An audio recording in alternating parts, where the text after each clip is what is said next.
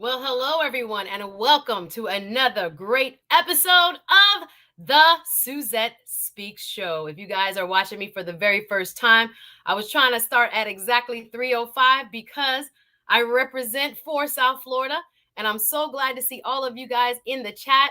If you only know me through TLA, I'm so glad you're going to have an opportunity to get to know me today. Some of you guys wanted me to turn it up a little bit more in the lawyer realm because if you don't know, I am an attorney and a television host. But today, you're entering my courtroom and you're going to see a different side of Suzette Speaks. I want to welcome you. Go ahead and drop a comment in the chat.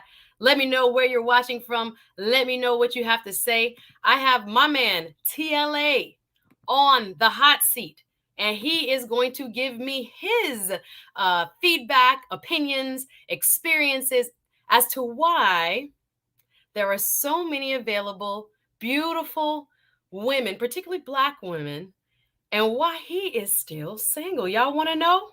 Oh, yes, the tables have turned. And let me back up a little bit. Let me not assume everybody knows what's been going on with this saga, but I'm a brand new YouTuber. So welcome to my channel. Let me throw a banner up so y'all know I make it official. This is the Suzette Speak Show. Y'all thought it was a TLA channel last night, but no. It's the Suzette Speak Show. And I do shows that are hopefully geared towards mostly women, but my audience has become more male thanks to TLA. And I talk about issues that help to enhance a person's life from the inside out. I also have a passion for law and for justice topics and politics. So I also do on my channel a show called Let's Talk Justice. So I mix it up between social and political topics, as well as interpersonal and personal development. So I want you to get to know me today. Guess what? He's going to wait a little bit because the ladies got something to say. I see you in the comments. Y'all drop a comment, hit that like button. Most importantly, for all my new subs that came by way of TLA, thank you. Welcome and thank you for joining the fam. There's so many topics I want to get into today. I barely know where I can begin. But before I go into the courtroom, as y'all can see, I brought Martin with me today. Y'all saw Martin over my shoulder, right? Yes. So I think you think, some of you think that women can't be both feminine as well as professional, but sometimes you have to know when to turn it on. So today I'm going to bring a little bit of smoke. Y'all ready? Y'all want it? You think TLA's ready? Well, I hope he is. And I brought Martin along just because I want you to realize that as you get to know me through my show and through this platform, I want to make a few things very clear to you that I do not subscribe to the opinion that, marriages are dead, that can't nobody get married. Once you hit 25 or what you call the wall, that's what you call it. You won't be married or you won't be marriageable. I do not subscribe to that. That all of a sudden, if you're a professional, men not gonna want you. Is that what we're saying? Has that been said in our discussions prior to today on the TLA show? I've seen some of the chat. So I want to start by emphasizing that I believe marriage is important, and just like one of my all-time favorite all-American, what should I say, prophets, Martin Luther King, he is a great symbol through his marriage of what marriage can do for one's life and what it can help one accomplish when two people are joined together. So I want to start with a Justice Ruth Bader Ginsburg quote. When asked what is the best thing a woman can do for her career, the late Justice Ginsburg said, marry the right man. Are y'all ready for this conversation? I hope y'all ready. We have to peel back the curtain on this gentleman. And before I do, let me go ahead and say what's up. I represent from South Florida. If you guys have not seen my show, if you're watching from TLA's stream, welcome. I represent for the 3:05. I was going for a 3:05 start time, got a little bit behind, but okay, 3:05 in the building. I want to say, let me start with greeting my home team. Let's start with some of my Afro Latinos. Welcome. Good afternoon. Buenas tardes. Y bienvenidos. Okay, I'm gonna try to be. I'm gonna try. He got the Spanish on lock, but I got a little something too. I'm cultured. Okay, I'm ready. All right. For my Brazilians, how they say "boa tarde." Okay, I studied. Okay, welcome. 305 in the building. Where are my Haitians? Where are my Zos? What they say? Bonsoir. Como unye? Tout le monde, what's going on? Let's go. Y'all represent 305 in the building. Let's go. Now, you know I can't leave out my Jamaicans. What's up? Yardies, where you at? Drop a flag. Drop something. If you guys don't know, my parents are Jamaican, and I love my heritage. I consider myself both Jamaican and African American. We could talk about that in another stream. But represent Wagwan. And of course, for my home team, my African American, they like to say African descendant of slave. I don't know what it do. Welcome to the stream. This is the Suzette Speak Show. Y'all not ready for the conversation. I got to let y'all know this ain't TLA channel. Somebody said that last night. Oh, no. We're doing it for the ladies today. We want to ask the right questions. We want to get all up in his business. And I wanted to show you a little bit more. I think y'all took me for something that I was like, wait a minute. That very first interview, like a week and a half ago, jumping on a stream, had no idea what these YouTube streets were like. I didn't know I was stepping into a deposition about the singleness of Black women. Thought I was coming on to co-counsel with one Miss April Mason, and ended up being the star witness, Exhibit A, as to why there are so many beautiful Black women. Y'all stand up. Y'all drop some comments. Y'all ready for a conversation? I'm so hyped because there's so much I want to know about this tall, dark, and handsome. Can you picture? We only see TLA from the waist up. Can you picture him, y'all? Nice and slim. Y'all like a slim? What's up? Bald head. 6 foot, what'd he say? 3? Let me ask him. 6 foot, I'm picturing. Go with me. Beautiful teeth. Y'all know the teeth. It's on point. Crest commercial. But yet single. We wonder why. Inquiring minds want to know. So we got a lot to talk about, y'all. I appreciate those who came on the stream last night. I just had the urge to do a stream right before I went to bed to find out y'all's questions. I'm not really going to do a lot of questions from the chat. I respect the people who watched the stream, sent the questions, email. First of all, I got several dissertations and in-depth insights and analysis from several people. Thank you guys for the emails. I've read them. I've read the DMs. I've read the commentary below the video as I asked. The commentary in all my videos, on all my videos. There's so much interaction, guys. Thank you. New subs, welcome. Drop a comment, hit the like. We got something to say today. And I finally get to find out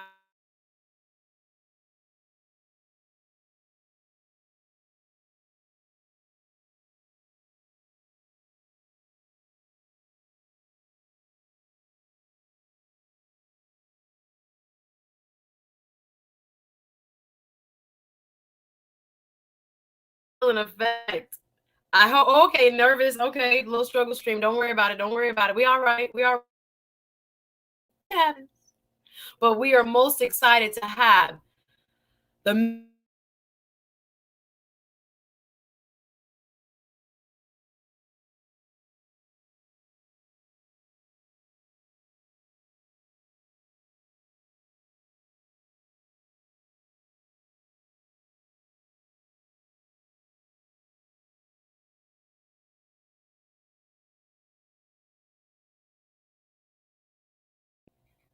So the internet don't want me to be great, but we still gonna be great because the lawyer Suzette is here. Suzette Speaks is in the building, and we are ready to mix it up. We ready to tango? Are y'all? Let me read some of my comments. Y'all know I got a little Cash App going because you asked me for it. I got a little Cash App going. Thank you to my super chatters on the Suzette Speaks show who have been supportive. Thank you so much. I shot y'all out on the last stream, of course. Thanks to this extraordinary human being, the lead attorney, and what he's done to create. I don't even think he's realized how big of a community he's creating through his YouTube Elementary. There are so many people that I've connected with, that I've already learned from, thanks to him. Like I said, I got a little beat up. I was a little salty after the first stream. Didn't know I was at the depot. Thought I was at a friendly conversation.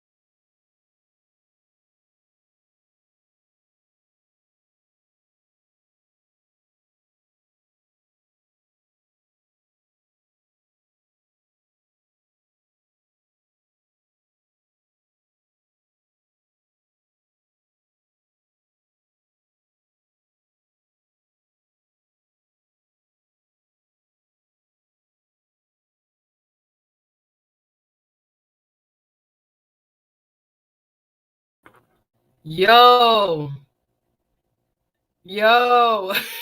the stream gods want to fight the greatness.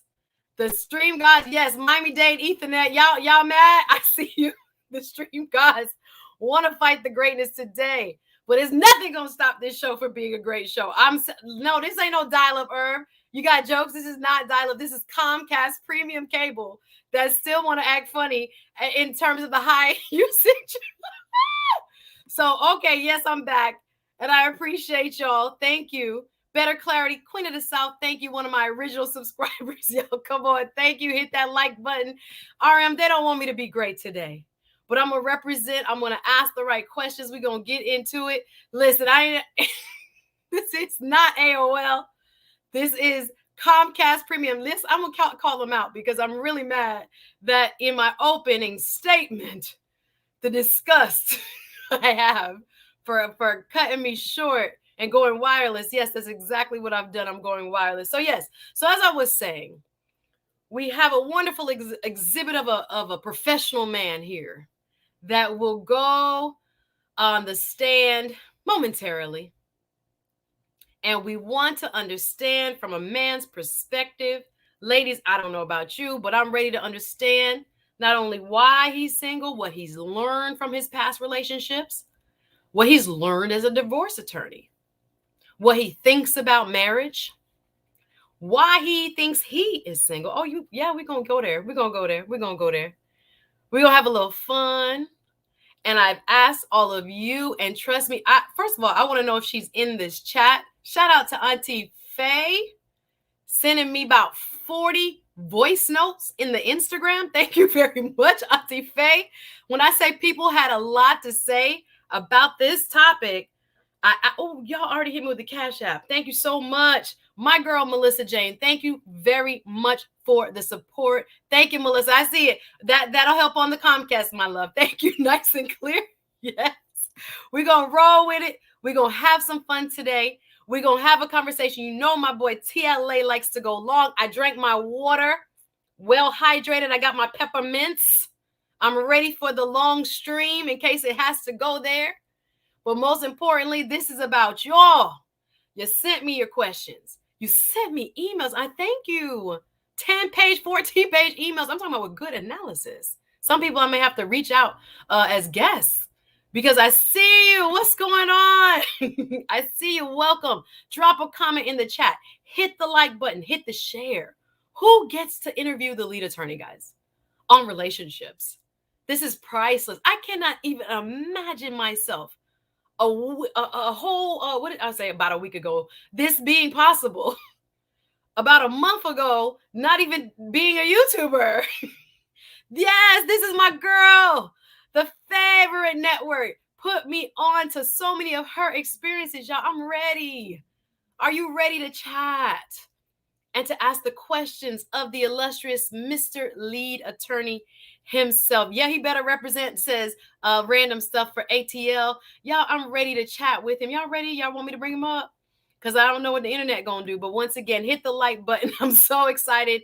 If you want to support, I appreciate it. But we gonna come at it a little bit different today. Since you guys seem to not know who I am and wanna act as if a woman who leads with her heart space in a sensitive topic, one that she does not anticipate disclosing to the world, may operate differently under other circumstances. Let's say it. So I came ready in case you didn't know. Appreciate the support though. Thank you so much to my mods, RM. Thank you, Gaston's World in the building. Thank you, Gail. Always represented. I see the cash app blowing up. Thank you so much. The support is welcome. All right, let's bring him up without further ado. None other than the man, the myth, the legend, Mr. Lead Attorney. Whoop, whoop, whoop, whoop, whoop. There he is. I hit it for us. How are we doing? Welcome, sir. The people want to know about you, sir. Did you know that you had this much attention on you in terms of your relationships and your desires for marriage and other things? I didn't. Well, let me take that back. It's kind of died down. When I first started, when I had about like half the subscribers I had, when I started growing, people were like, okay, who is this dude? And everybody started sending me questions and emails, questions about my past relationships. If we could be honest, questions about my damn sexuality, and I'm in Atlanta, so I get it. I absolutely get it. So I told everybody that I was, when I hit 100,000 subscribers, I'm going to do a video. And I'm going to tell you about my whole life story. Now, through this time, some stuff has kind of, I've told you guys I was married before. I told you guys that I was married for about 10 years. So little things I've kind of let slip out accidentally, but I really don't want to ruin that damn video that I've been telling you guys about. And since I've told everybody about the video, the questions have kind of died down. I guess everybody's just kind of waiting. But yeah, everybody's interested in our backstories. As content creators, you have to be ready for it, right? Absolutely. People want to know. I know you kind of got thrust into the spotlight, and now everybody's asking questions about you. Like, why is she single? She's so beautiful. What's going on with her? So one of the things actually that I thought was fascinating, and I there was somebody who came up on my stream and kind of said, no. All right, I remember who it was. It was a content creator, but it was somebody who, well, let me not talk about her.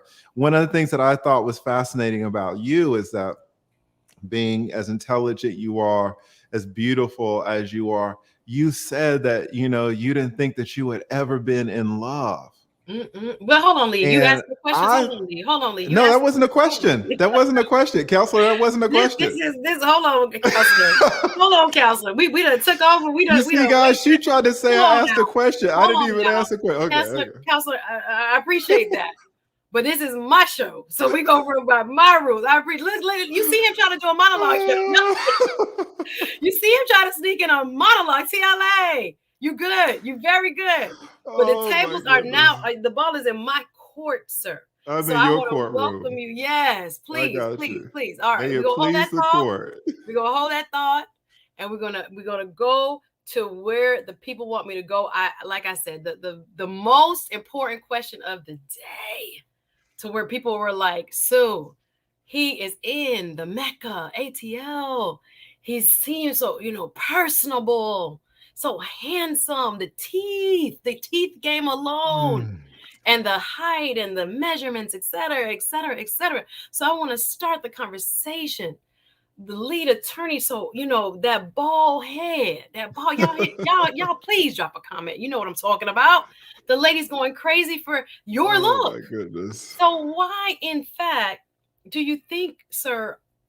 Why do you think you're single? Let me just start there. Yeah, Liz. All right, let's talk about this a little bit, and I want to be a little respectful because this does involve another person. But I'm going to tell you now, if you guys don't know, I know Suzette has her own following, her own subscribers. So if you guys don't know me, mucho gusto. I am the lead attorney. I am a 20-year divorce attorney, right? I'm gonna give you And the here, floor. Let me let you do your open. You're not going. You no, going? no, stay here with me. No, no, no. It's gonna be quick. It's gonna be quick. It's gonna be quick. I just want to introduce myself because I know Sure. you got your old following yourself, right?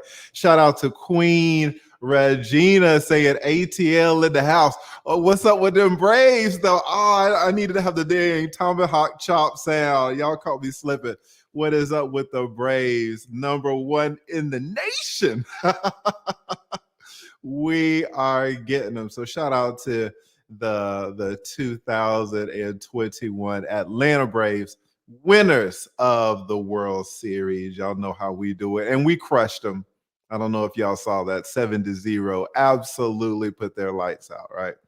It's kind of what Suzette's trying to do to me today. All right. So, but yes, I am the lead attorney. I'm a 20-year divorce attorney, and I do want to tell you guys, I have seen and participated in so many divorces, and I know maybe you've been divorced, and maybe your friend at the gym has been divorced, and maybe your comadre, maybe your girlfriend has been divorced, but that's only 3 or 4 divorces that you might know. I have uh, professionally been involved in countless divorces over 20 years. Uh, Also, as I said in the beginning, I was married myself. I was married for a decade. So I have some personal knowledge of marriage and divorce as well. But what you guys might not realize is that, you can see the positive of something sometimes by looking at the negative. If I see divorce after divorce after divorce, if I see marriage after marriage after marriage being ruined for common reasons, then all you have to do is look at the inverse of those reasons to see kind of what helps marriages stay together. So not only do I see the bad in marriages and how they fall apart, and I participate in them, to be honest, but I also see the good by looking at the inverse of what I have seen every day for 2 decades. So, I want to be respectful to you guys, and I want to prop y'all up and to say y'all understand marriage and divorce, y'all understand relationships. But I do want to say that I have a different perspective that I've gained over 2 decades in these trenches, and my understanding of at least the institution of marriage, my understanding of the institution of marriage is much more fundamental than yours. But I definitely understand kind of the misconception that you guys generally have, and it's a fair question to say, oh, well, why aren't you married? Now, to ask that question, it kind of underlines what I'm trying to say, that you guys really don't understand how the institution of marriage works, how the probabilities, and how personality is based on it, the luck and all that. But let me go ahead and cut straight to Okay, the I was about to chase. say, let me interrupt. I was All giving right. you a moment to introduce himself. I had I to was put just that wanted to together. introduce Welcome myself, to the CZT show. It's not the TLA show, but we go back up and reset. Since he introduced himself, I'm gonna give him a chance to actually answer the question that I asked. And we don't understand, Lee. We might not have the in-depth knowledge that you have from practicing in the area of divorce law for 20 years. That I understand. So you're gonna give me a little bit of preface, but we're gonna get to the answer. We're gonna Yeah. drill down and get to the answer, and hopefully illuminate our audience a little bit more. So, as you were saying, sir. Absolutely. And I love it. Let me, at first, I didn't even say this. Let me thank you. Let me absolutely thank you for having me on. I'm so gracious that you came on my channel multiple times. You were always willing to come on. You always had the best attitude. I have had people come on and flip out on my channel. People start getting attacked by the chat on my channel and they don't know how to act. And you handled it with absolute poise, absolute grace. I mean, just the perfect lady. Thank So you. Thank I you. really appreciate everything, and you are always welcome back anytime. Oh, The people love you. They absolutely love you, which you can see in your subscriber count, absolutely. which Thank has you. grown. So a lot of times, and this is just to all the new YouTubers, you can be good, but you just haven't had the opportunity to be seen. But once you're seen, people will flock to you. So just because you have 700 or 500 subscribers, don't think, oh, I'm not good. You just haven't had the opportunity for a lot of people to see you. YouTube is going to push you very slowly. So I do want to thank you for coming on, and I'm so glad that people are supporting you and continue to support you. All right.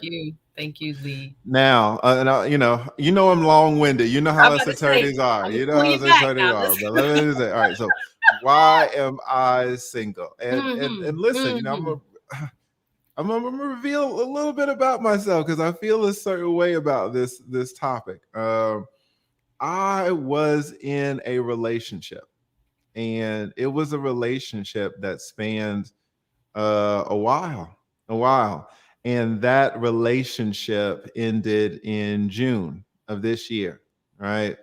She said, she basically said she had enough of my shit, I suppose. I Okay. mean, I'm trying to be nice to her. There was some fundamental, I don't know what you want to call them. Differences? Yeah. Yeah, there was some stuff that came on, and I would love to talk to you guys about it, but the only issue is that it involves her. So I don't want to really put her business out on the street. She doesn't have a YouTube channel. She never wanted to come on my YouTube channel. She always wanted to kind of remain in the background, right? So I want to, be conscious of that. But I want to talk to my folks too. I want to tell you guys what the deal is. So, to be honest with you, and I'm 44 years old, this relationship that I was in really was kind of, in a lot of ways, the most special relationship that I've been in. And so the fact that it ended in June, I understand why it ended, and it's not like, I don't understand why it ended. I think it was messed up that it ended, but I feel a certain way about it. I feel a certain Lee. way about it. It's too much gray area right now. It's too much gray area. Well, that's what I'm saying. I want to be You gotta be respectful to respectful. her Okay, I understand that. because it Okay. ended over some BS, right? And it ended over a huge misunderstanding. It ended Okay. over a Can I huge just ask the misunderstanding. obvious question in case people want me to? Did anybody cheat on anybody? No. There wasn't any cheating. Okay. There wasn't any That's the cheating. first thing I thought. Like, who cheated? Okay. Yeah, no, All no, no, right. no. That's not a misunderstanding. This is the first thing I was like, did he cheat? Okay. Yeah, no. No. Okay, cool. That's not a misunderstanding. There was no cheating, and we still do care about each other, but so much stuff has happened that it's not gonna work. However, what's the point? The point is, if that relationship had lasted until next year, we would absolutely be married. I mean, you would be talking to a lead attorney who is married and a man that understands marriage, the institution of marriage and divorce, way better than most people. And so when people say, when people come on my channel, and my channel is geared towards men, and men will come on and say that there's no reason to get married and no one should ever get married, or you shouldn't get married unless you want to have kids. I disagree with that. Now, there's rationale behind what they're saying, and a large part of that rationale is absolutely true. And there are soldiers, like, shout out to the Steel Curtain, who was like, man, I will never get married again. And for guys who say that, I'm in 100% agreement. I'm in 100% agreement with any man that says, I will not get married, or I will not get married again. Where I think guys go one step too far, though, is when they say no man should ever get married. That when they take the focus off themselves, because they know themselves better than anybody in the world, and they start talking to men who they don't know, situations that they don't know. Sorry about that. Then that's when I think men kind of start speaking out of turn a little bit. But the reason why I am not married is because I was in a relationship that was headed towards marriage, and it ended in June. And I don't know if I will ever be in a relationship.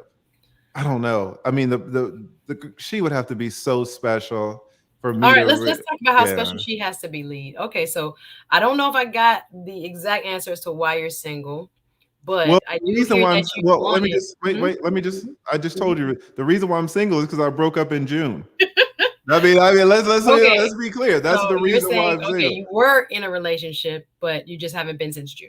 That's what you're saying. I'm Yeah. asking. The Okay. reason why I'm not in a relationship now is because I broke up with the person that I was in a relationship. We broke up in June. So I'm glad to hear that as a 20-year divorce attorney, you think there is still value in marriage, and that people who want to obviously should, and that it's not something that has so many negative implications, Mm-hmm. as opposed to, what, like you're saying, some people say all people should not or should be married. The As majority. a majority. As a divorce attorney, do you see marriage as a business, or like a business partnership? All right, here's the thing, guys. And listen, now you're asking some real questions, all right? Because I know my folks, and everybody's like, "Oh, marriage is a business, marriage is a business." But I'm telling you, and I don't like to throw my weight around, all right? But if you're going to ask me, I'm going to tell you the truth, all right? I have a fundamental understanding of marriage that almost no one in the manosphere understands marriage more than me. I'll just say it. As a 20-year divorce attorney, no. Some men might understand women more than me. Some men might understand football more than me. Some men might understand cars more than me. Some men might understand dating better than me. I will give you all that. Marriages and divorces, you really don't have my understanding. So when people say stuff like, marriage is a business, I don't say anything, but I do not agree if we're really going to be literal. You've owned businesses before, I've owned Mhm. businesses before. There's only one purpose to having a business. There's a fundamental purpose to having a business. What's the fundamental purpose? A business is to make money. That's it. Now, Mm. you can use that money for any philanthropic or any other activities that you want. But if a business becomes insolvent, if a business starts losing more money that it's making every month, that business will cease to exist. So a business is about making money. Mm. You will not convince me that taking on a wife is to make money. In fact, if I could be honest, if I take on a wife, I might lose money. All right. If you are, and I'm not saying that money should be exalted or it's the number one thing for me or for men or for people in general, but is the number one thing for a business. It's to make a profit. It's to make financial revenue, pay your expenses, and then have money left over at the end of the month. That is not a marriage. If we're going to be speaking very literal, if I'm in your courtroom, Judge Suzette, and we're going to speak literal, a business is about making money, period. Okay. And that is not what a marriage is about. What about making babies, says Davis 398. That it Yes, it also is. applies. I I guess that could be your added dividend. that is making babies is also an expense. Like if you, yeah, Ah, I mean, no one will agree except I guess if you have a kid that's like Zion Williams, a kid who can come out, the Kobe huge. Bryant, rest in Yeah. peace, can come Yeah. out and Yeah. start dunking balls, when he's 18, then you're going to make money. Most of y'all's kids are not going to make money. All right, they're going to be a depreciating asset. So, I would defer to JT on this. Shout Hmm. out to Pocket Watcher with JT. But anybody who says marriage is a business, I I kind of get what you're saying, and I'll let you rock with it. But Hmm. if we're gonna be precise, you're wrong. It's Okay. not a business. Um, so what degree, or do you expect to fall in love with a person and then marry them? What degree, to what degree does love impact, in your opinion, a decision to marry someone? Is that any part of it, or is it like when I asked for, on behalf of the subscriber who asked me about is marriage a business, asking if marriage is a business, they were, I think, trying to contrast, love marriages where people are moving towards somebody, or selecting someone because of the heart. Do you think that plays a role predominantly in why men seek matches, or is it more in terms of like a calculated assessment of a woman? It's not calculated. The men in the manosphere who have been divorced, they think back and they're like, okay, now I understand. But when a 25-year-old or 27-year-old man gets married, it's not calculated. It's usually, I'm talking about the 80% of men. It's, oh, I love her and she's the best, right? In my Mhm. 27 years, I've never met a better woman. And Okay. the woman is pushing usually to get married. And then the man wakes up on Tuesday and, he's in Jamaica somewhere on his damn honeymoon. He don't know how he got there, TLA. He don't know how he got there. He just woke He up in Jamaica. I know you don't want to hear it, Suzette. So many Ay, men, I've ay, seen ay. it. So many men get led by the nostrils to the altar. Wait. We love the word accountability. They're not choosing that person. They're led by the nostrils. They don't have no say. All right, let's be precise. They allow themselves to be Mm, led by the nostrils. It is, interesting. they are followers in their own marriages. Now, and just to go back to the business thing, because I saw what you brought up with the steel curtain. The steel curtain is absolutely right. Marriage can look like a business on the end, right? Not in Yeah. the beginning with well, I mean, it can kind of look like a business too when you put a down payment on the venue and the flowers Yeah, and the women with the hair, the makeup. That absolutely looks like a bit. There are some people profiting from your marriage. That's true. But the exactly. institution of marriage is not a business on the front end. It looks amazingly like a business on the back end, especially if you take children out of it. If you put Mm, children into it, then it gets kind of messy. But yeah. if me and you, Suzette, get married like so many people want us to do, Ha! and we get divorced, just you and me, no kids, that damn thing is gonna look like a business dissolution. Yeah. It's gonna look exactly like a business. So the steel curtain is absolutely right. It doesn't look like a business, but it looks like a business dissolution. And so maybe Mm, that's where people kind of get it people get confused. it. And Okay. if you do get married, there are tax breaks and there are certain advantages that you can get. So that corporations and businesses get. So I get it. But the institution of marriage itself is not a business. Understood. So I have Mixed Master Miko saying this is why men should get married in their 30s, and Mr. Albert added not in their 30s, but their 40s. Knowing what you know as a divorce attorney, would you advise anybody to get married in their 20s, especially men? Let Stretch it out. me stretch it out. Here's the thing. What I have seen and what you guys don't see is the vast number of men out there who are living different lives. All right. There are men in the military. There are men who are disabled, like they don't have any legs. There are men with mental retardation issues. There are men who are in this country illegally.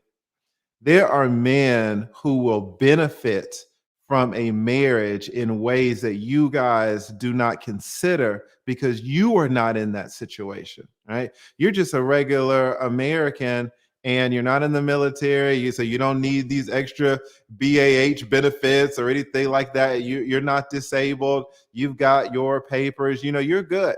And you say, well, how is a marriage, the institution of marriage, going to benefit my life? And that's one thing. But marriage can kind of be like a drug.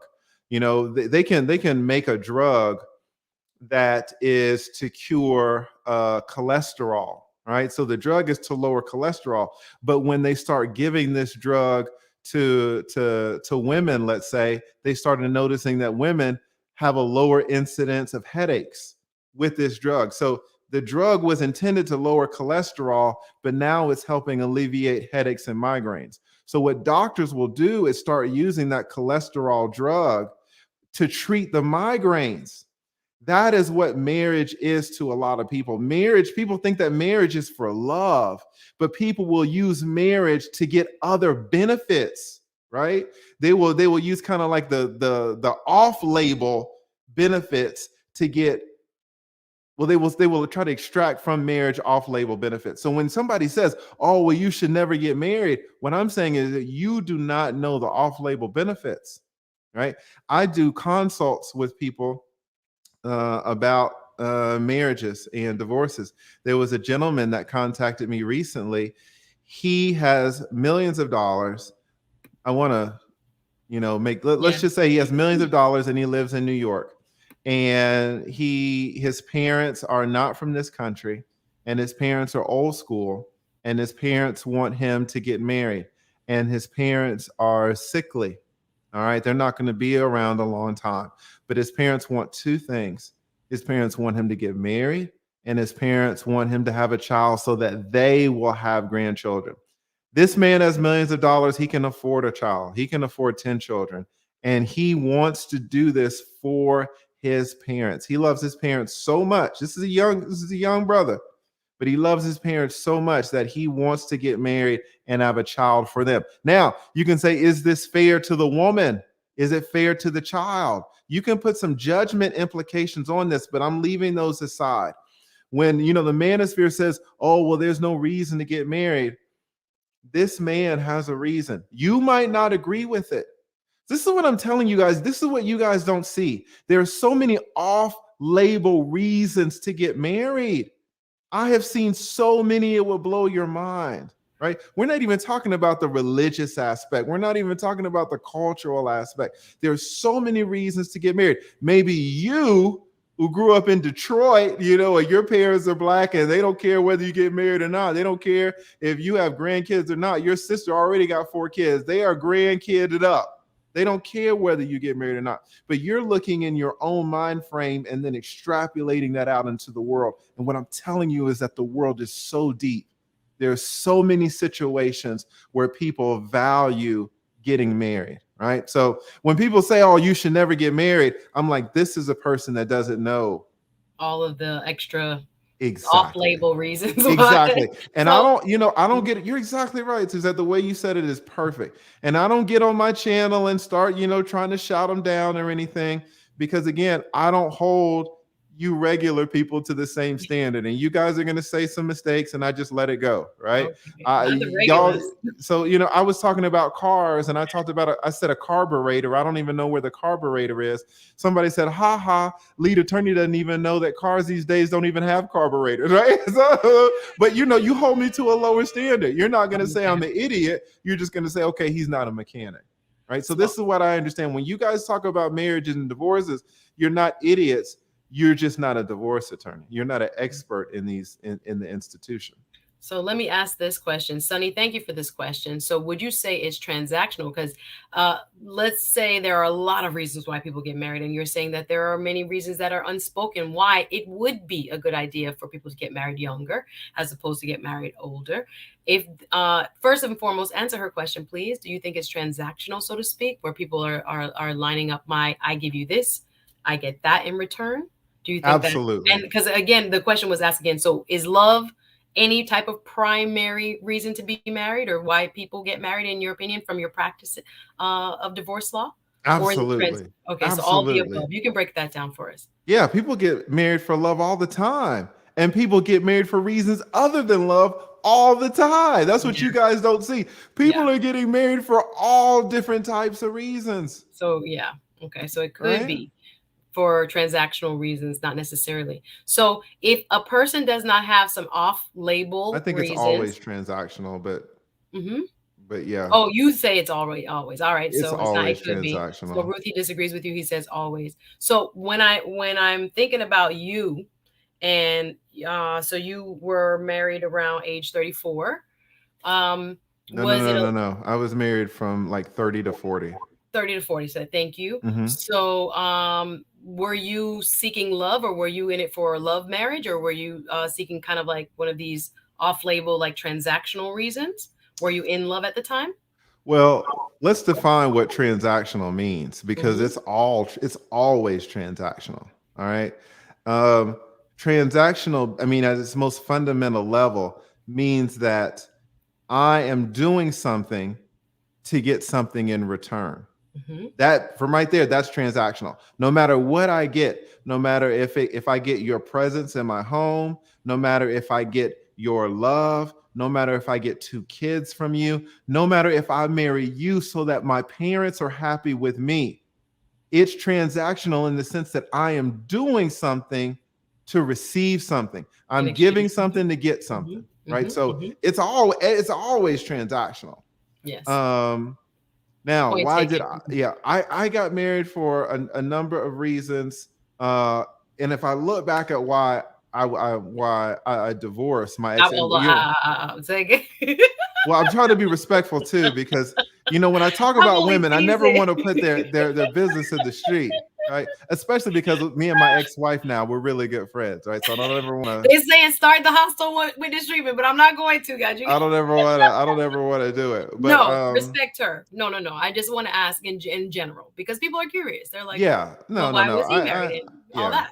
I Mm, absolutely loved her, mm, Now, when I married at 30, I had been in practice for like 5 years. So I did not know what I know now, right? right. I know way more now after, 20 years than I know at 5. And if I could Mm, go back with this mentality, I would have never married her. Not because she's not a good person, because she is, but because we were not compatible from the start. We were never compatible. okay, let's let's let's Um, let's dig there. Not to specifically talk about her at all, but what advice would you have given your 30-year-old self, knowing what you know now? I think there are a lot of people getting married for the wrong reasons. In my opinion, they say it's too easy to divorce. I think it's probably too easy to get married because a lot of people don't know themselves well enough, my opinion. And oftentimes, it seems like a lot of emphasis is placed on the external for some people. And we're going to talk about that momentarily about what percentage is the external and the attraction and all that, and what percentage is, the intrinsic. But for you, now, as you said, looking back, you would not have married that person, not saying anything about her, but about what you know now. What advice would you have given your 30-year-old self in seeking a life partner? yeah, I would have told myself to pick somebody else.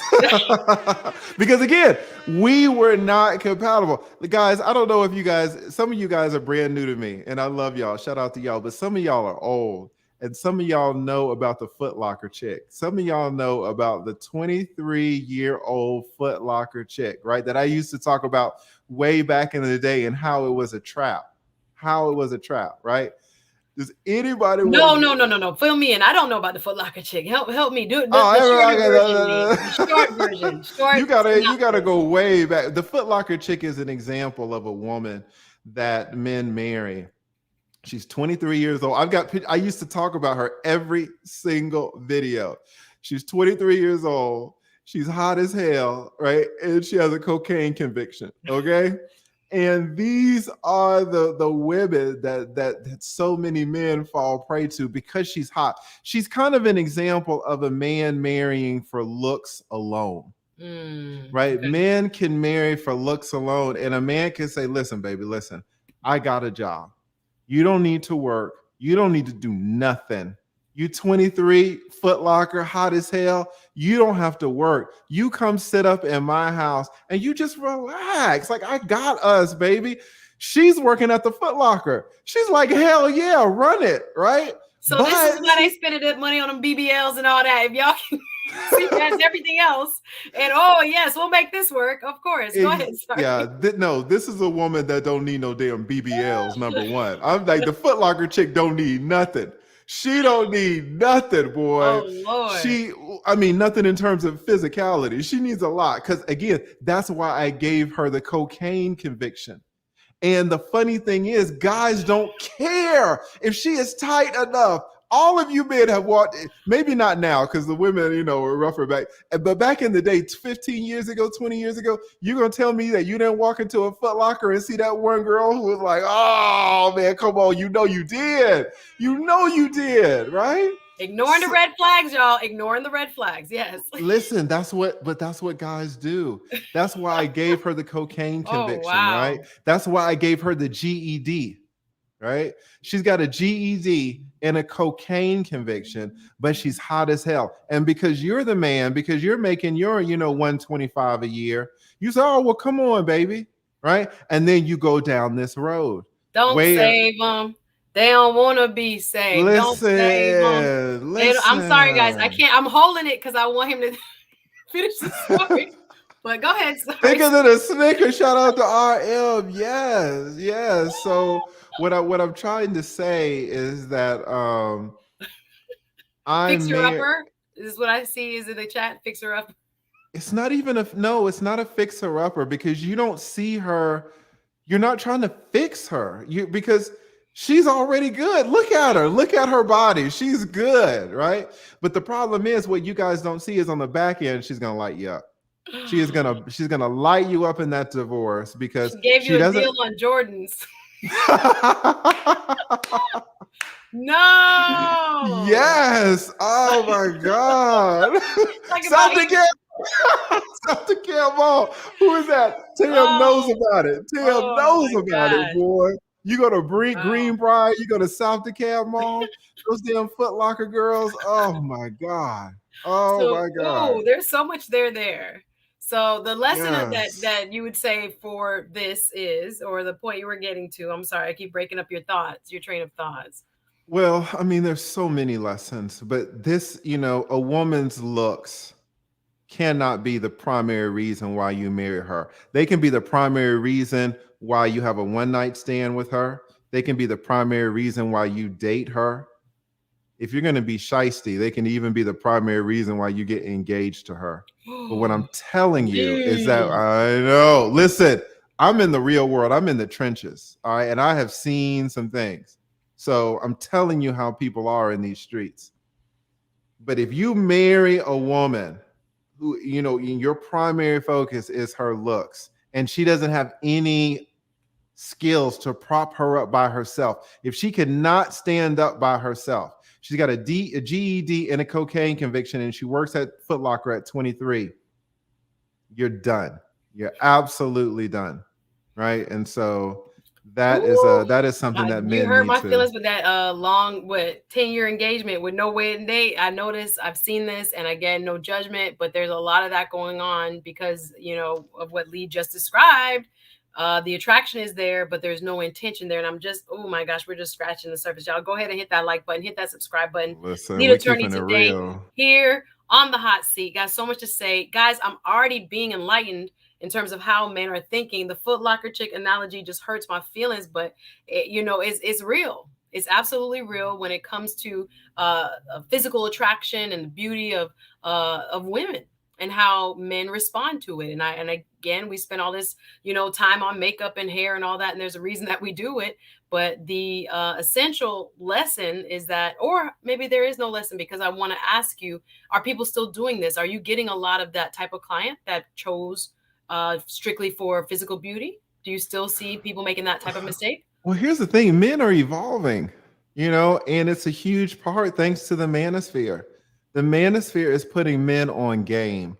I am in this. I'm on YouTube to help put men on game to say, do not do this. Right? There are so many men now.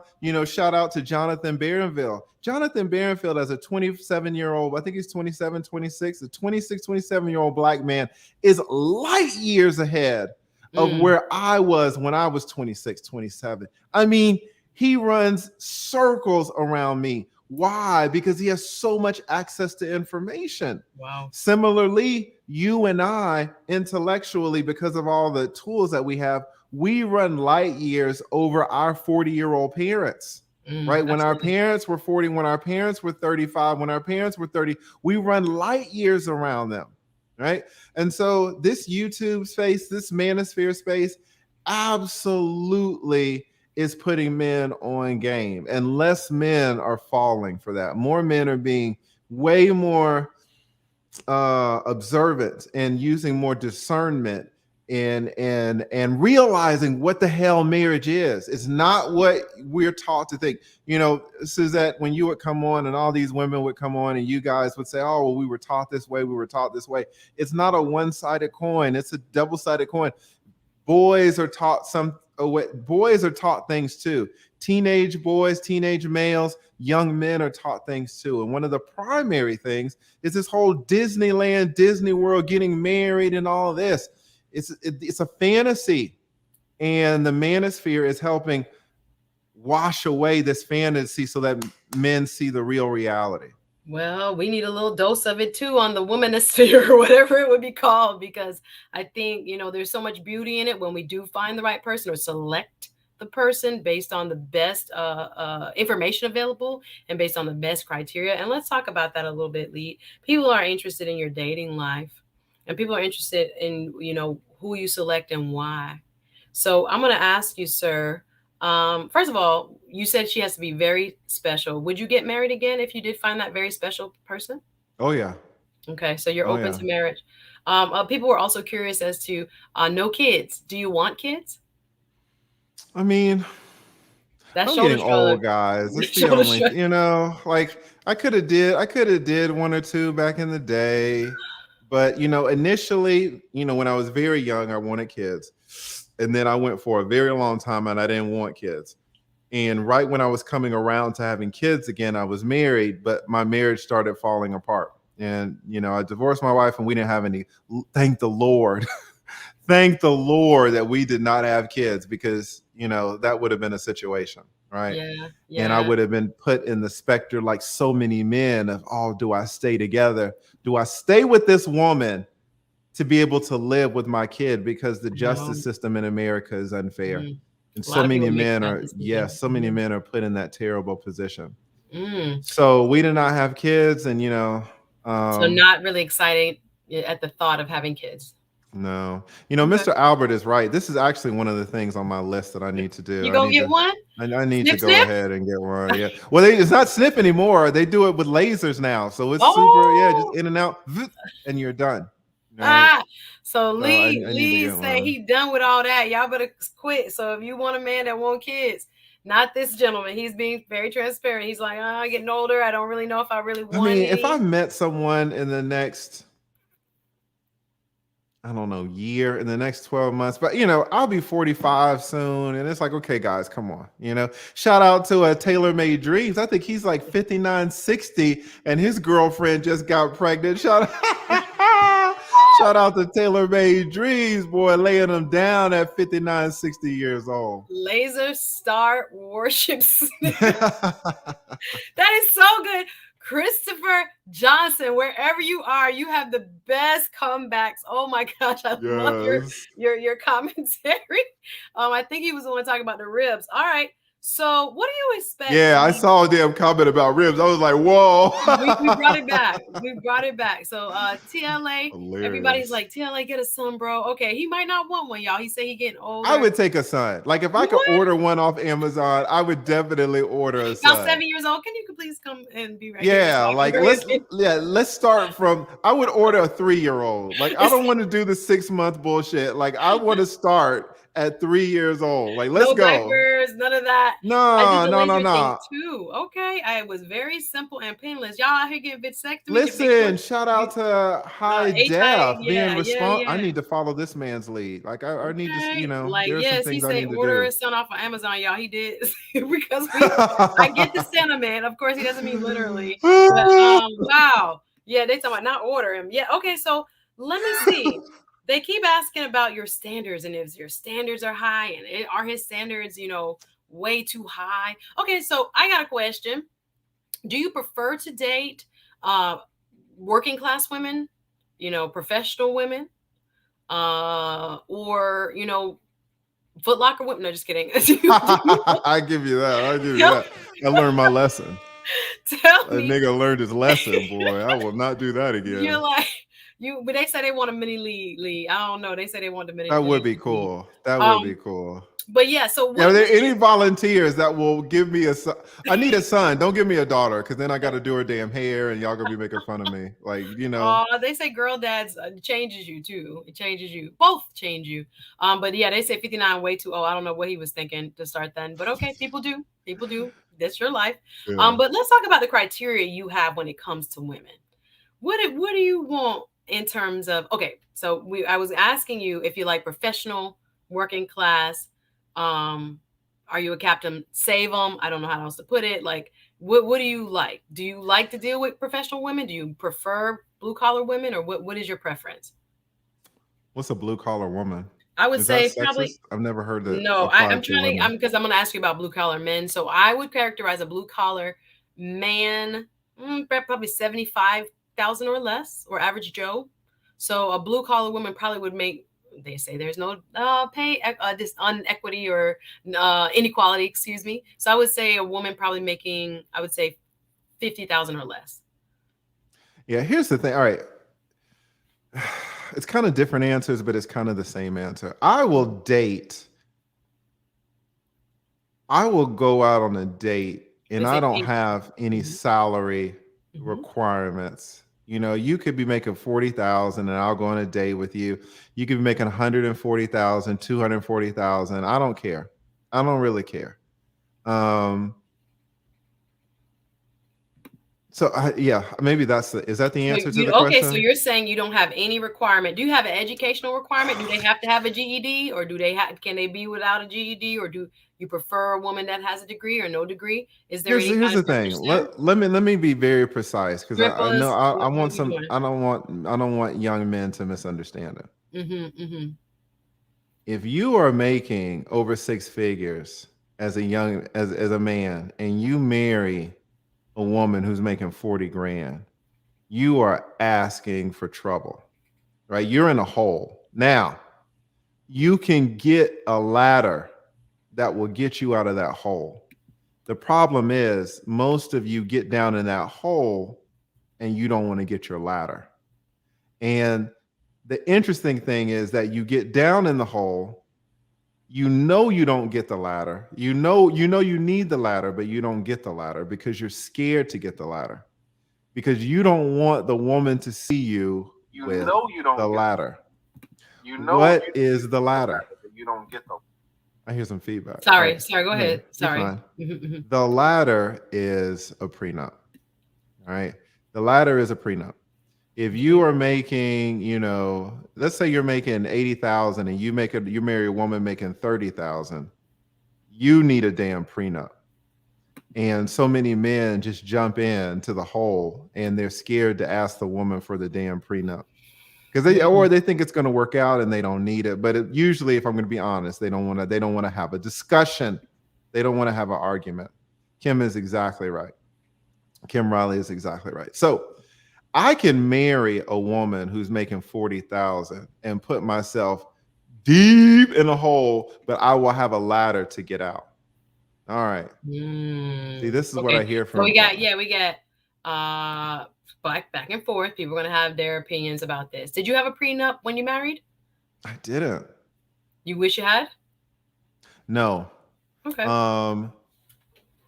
She didn't screw me on Okay. the divorce, you know. Thank the Lord.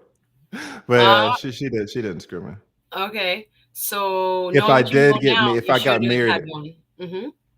I mean, let's take it back. We should always have one. I should have had one, right? But I was 30 and I was stupid and I didn't get one, right? You're in love. Right? I would definitely get one now because you cannot count on a woman being nice to you.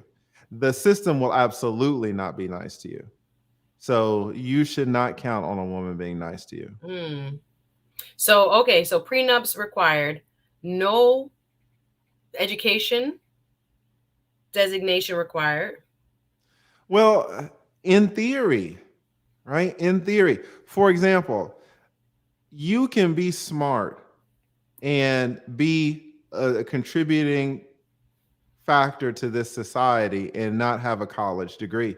You know, shout out to my man, Millennial Mark TV. This is a brother. He's 29 years old, and he makes, you know, I don't want to put his business out there. He's like makes $1 million a year, right? He started working at like 18 or 19, didn't go to college. Is a woman really going to turn her nose up to this dude who's a millionaire, you know, 6'6", and super industrious, super hardworking? You know, white men all over the country want to contract him and hire him out so that he can teach their crew how to help. Are you going to throw him away because he didn't have a college degree? So similarly, there can be a woman who has her, you know, an associate's degree or a GED, and she loves me. You know, naturally, she wants to provide for me in the home. Naturally, she wants to cook.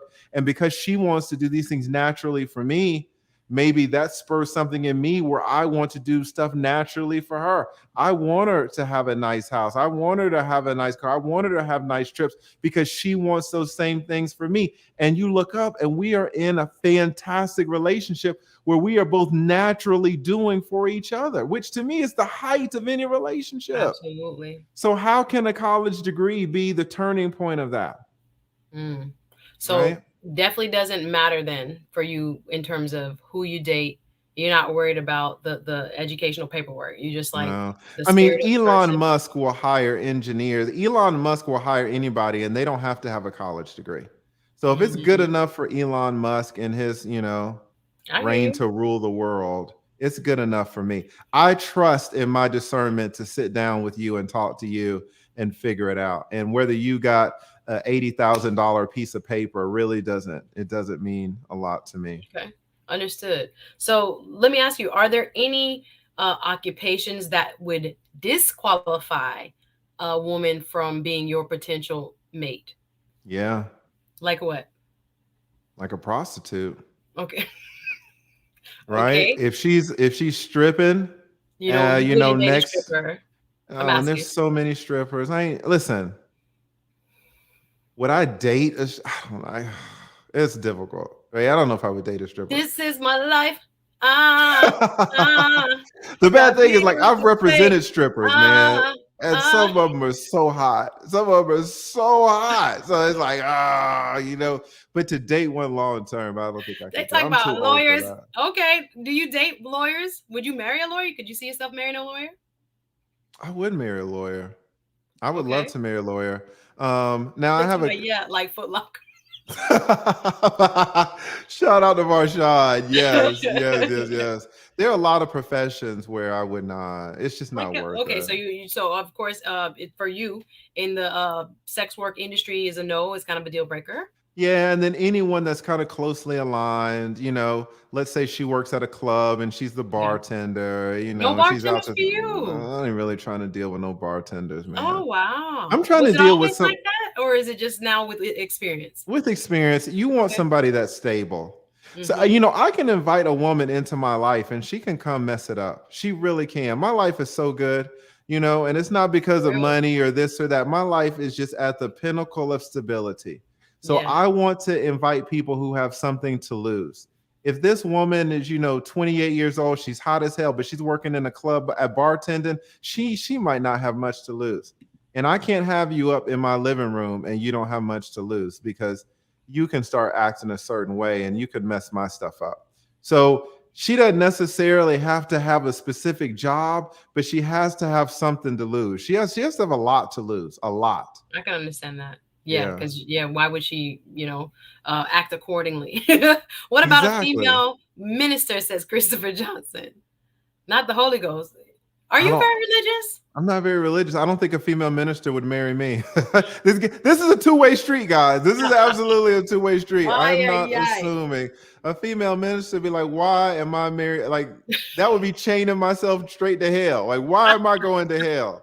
I need someone who's gonna act right. So I love it. J.M. Peterson 32 says stability is very underrated. Hello. absolutely. TLA is actually sensible. What you thought my boy Oh my was? God! You see, he's actually Dang, see, he's Marie? actually sensible. Woo! Ain't But this about listen, it? it came with experience. It came with experience. Sometimes they gotta, Yeah. as Jamaicans would say, but they told they told a couple times to realize, hey, it ain't gonna work. It ain't gonna work if you ain't got nothing to lose and you got no Yeah. skin in the game. So for people who are asking in the chat, I know you can only say it in a general sense. Again, this is not meant for legal advice or anything like that.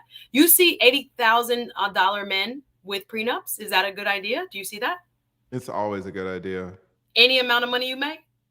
I mean, if you're working at Foot Locker yourself, I guess you don't need it, Or if you're making 40,000 and she's making 40,000 and you don't have any aspirations to make any more, then I guess you're fine without it. And let's be honest, the vast majority of men get divorced with no prenup, right? So it's not like you're absolutely dead in the water, right? I got divorced and I didn't have a prenup and I came out pretty well. So I would say lucky. yeah, Mhm. absolutely. Mhm. Absolutely. Mhm. So So if you want to plan for it and get Yeah, one. just get one, guys. Now, if you don't get one, you're probably not going to get screwed over to death, but you're probably going to get screwed over more than if you had a prenup. Okay, that Hmm. there we go. There we go. All right, so let's talk about your beauty standards. Some people say you have talked about it on previous shows. For those of us who have not watched all the shows of what you find attractive in Oh, a woman, tell us about your ideal woman physically. she's short. You like a She's short? oh my god, yeah! Shout out to all the short women, right? And people will say, "Well, I don't really understand because you're 6'3". Y'all look funny together in photos. It's weird when y'all dance together."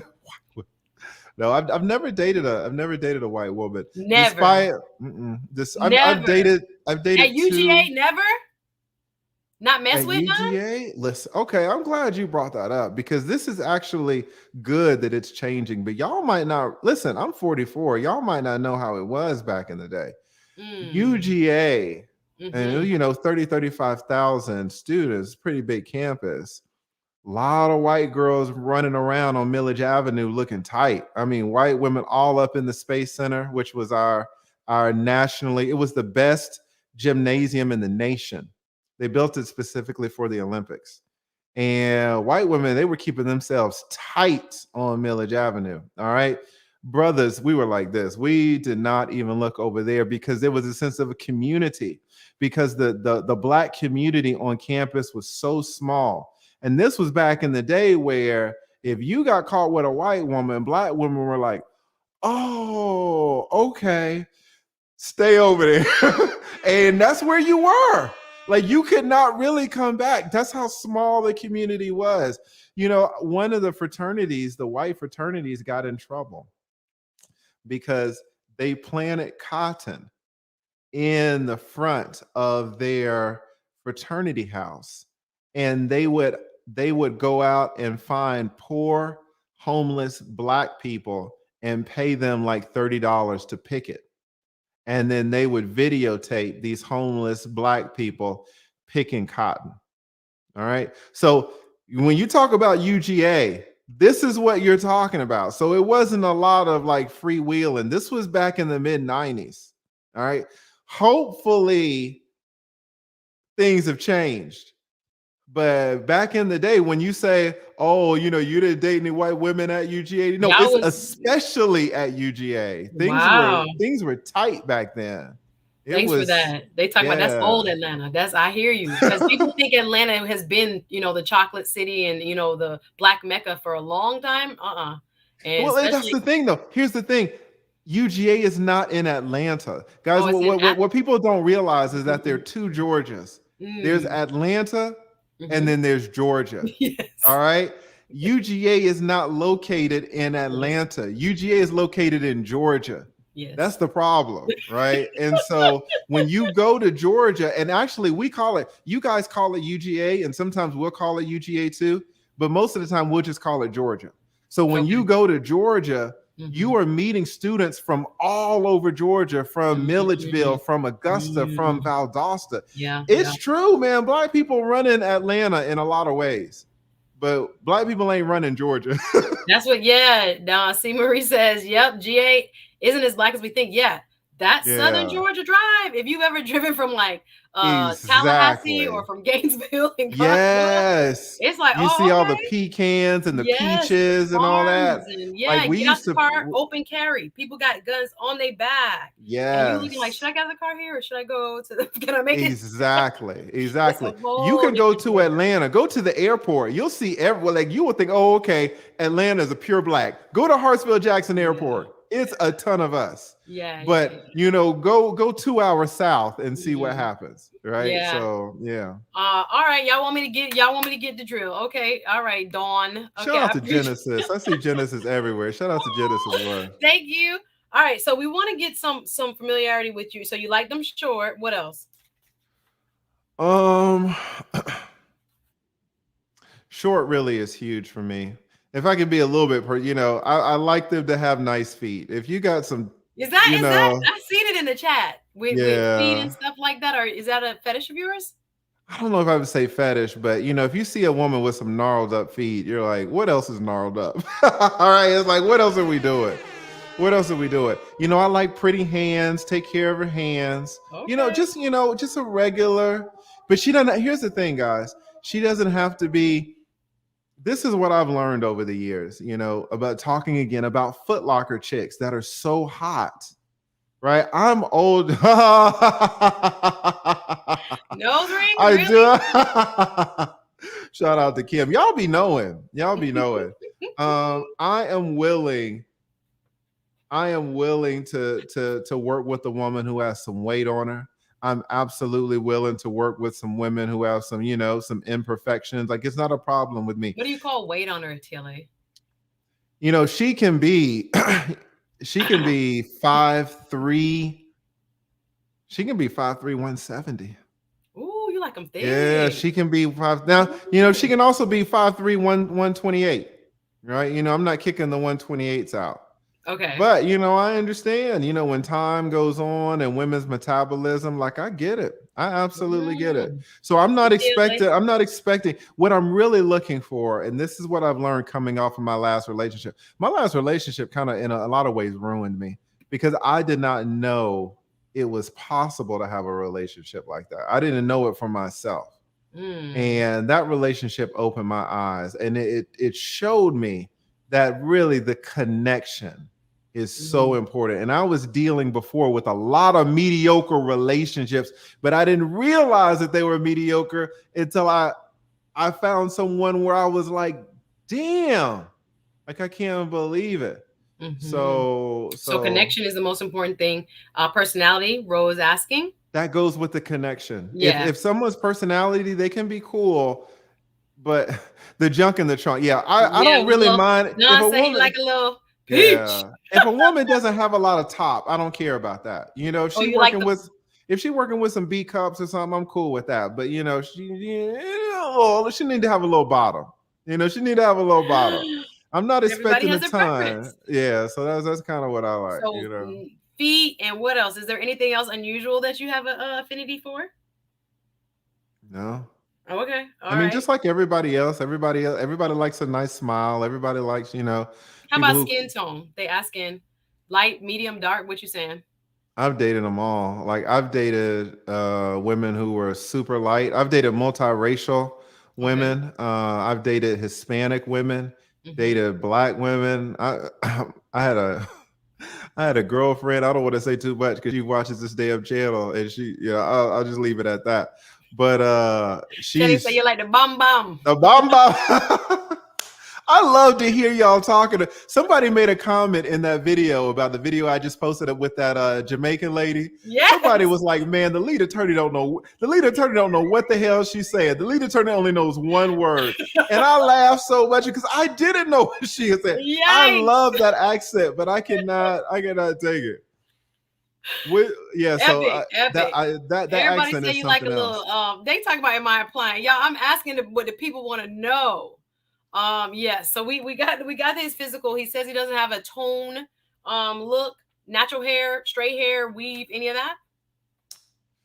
It's hard for me to co-sign on weave. I have never dated a woman with weave.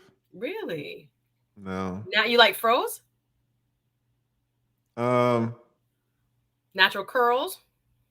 Natural curls. I'll be honest. A lot of the women that I date, they'll fucking have the perms. They'll straighten their hair to go into their little corporate job. They will.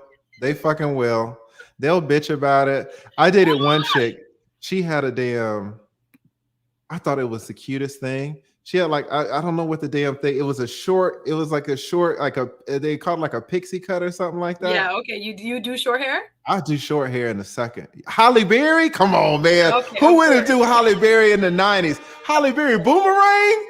Come on, sign me up today. Sign me up today. Absolutely. Okay, so would you date someone who has children? Yeah, my last relationship, the one that was so special, she had a kid.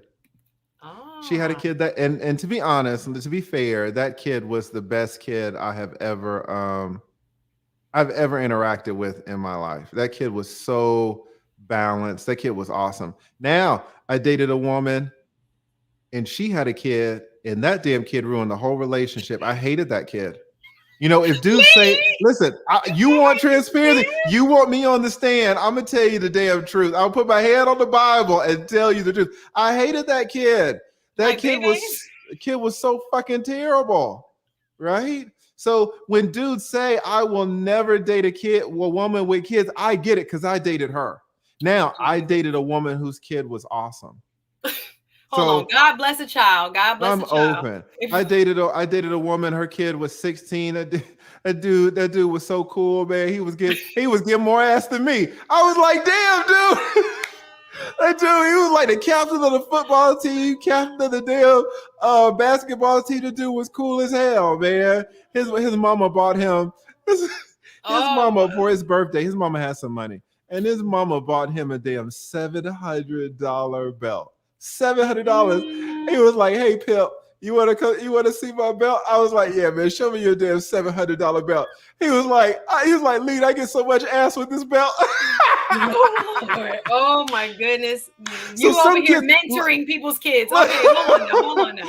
Like depends on the ages. Like the kid had a car. He had a nice car. He came and went. Like the kid was super cool, man. So it depends on the ages. So, the kid that ruined the relationship. That kid was damn 5 years old, 4 years old. That kid was a nightmare. You not my daddy. Get it. Listen, that kid was a damn nightmare. Lee, you wanted to grab him behind her back. Sit down. That was your moment. Like I'm trying to do something with your mama, boy. Shut up. Shut up. Like just go to bed. Jesus Christ. Kid would not go to bed. Is more than one child a deal breaker? Would you only date somebody who has one child? If they have 2, 3, is there a problem? 2 kids, I think, is pushing it. 2 kids, yeah, 2 kids is fucking pushing it. Like, give me, if you got one good kid, I'm understandable. All right, I'm understandable. And if your kid is cool, if your kid's 17, I don't care. Your kid's 16, I don't care. Yeah. Right. So let's be honest. Like I'm open. That's the thing, guys. I want you guys to be open to the possibilities. I'm gonna really consider it. If your kid is terrible, people don't think their children are terrible. Listen, that kid would not. Okay, but I understand. Every time I would go over to the house, that kid would not. These children who sometimes are not, what they say, unruly. So age. Okay, first of all, Jean Joseph, what's up? TLA is not a yardie, but is he a gallist? Do you know what that means? I don't know. I can't understand none of y'all, to be honest. I really don't know. A man about town. I think I may have heard you say that. A man who keeps multiple women. Are you a gallist? Hell no, I don't know. You never heard me say that. Did I hear that, guys? Did I miss that? No. Oh no. Listen, I am. Okay. To be honest, guys, I'm a little bit on the introverted side. I know you might not notice that, but you might not think that because of the YouTube. But a lot of you guys would know. I think they've done a study on this YouTube itself. People at YouTube, and most YouTubers are introverts, right? So. In Atlanta, you can absolutely find red carpets to go to and go to grand openings and go to this, go to that, go to different galas, and you're posing in front of the signs and all that. That ain't me. I like stability. I like, quiet, just playing it cool. Yeah, and I'll travel like everybody else. But Queen of the South say you only speak Ebonics and English. But I know you speak. What other languages do you speak, TLA? Spanish? I speak Spanish, and then off and on. I taught myself Portuguese twice, but I forget it because I don't have any Brazilian friends, so then I lose it. Awesome. Yeah. So does your woman got to speak all these languages too? You got to have some culture. No. This is an interesting question. So we've talked about the thickness, the junk in the trunk. Let's talk a little bit about inner qualities. So some people got on me talking about like my response in terms of inner qualities were subjective and how, it's better to get married early. Thank you guys in my DMs with these, observations that, when you're younger, you have a more concrete list, or it's easier to choose and less subjective. As you get older, you kind of work in platitudes. Do you have a list that includes inner qualities like kind, loving, respectful? Are those important to you, or do you have that list as well? No man has lists. Men, did you hear that? Men, listen, that's something that you women do. Men do not keep lists. They tell us to make a list. Y'all don't make any lists. None at all. They? The people who tell us what to do. All right, hold on.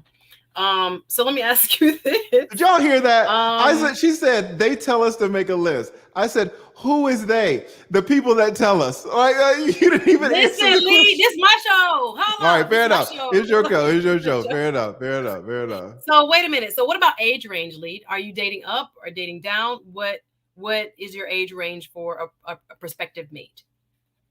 28 to 45. 28 to 45. Mm-hmm. What's the youngest woman you've dated? Now, in your season above the age of 40, what's the youngest woman you've dated? Like dated for a relationship? Have fun with and then dated for a relationship. That's low. That's That's embarrassingly low. I suspected that, sir. That's what I want to know. We kicking it with the babies? What we doing? With the young gals? What we doing? You trying to get me fucked up, boy? No, we got to know. We got to know. Lee, they want the questions asked. Man, I got one. She was 20 years old at the day of Publix county. You know, do y'all have Publix? You don't got to let me back. She used to make my sandwiches, man. I had recently got divorced. And I was like, come on. It was a mistake too, boy, because all she could talk about was her math. I can't do math. And she was in school. She was in school down the street, and she was talking about her math class. And I was like, man, this is a bad decision. I mean, it was good. I mean, but it was like I can't help you with none of that.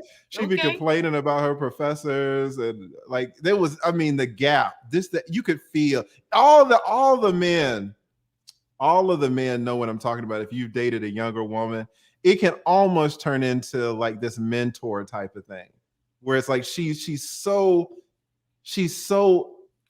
not with it. You're so higher, not because she's dumb, but just because she is immature. She has no life experience, and she's just living her best life. Just left teenagedom and making good sandwiches at Publix. So was it how she spread the mayo, or how she?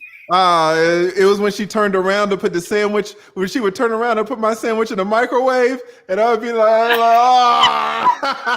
Lee, you terrible.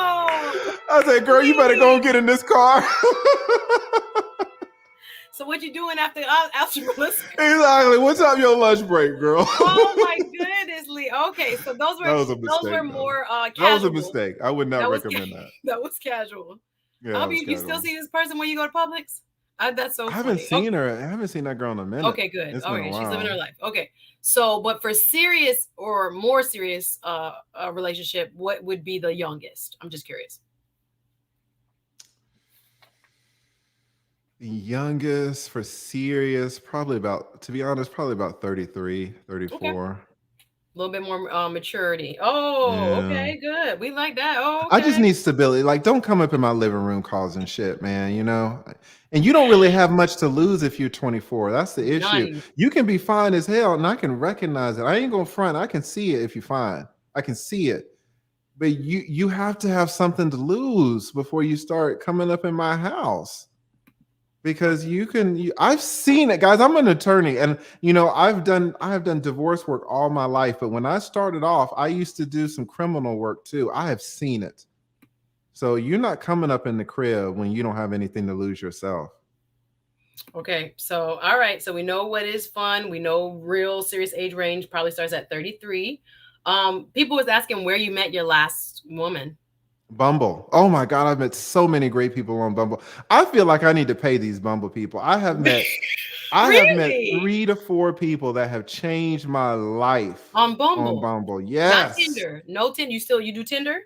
I was late to the game in Tinder, and then when I got on, people were saying it was a shit show. So I never met anybody. Bumble is where it's at. Okay, Bumble is so legit, man. I met 3 to 4 people that really changed the course of my life. I mean, really special people. What people ask me this. I think this goes with how long has a woman that you really like made you wait to have sex?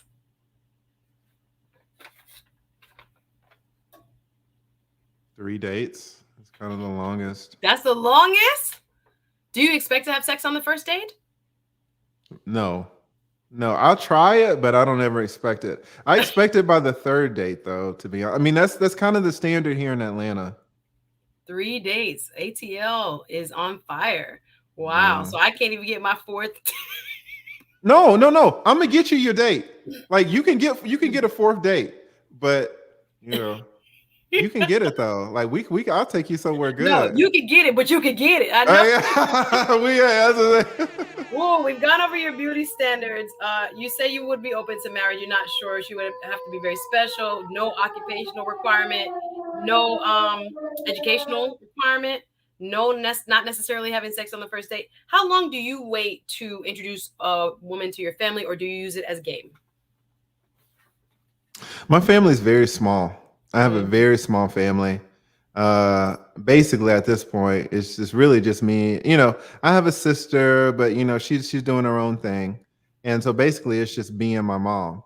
And my mom, Mm. my mom's super cool. So introducing someone to my mother, especially at our age, at my age and my mom's age, it's not a big deal. So Ah, that's not a thing that comes up. so they think they being specially introduced, but that's just norm. That's par for the course for you. Yeah, it's not really. Or is there still an emphasis of a woman being special and therefore being introduced, not in your family because you say you have a small family? Do men still see that as a kind of like a marker of importance, or do you think people just have their preferences in general? I think it's probably preferences. That's a good question. I don't know the answer to that. I don't know how men are doing it these days. That's a good Mm, question. okay. Um, so people really wanted to know the difference between women with beauty and women with substance. So there was a lot of questions about, what percentage, and I hear you saying, based on our conversation here, there has to be a little bit more. You have to have something to lose. You have to have something to offer as well. Is there, in your opinion, maybe speaking about other men or men that you've seen through your divorce cases, what percentage of substance matters to men when choosing a partner versus physical beauty? Now we know about the Foot Locker girl and all that, and some people get caught up and in the big butt and a smile, let's just say. But on a scale, is there an average where men are looking at substance this much in a mate for potential mate, and beauty or externals that much? Like, is it 50-50, you think, on average for men? Or what is the It depends on the man's age. okay? If he's 17 years old, he does not even he didn't know substance exists. He's looking for one thing. All right. Substance, what is that? And Yeah. that can go up until you're 23, 25.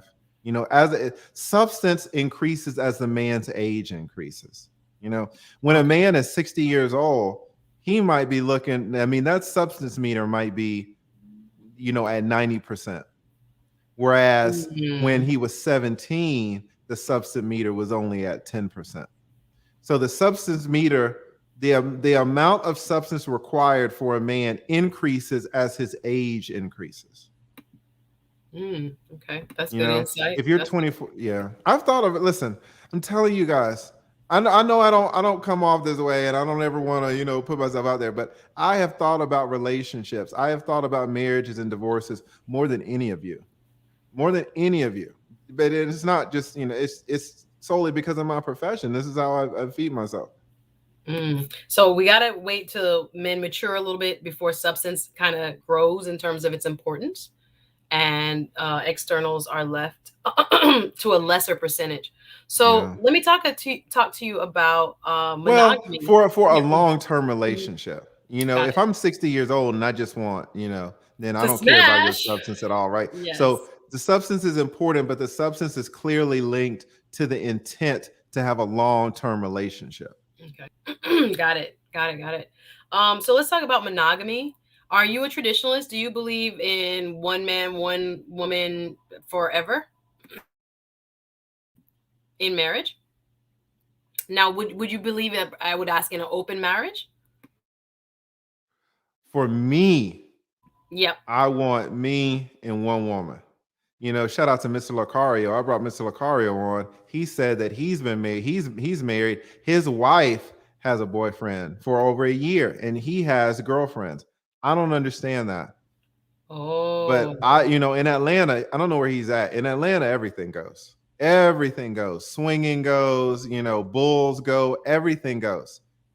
So I say run it. Whatever y'all motherfuckers want to do, You run don't it. judge. Run it. Exactly. Exactly. But for Just you for and your me, household, you're yeah, not it's gonna have third parties.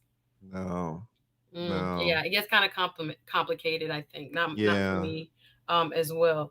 Um, let me ask you, I never heard this, but someone asked me about your time in Mexico. Did you ever live in Mexico? Yeah, I spent about 5 or 6 years in Mexico. This is something that I'm going to kind of save to my hundred Oh, thousand you want me to ask you about subscriber. Mexico? But Yeah. but the reason that they know about this though is because I've told them about this. Yeah. They say, as for me and my house, Andrea says, Yes. Shout I out to knew all the the lead Sigmas. was a one woman man. I am. See, I a lot of people are am. relieved because you are in Atlanta and there's so much going on. Well, I don't Cool. know. I mean, there's a lot to choose from. A lot of people call me a simp. A lot of people say all that stuff, but I'll take it. I'll own it. I'll own it. If you want to call me a simp because of that, I'll own it. Like I don't. That's fine. That's fine. So for your ideal life partner, are you looking for someone to stay at home? Would you want your wife to work?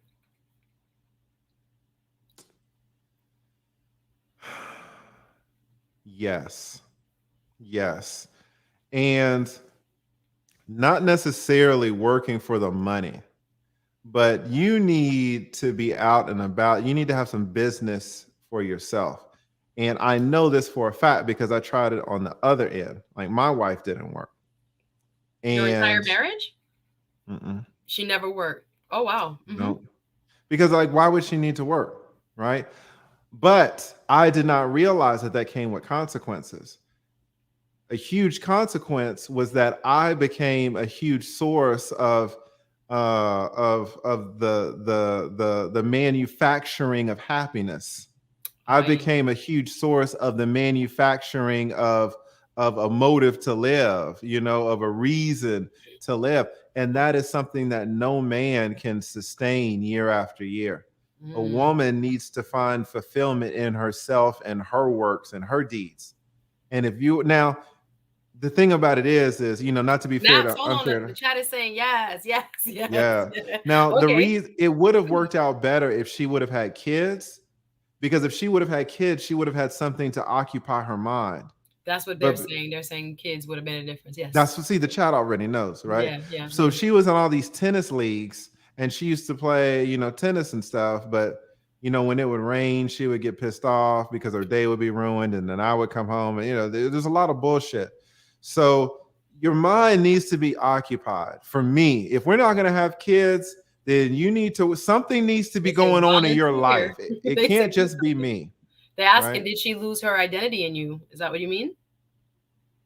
I don't know what that means. Probably. Yeah, probably. Let me just shout out. We got 1,000 people in the chat. Woo! Please, guys, please hit the like button. What? Yes, Hit that like, 1,000 hit people that in the subscribe. chat. A veteran YouTuber watching the numbers. I'm here trying to let me. Yeah, listen, I've been with. Yeah, you got so much stuff going on. But please, guys, if y'all could hit the like button, we setting a y'all record. welcome. Some of y'all We watching are on my setting a channel. record today. Some on TLA's. Welcome. Suzette Speaks here with the one and only lead attorney, getting low up close and personal with your I want to say with your boy, with your man, trying to make sure we understand from his perspective what's going on with relationships and what he actually has experienced, as well as where he thinks other men are. I think we're picking up a lot of helpful breadcrumbs, ladies. I don't know if you would agree, but there's so much insight I've already gained listening to the one and only lead attorney. So Lee, so does the high value man, we're going to put this in quote, does a high value man have to do anything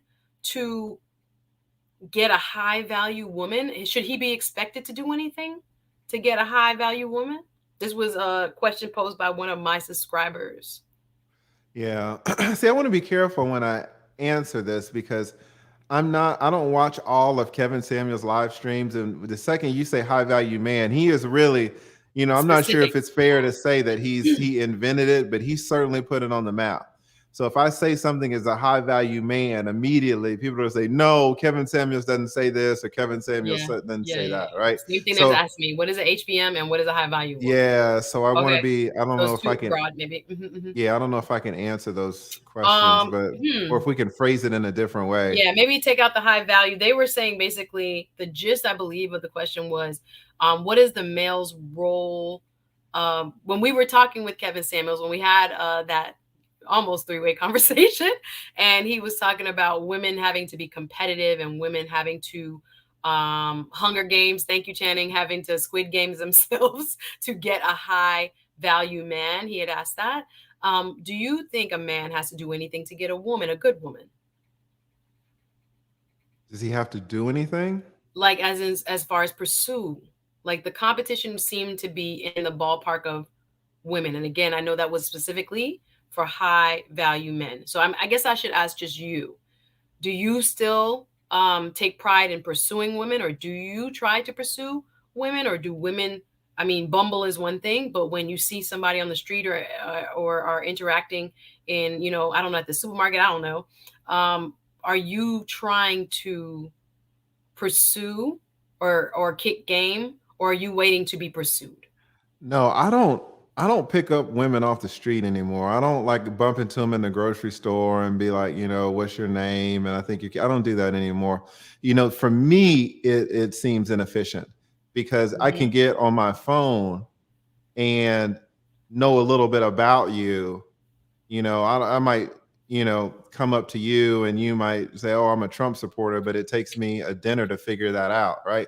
Yep. Whereas on your profile, I'll get to talk to you.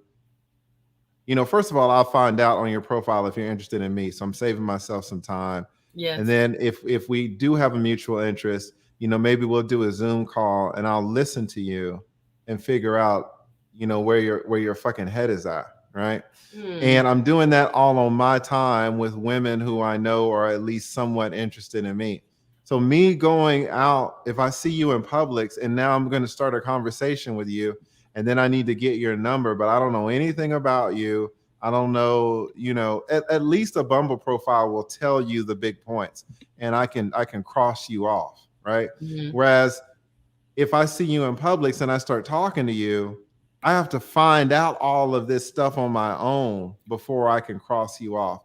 So I love the dating apps. I know a lot of people in the red pill community don't like them, and to each his own. I love them. I think they are highly efficient, and I have met some great people on them. I will always be on the. I can't believe Bumble is free. I mean, You're like, Bumble, I I mean, owe you a Bumble check. should, yes, Bumble should charge you like $100 a month, easy. Like the fact that it's free is ridiculous.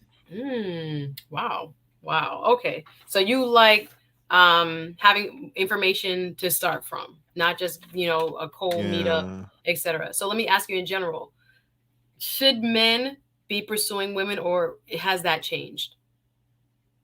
I mean, it's as a man, you're expected to make an approach. Now, but I don't know how it works. Like on Bumble, I mean, who makes the really approach? You see what I'm saying? Yeah. So it's like it's 2021 now. It's not 1940 at the county fair. Women need to stand up and say, "Hey, listen, I know what we've been taught, but there aren't a lot of men apparently, and I'm going to go get mine." And that's what Bumble is. Bumble allows the woman to make the first move. Bumble allows the woman to go and get it. So if a woman wants to come approach me, run it. Right. And if I want to approach a woman, run. Like if she's super fine, all right, fine. Maybe I'll be inefficient and figure out what her deal is. Right. But, with these dating apps, it's kind of a mutual thing now. Like it's already predetermined in the beginning. I like you, you like me. So who really made the approach? Yeah. All right. So we're going to move away from that particular, because I understand what they were trying to say, but you've answered it very well in terms of how you approach people. You like having the advantage of having some form of information. So for you, dating apps are the way to go. But it's not a one-way street. It could go either or. It sounds like what you're saying. Yeah. If a woman wants to come approach me, I would love it. You're Because you like, I'm game saving me either time. way. I'm a swipe, but you can come say what's up. For Um, real. so do you think there's a lot of men that I heard a lot of, or interpreted, I can't say, for a fact how everyone feels, but a lot of was said about people seeking wives in college and the readiness or apparent desire for most men to have a wife. First of all, do you think most men want to be married? Yes. So you think that Yes. for you at your time at Georgia, were men in college seeking wives at that time, black men in particular? I don't think black men were. So in college they were not. At my college, black men weren't really trying to seek wives. Okay, understood. But in my Mhm. college, white women were seeking husbands. White women Hello. were absolutely seeking husbands, Same thing where we were. right? Absolutely. They They were were, on a mission. I got man. so much feedback about that. White girls saying, white women now, but saying all kinds of things to them like, I feel sorry for y'all. Y'all not finding husbands. Like people Sorry wrote for me, I'm y'all, telling you, Jesus. DMs that were so heartfelt about things that white women had said to them about going, to, school, and you guys are trying to, meaning black women trying to impress yourselves instead of impressing men, and trying, it was very deep, like some of the conversations and some of the back and forth I've had with people. Tam says in most colleges, black men were not looking. Would you agree with that, or just you can only talk about, I guess, where you were? Yeah, I can only talk about where I was. And again, that was like 20, 25 years ago, Yeah, right? So yeah, I have just no yeah. idea what's going on the Mhm. campuses now. But that we were being, it was being alluded to that was the time, and even in when you were there, it didn't seem like it was a But time. here's what Mhm. this is what I was talking about before, though. You Mm. women don't realize your power. Some of you realize it, some of you don't.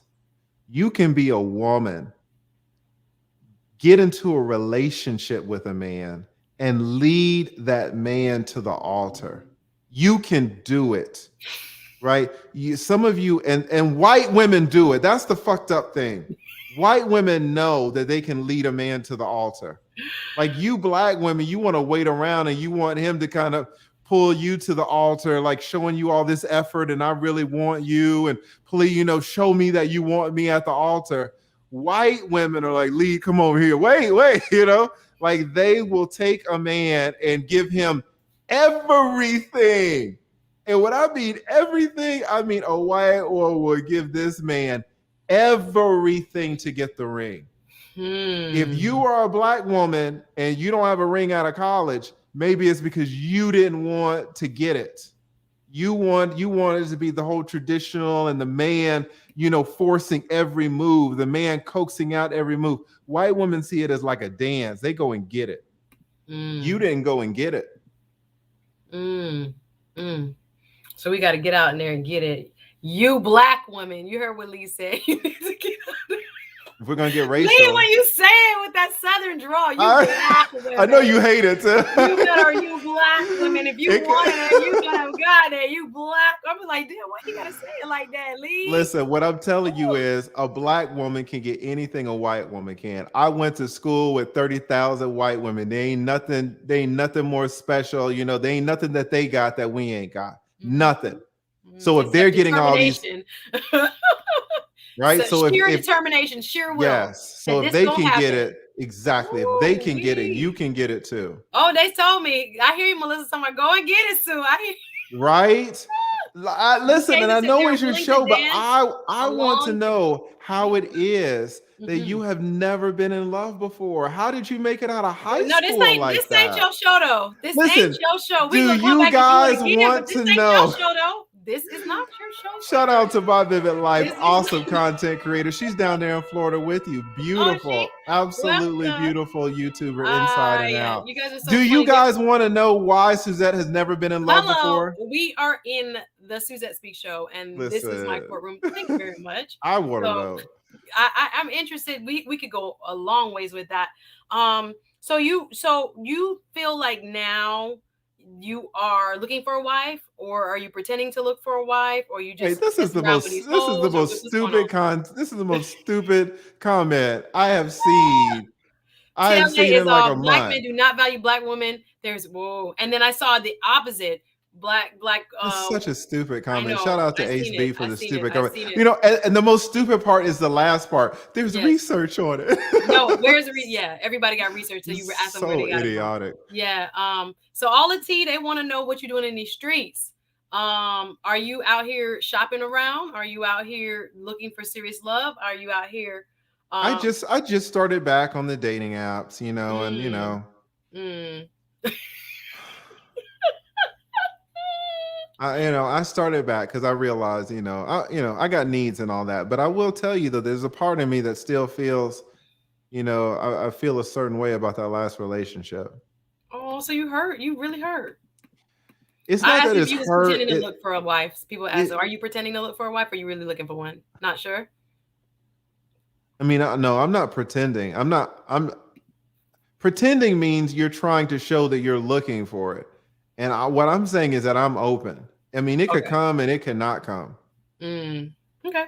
Like Okay. you have to convince me that you would be a good fit for my life.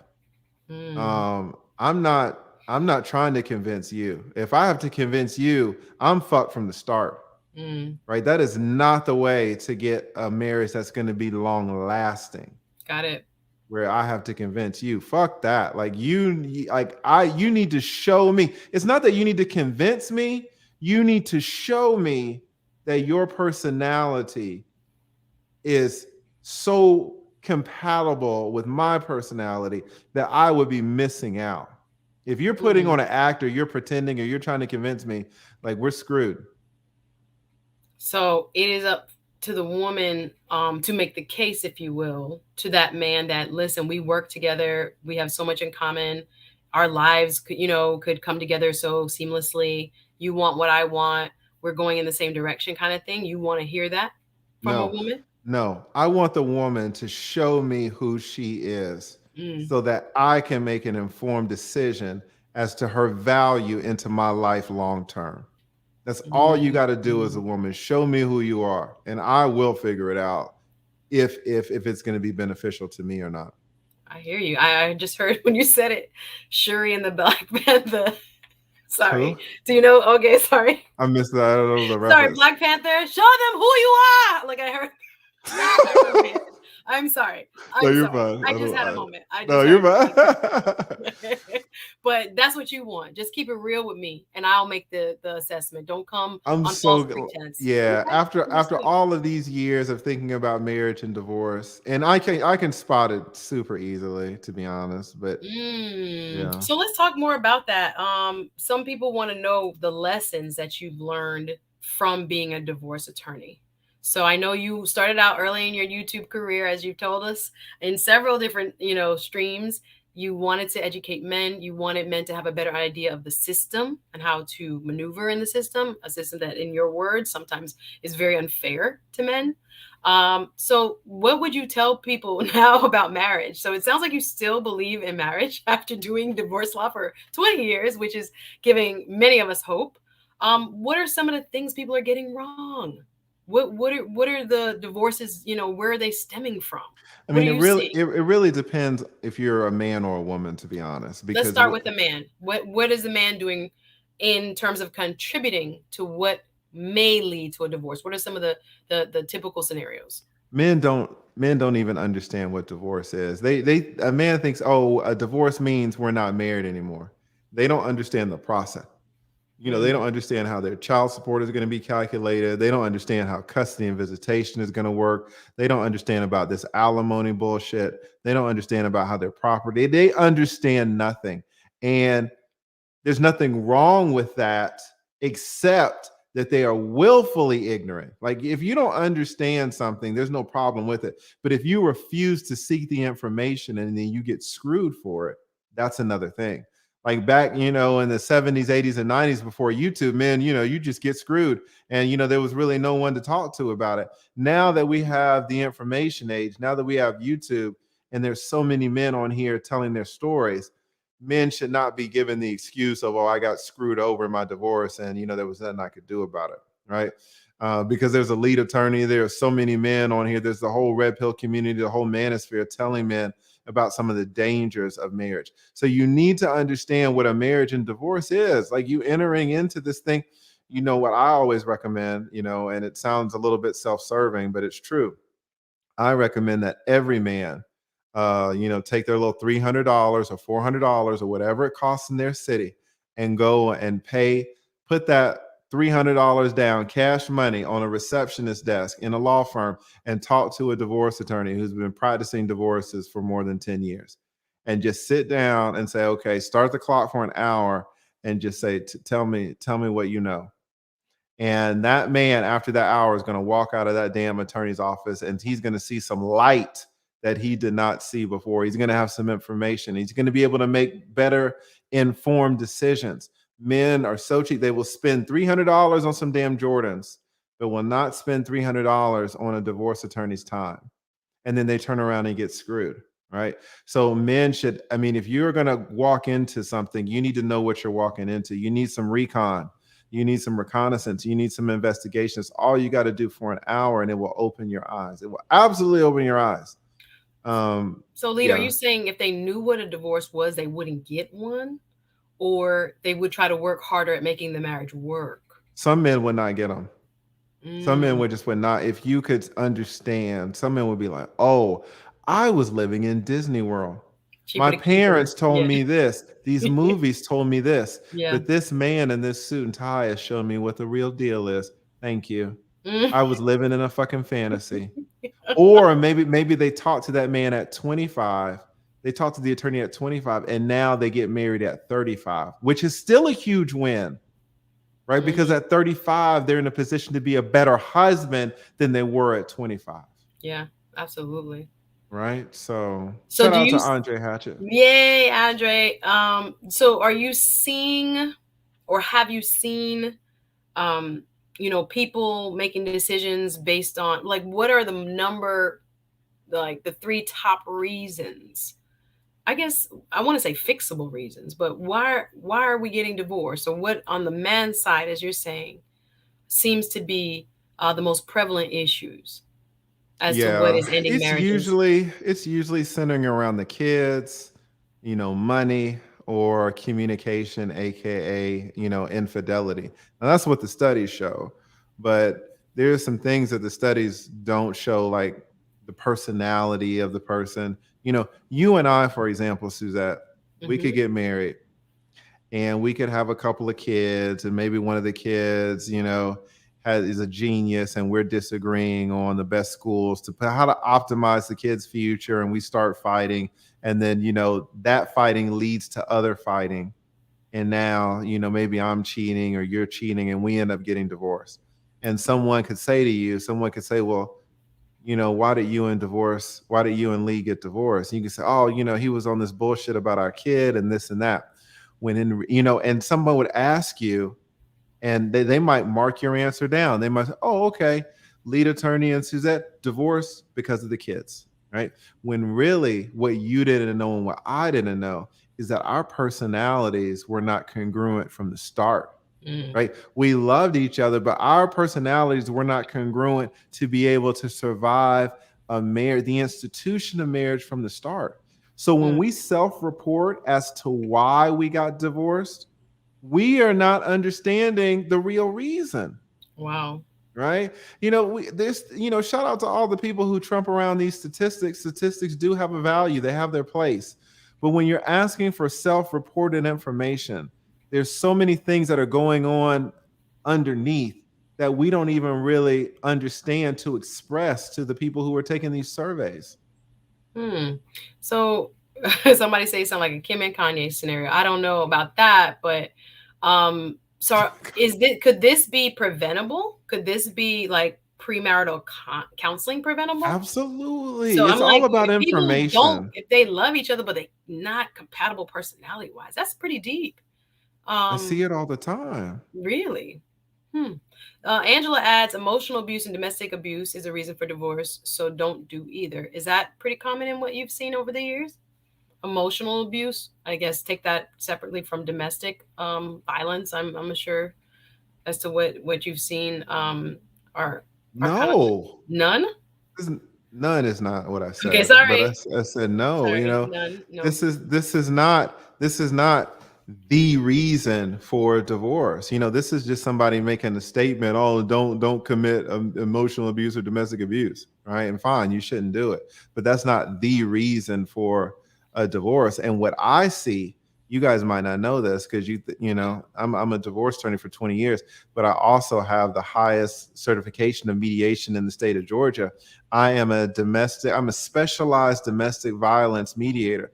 That means when there are divorces that have experienced a high degree of emotional or physical domestic violence, they call me in to mediate the case. And what I see is, couples, particularly women, who will live in marriages for years experiencing these divorces. I mean, for years experiencing this abuse, right? So it's not the fact, oh, he slapped me, so I got divorced. That's almost never the case. Wow.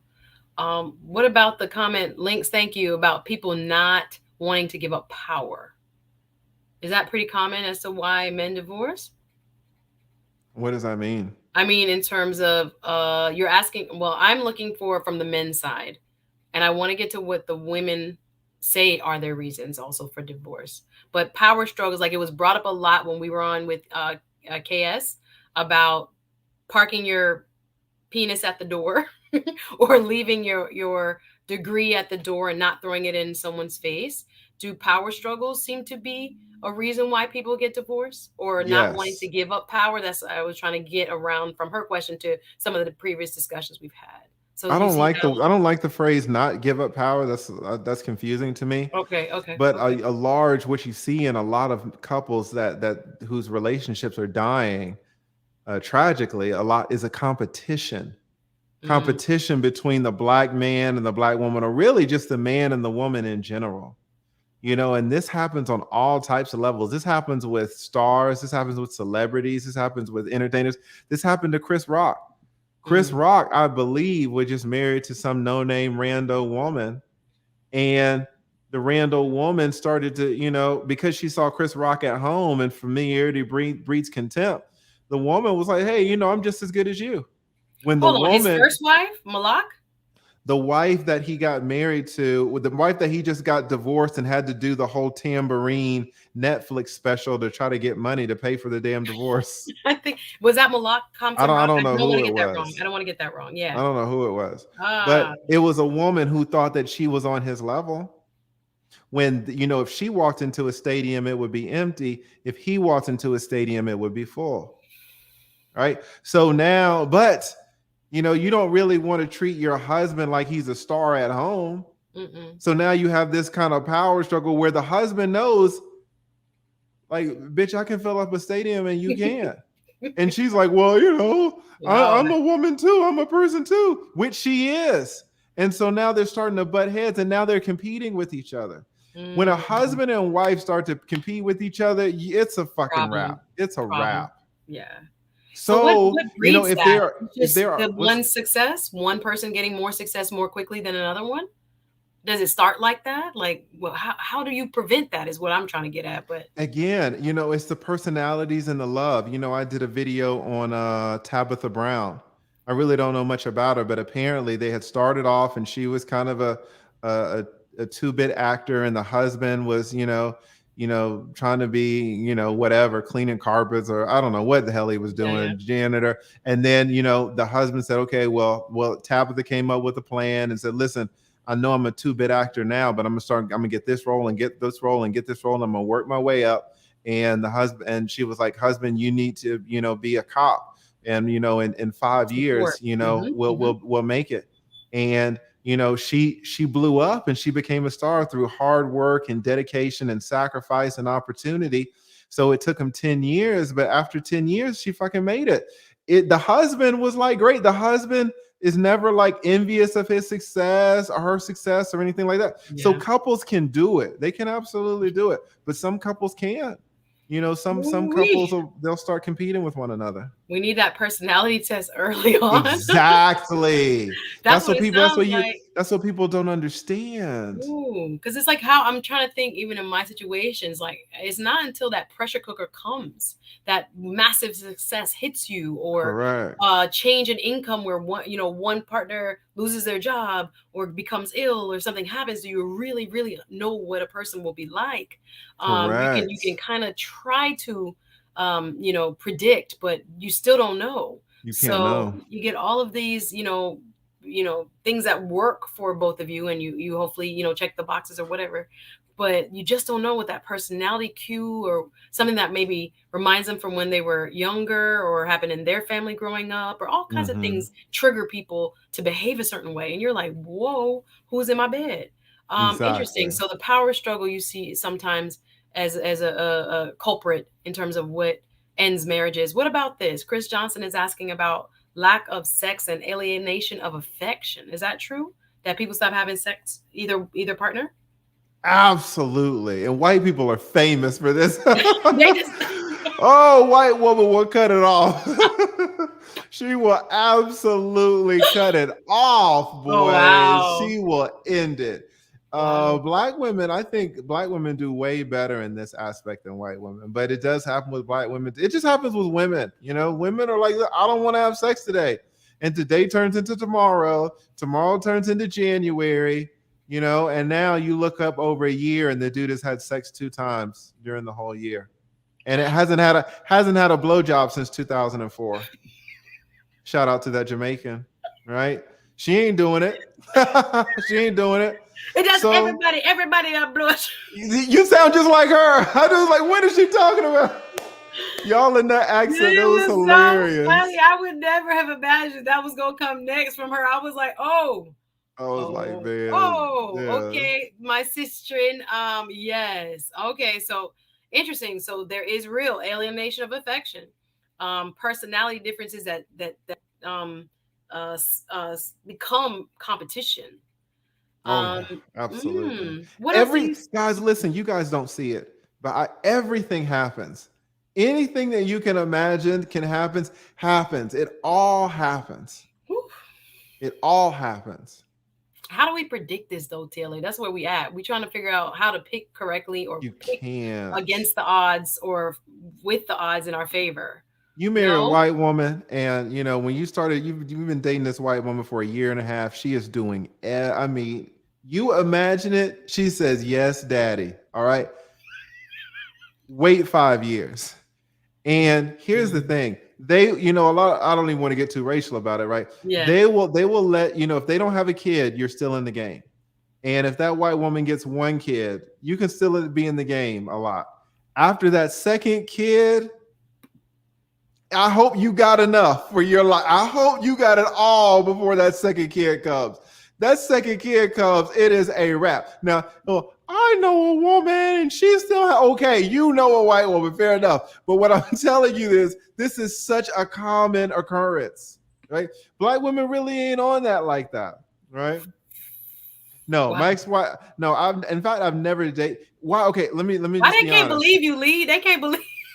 Well, because I talk about white people so much. Oh, But okay. why do I talk about white people so much? Because honestly, there are more white people in this nation than black people. Right. So over my 20-year span, I've represented way more white people than black people. And I see what you guys don't see what goes on in their households. You guys don't see the videos that these white women are taking of these white men, or the men are taking of these white women. You guys don't read the emails that they're sending each other. You guys don't read the text messages that they're sending each other. You guys don't read the IMs, the Facebook IMs that they're sending to their lovers. You guys don't know what's going on in these households, and I do. Right? Guys, I have such a fundamental understanding of what's going on in this nation with marriages and divorces. You guys have no idea. Right? But that's how I know so much about this white women's culture. These white people's culture is crazy. And that's not even getting into the whole Atlanta scene, all of the swinging, all of the bulls, all of the cucks. That's not even talking about all that stuff, right? It's crazy. There's so much stuff that's going on in these marriages and divorces. I'm very enlightened by all of this. This is so much. Like, do It's y'all still want to be wild. married? Y'all still want a husband? I just think I think there's still a lot to be gained when I think about Martin, when I think about the people who And make it. you mentioned Martin, and I think that's an absolutely terrible Well, I think he had his example. issues. I'm not gonna say he I was can't believe. perfect. I No, no, think you no. chose the worst No, I don't. example Listen, ever. I know he has his flaws, and I'm not covering for it. I know he was in these streets. I'm not saying that, but I'm looking at the positives that came from his marriage. There were a lot of problems, and I'm not in any way condoning what he did or trying to which I say justify. None at all. Not at all. Not at all. But I had What the do you best guys picture I think? could find in the store, and that Shout was out to Martin. Martin's Martin. from here. My grandmother went to the same high school as Martin. Martin's like Martin huge in Luther Atlanta. King. Yeah. I appreciate you. That was the best picture I could find. I couldn't find no other good picture. Shout out to So Martin. we had Martin's to the man. we had to make it happen.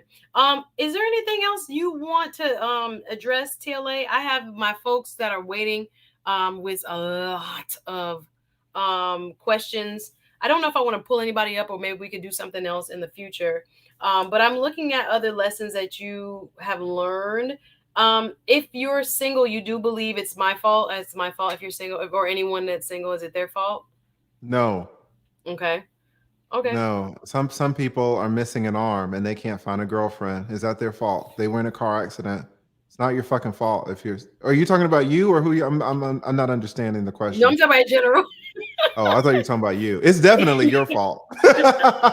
It's definitely I'm your like, he don't fault. went to a car accident victim. What was Listen, you guys don't understand what's going on out here, and I do. Like so much stuff happens. Just Mm. because you're single, it's not your fault. Now, if you're a woman and you're an 8, 9, or a 10 and you're single, fault is too strong of a word. It's by choice. Suzette, you could go to the Jay, mall. please, counsel, we will not go any further with that. Every time I mention the name, she's like, no, objection, objection. Counsel, please refrain from that line of questioning, please. At this time, interesting. So tell me about emotion and communication. Are you a good communicator in a relationship, TLA? I'm an excellent communicator. No, Mm. any girl that I get with, I will absolutely be the best communicator they've ever dated. Ever. Ever. All right, ladies, you heard it here. Okay, TLA, dropping them Hey, lyrics. listen, that might not be such a benefit to you though, because I can hear your bullshit. All right, listen. Don't I know it? Okay, don't I know it? So communication in what way? Because I think a lot of relationships do have communication breakdowns where people feel one thing, say another thing, act one way, want and desire another thing. So do you experience that, or are you pretty clear on vocalizing what it is you want from your woman or your girlfriend and helping her needs get met at the same time?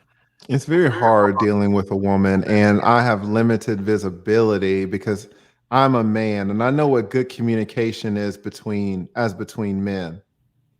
But I need to be fair and I need to be honest that, great communication between a man and a woman isn't always the man being logical, if we can be honest. Okay. And it's not always the man saying everything that the man knows to be right. Because a great communicator is not trying to just say stuff in a way. A great communicator is trying to achieve a result, whether the result is a message that you get, is an understanding that's planted into your mind. And I might have to plant that understanding in a way where I don't necessarily say everything or everything in just an open book. Oh, here's the whole play. So you really have to think when it comes to women, and you have to choose your battles. You have to choose your time. There's a lot going on with women, and sometimes I don't always get it right. TLA, would you consider yourself a man to be a man with a big ego? No. Does a woman in a relationship with you have to stroke your ego? No. None at all? All right, here's the thing. If we can be all right, this is gonna sound like I just contradicted myself, but it's not. Where's my horn? I don't think. Wait, we misspeak? Did he misspeak? No, You no, missed no, no, smoke? no. Okay, go ahead. I'm Go just ahead, sir. prefacing this I got because my good ear. I got my you good got your ear. good ear. Mhm, A let me lot of listen. people are going to think that this is a contradiction. So let me just preface it. All right. I don't have a big ego. Having said that, I know me. All right. And I know what I can do. All right. A woman doesn't need to come in and tell me how good I am because I already know. Hey, you're not doing anything for me by telling me that. Having Wow. said that, you Sorry, know, shots fired. Yes, okay. right, I already know. He already know. I love it. Go ahead, you know what I'm confidence. saying? Okay. But so, but that's not me saying that. That's not me trying to have a big ego. You see what I'm saying? I just wanted to clear that it could sound like a contradiction, but it's not. So you don't need a woman to tell you how good you are. You already know how good you are. I mean, if you want to put it that way, I'm pretty good. I'm pretty good. Confidence, anyone? Okay, TLA. You ain't gotta say nothing. Just stand there. Okay, just kidding. Okay. Right. TLA, I was told we should be at do you go out in groups? Is the same rule, do the same rules apply for men and women in terms of going out? Do you go out in groups?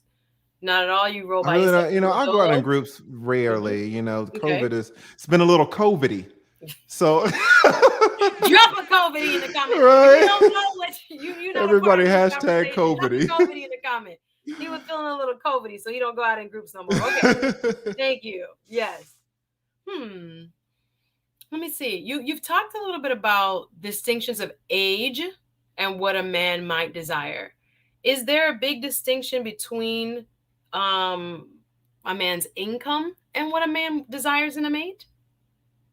So, for example, when we were talking about externals versus internals and being able to present some substance and not only beauty and external attraction, physical attraction, does it matter, say, if a man is making 75 grand or versus a man who's making like 300 grand? Are they seeking the same type of level of attractiveness and substance?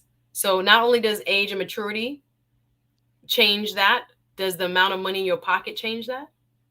Again, I know what you hear in the manosphere, and I know, and I don't ever really talk about it, but these types of questions show how limited y'all's visibility is. Like I just told you about a man that consulted with me that had millions of dollars, and he just wanted to have a woman to have a kid or two for his parents. What I'm trying to tell you guys is that you can't paint everybody with the same brush. Isn't that what you like to say, right? I'm telling you, Oh my I have seen goodness. I have seen Counsel. Oh my goodness. so many types of situations, right? So, does a man who makes $300,000 a year want something different than a man that makes $75,000 a year?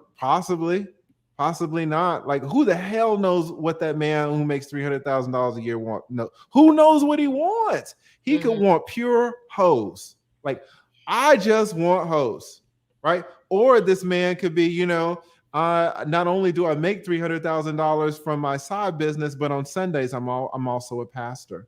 Yeah. And I just want a nice wife, and I just want her to be humble and stay at home and have some kids. Who knows what the man that makes $300,000 a year wants? Okay, so with no correlation there, y'all. If there's anything that I have missed, they talk about non-negotiables, lead. Please drop them in the comments now. I want to make sure I've covered all bases. There are questions that I received through email, too long to read. Actually, there might be one or two that I could read from here. I think I have a better understanding of you, lead. Non-negotiables. What is not non-negotiable, or what is non-negotiable for you? This is so crazy. Treat him the way you would treat your grandparents. That's such a weird statement. Like, would you want your wife to treat you The way you treat a as grandma? That's so weird. That's so weird. I think they mean with love and compassion and care. That's fucked up. Maybe that's not a good way to say it. Just be a good wife, When you put your grandparents in it, that's like, oh man, you're killing me. You're killing me. This is like Tom Brady. Tom Brady's famous, shout out to a TV12. Tom Yes. Brady, no one can say he doesn't love his son. He's got a little son. No one can say he doesn't love his son. Tom Brady kisses his son in the mouth. All right. I've seen it, yes. That's it's like different people do that. I don't do that. Wasn't raised with that, but other people are. If people are comfortable with it, I don't know. I see. Okay, so shout out to RCC. I'm being too harsh, but the grandparents thing threw me off. It's like, God damn. This is a good question. So you're saying I was getting COVID-y. Let me see. Spend some time with their grandpa. Okay, no. So drop your final questions, guys. We got a few more. This came from an email. Thank you, Marcy. It says, it seems that he, TLA, and Kevin Samuels focus so much on the physical. Would they change their physical requirements a little for a woman that has most everything else that he's looking for? That's what I was talking to you about, your non-negotiables. TLA says it's, quote, so hard to find his match. Maybe his requirements are too specific or not realistic. For example, is there any chance that he would date 5'7" or more? Okay, she's shooting her shot. Also, is he, other question, side note, also, is he going to get back to focusing on legal issues? Seems like he's veered in another direction. Ma'am. Okay. My last video, the stream before last, it was a legal video. So none of y'all fuckers watched it. So listen, guys, listen. Don't tell me to make legal videos, then I make them and y'all don't watch them. Y'all want to hear about Suzette all the time. Y'all want to know, why is Suzette single? How is it that she's never been in love in her life? Counsel, please refrain from adding extraneous facts to the record. Please refrain. So back to it. Okay, so non-negotiables first. What a woman must have for you, TLA? What are some of the things that she must have? A big booty. Okay, other than that. I mean, she really does need to, if I'm being honest, she really does need to have some nice feet. She does need to have some nice feet. Non-negotiable. That's not really negotiable. Nice feet. And some of the women are not going to qualify, and they're going to be like, "Oh, lead attorney is superficial." Fair enough. But that's you. And I'm glad you're honest about it. So nice feet is a non-negotiable, y'all. Get y'all pedicures up. Get your money up. So she really needs to be 5. Non-negotiable is like hard, like deal breaker. I did date a woman who was 5'8", but that's because she was so bad. Like every time I saw her, I was like, man, she tall as fuck. But she did not. I told her, like, listen, just flats. We're not doing the high heels. But I did not want her taller than So non-negotiable, like 5'6" or shorter. Unless, you got to be bad, man, and you got to listen. Like I don't want you wearing. If you're 5'8", I can't have you in heels. I really need you 5'6" or below is good. Okay, so height non-negotiable. You got to be bad. Okay, we got it. It still kind of hurts me a little bit that I dated her because I have to put an asterisk by her. So I violated my own code. Sometimes, guys, you will violate your own code. You really will, and you will make exceptions that you shouldn't. So you like shouty swing my way, shorter. Okay, non-negotiable. That is like a definitive. I have to put an asterisk by her. Toes. Jesus Christ. Shortness or demure. Okay, cool. So what else are non-negotiables for you? Must-haves for a wife? For a wife, listen, it's not even her. All right, the few things that we mentioned physically, it's her personality, and that's nothing that she cannot control. It is absolutely her personality, and I will not get married to a woman that doesn't have a personality that lines up with mine. It doesn't have to be a certain way or this or that. It has to line up with mine. Suzette, you can have a great personality. Someone else can have a great personality. It's not that they have to have a great personality. I don't care about that. What I care about is the alignment. Because if our personalities are aligned, I'm not going to have to ask you to do for me. You're going to do it for your own self. And you are not going to have to ask me to do for you. I'm going to do it from my own volition. And that is the key. Guys, listen, you're not going to hear about this. That's the fucking key to a marriage. Both people have to want to do for each other. It doesn't matter, you know, I'm not really talking about salary requirements or this or that. Now somebody's gonna be like, oh, Lee, but what if she's 6'3" and y'all's personalities are aligned? Fuck her. I can't do it. She's 6, we're eye to eye. And then she puts on heels. My baby looking down at me. No, my woman is not looking down. She gonna give me a little kiss on my forehead. Fuck that. My woman is not putting on heels and looking down at me. I will never have it. Ever. Oh, wow. Ever, Okay. ever. But but if our personalities align and she could, you know, be a little bit shorter, have some cute feet, that's all I want. I don't have this whole list. I asked you, what do you want? Respectful, cooperative, sensitive. You listed 10 off the bat. I don't have that. Guys don't have lists. We're so simple. People out here gonna get artificial feet trusted to get with Lee. Shout out Lee to Rose. know what he wants. He's a simple man, apparently, guys. So simple, He's guys. like, as long as you keep it short, you got a little drunk in the trunk. I'll throw that in for you because it seems like that's pretty important. It's a little bit. Yeah, y'all out guys, here. you don't have to have no top. You don't have to. You could be a B cup. I don't care. Okay, I will. They keep throwing it in there, but I'm trying to skip over those. Yeah, at least he's honest, guys. So physical versus everything else, you still got to have those non-negotiables. It sound like to get to where you're going. So I think there are some questions in the chat. I'm going to throw them up here, Lee. We're going to rapid fire. You have been such a great sport. I was thinking about bringing appreciate up people, you for having me. I don't know. I don't know if we should. Yeah, I don't know. Like, you can bring people up, but let me get off. Let me No. You're not on it. Don't make no sense. Like I want them to ask you, but we can do that another time. No. You can bring. This is what I did. Remember when you came up? Oh, and you don't want to answer no questions. No. I want you to keep going. There are 1,300 people in the chat. Keep it going. I could believe you the man. See, you gotta bring up these young YouTubers. She got 1,300 people in the chat. She want to cut. All right, off. y'all. You want me to drop the link? I'll drop the link. Let's go. But after me, I gotta go, nigga. Don't keep me up here. Don't keep me up here. Right. I gotta go. I know you got a few minutes, Lead. Sorry. Yeah, Thank you. No, you're fine. A junk in the trunk. Any other questions for the Lead? Anything I missed, y'all? Make sure you ask it because I'm trying to look for it while I'm like thinking about how he's not afraid. Snuggles. Yes, shout out to Before the Billions. Before the Billions putting you on game. You got 1,200 people in the chat. Do you know how many watch hours you're gonna get from this video? God is good. Thank you, Lee. You gotta keep it going. Shout out to Before the Billions. We'll talk a little bit. Y'all want to talk a little bit? Let's go, because I'm sure. Guys, ask her why she has never been in love in her life. This is objection, Your Honor. She's never been in love in her life. Listen, how do you get out of high school? How do you get out of college? Even be asking me. She got out of college, never been in love. TLA, you cannot be on my stream, sir. I want to know. And all that. Yeah, I think, Snuggles, you might be onto something. Final questions for the man, the myth, the legend. You guys have any further things you want to ask him, please? Shout out to Dane. Dane I'm is afraid true. of falling because love is a choice. Socially inept. Oh, come on, guys. A little bit better than that.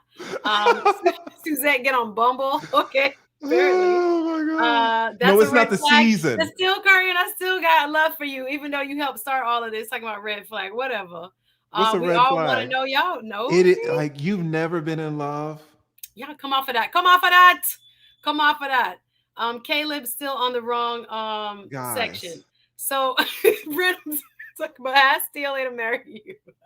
She's never been in love. Like something. What's going on? I want to know what is going on with. TLA, can you stand up? I was going to ask you this anyway, Melissa James, so we can see your legs. What? Oh, this is so sexist. Imagine me. All right, listen, guys. This is bullshit. Imagine this. Get objectified. I can't ask you your height, weight, and dress size. Imagine. We gotta figure it out. We gotta see what's up. The emails that I got when you came on my show was. Imagine if I would have said, "Why don't you stand up and take a twirl?" Oh my God. Why don't you want to treat? And we will determine the double standards. This is the absolute double standard. Do you have hips? I am standing up for the men. Do you have I got hips. Do you have on pants, CLA? Do you have on We need to know. I'm in my wheelchair. People want to know if you got legs. Since you all Oh, got them you guys feet, are what's so up? terrible. Y'all want to see y'all drop a 1 if y'all want to see TLA stand up. Drop a 1s in the comments. Ask if you think I should ask TLA and he should oblige, drop a 1. Let me ask you, If- how tall are you? Why are you in my business, TLA? This is my show. No, I can't ask you your height, not just your height. I'm 5'4". Oh, do y'all hear that? Oh, snap. 5'4". Listen, Did y'all know? it's not about me. Please stop. 5'4". Please. All stop. right, now we Show work them it. feet. Okay, tell her, Trey. Tell her, Trey. We're not showing no feet, Round 5'4". Okay. Listen. I saw about 21s and about 3 2s. Y'all see So my they lip? want you to Y'all see stand me up. lick my lips? I was like, 5'4". Okay. We can work with that. They want to see Can your you lower cook? half. You do not have to oblige if you find that to be. It's totally sexist. Is it? If I can't ask a woman to stand up and take a You twirl, want height, weight, dress size, number of kids, how old, this, that, and I that's didn't do not any sexist? of that. You didn't And do I that. You no, didn't I do didn't do. that. I'm super respectful. You This didn't do is that, a yeah. travesty. Like, turn the camera down, injustice. TLA, so we can see your leg. Turn your camera down. That's the same thing. That's the same. Why don't I say turn your camera down so we can see your feet? What they want. This is not about me. I'm trying to give the people what they want. They talk about turn it to a fresher fit. The people ask in the chat. You're gonna kick me out. 1s are still dropping. Thank you, Dominic. 1s are still dropping. Hello. The legs, the 6'3" legs. They want to know what the 6'3" legs do. They want to know what the 6'3" legs do. You acting a little COVIDy. Yes, he is acting a bit COVIDy. Y'all out here, we want final questions for the leader turn. He has to leave. I think he has to go in about 10 minutes. Go. I've been in like this is like 2.5 hours. Did y'all know she was 5'4"? You had me on it for 5 hours. And I didn't know you were 5'4". That's pretty. That's nice. That me look at you in a different way now. 5'4" is nice. This is a big. I do wonder why you've never been in love before, though. Oh my gosh! That sounds like that feet. 2%. Y'all so mean. Y'all so oh my god! Stay undefeated. You see his eyes change, right? Oh TLA my god! Listen. All of a sudden, he got to go to court. He don't want no question. He can't take the heat. He want me to do the warm-up, but he don't want to hear from y'all. No, I gotta take a trip the day of Broward County. So we are so funny. Shout out to what is it, Malta? I can't even see it. I ain't got my she over here having an asthma attack. I'm about to choke because y'all over here got me. Y'all messed up. This is my courtroom. You are so funny. Apparently, I got to get a job at Foot Locker and right. Get to the Foot Locker in DeKalb County Stat. For some reason, I was thinking you were like 5'7", 5'8" or something. I didn't know you were 5'4". I used to lie when I played basketball in high school and put 5'5". That was my 5'6". In my basketball. That's what's up. That's what's up. And you Jamaican too? Hold up now. Hold up. Y'all so funny. Yes. Talking about, they in the chat talking about I'm 5'4" lead. Yes. Okay. Y'all so messy.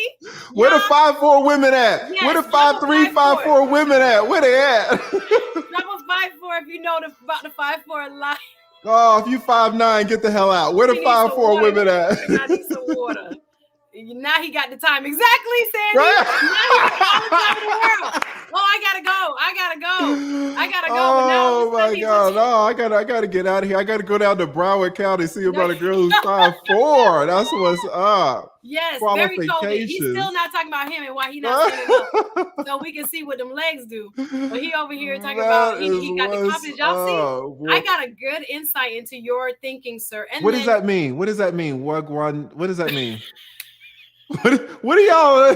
My Jamaicans in the chat. Let them know. Shout out to Sam. Sam is the man too. I did bring my peppermint case. My mouth got oh, her mouth got dry. I ain't even gonna say it. I brought my peppermint. Yes, Wagwan Star. Y'all so funny. Means what does that mean? I need your translations over here. Wagwan. You never heard that Wagwan Star? I don't know what that. I speak English. I don't know what that means. It means what's up. Thank you, Gail. Gail got me. Thank you, Gail. Is Gail Jamaican? No, but she know what it means. How the hell Gail know? Y'all, listen, this is so crazy. How the hell Gail know about that? Is Gail Jamaican? Right. Where is All right, Gail the 5'10s representing. I see you. 5'10. Right. Tell her. I see you. Let's see those feet. Y'all give it up on my man. 5'10. That is an Amazonia. Shout out to all the Amazonia 5'10 women. Yes. Putting on high heels and then giving their man kisses on their forehead. Come Even here, Michael. the Nigerians know what it means. Wagwan star. How does a Nigerian know? How do y'all know? I'm from Decatur. All right, shout out to Outkast, shout out to T.I., shout out to all the rappers from Atlanta. We don't speak that. No, it's okay. It's like cousins talking to each other. Decatur wears greater. We know what time it is. But exactly. Like shout out to Love Lee with the 5'2". 5'2" is nice, man. Yes. That's okay, nice. Lee. Okay, Lee. Have you ever been to Jamaica, Lee? I've never been. We should go. Oh, okay. Who wants the lead? And Suzette speaks. That would be a collab there. You know what? You smoke weed? You know what? 5'3" in the bill. Let me keep reading these. You smoke weed? Isn't that what they do in Jamaica? I don't. Listen. That's a stereotype. Is it a stereotype or is it a fact? No.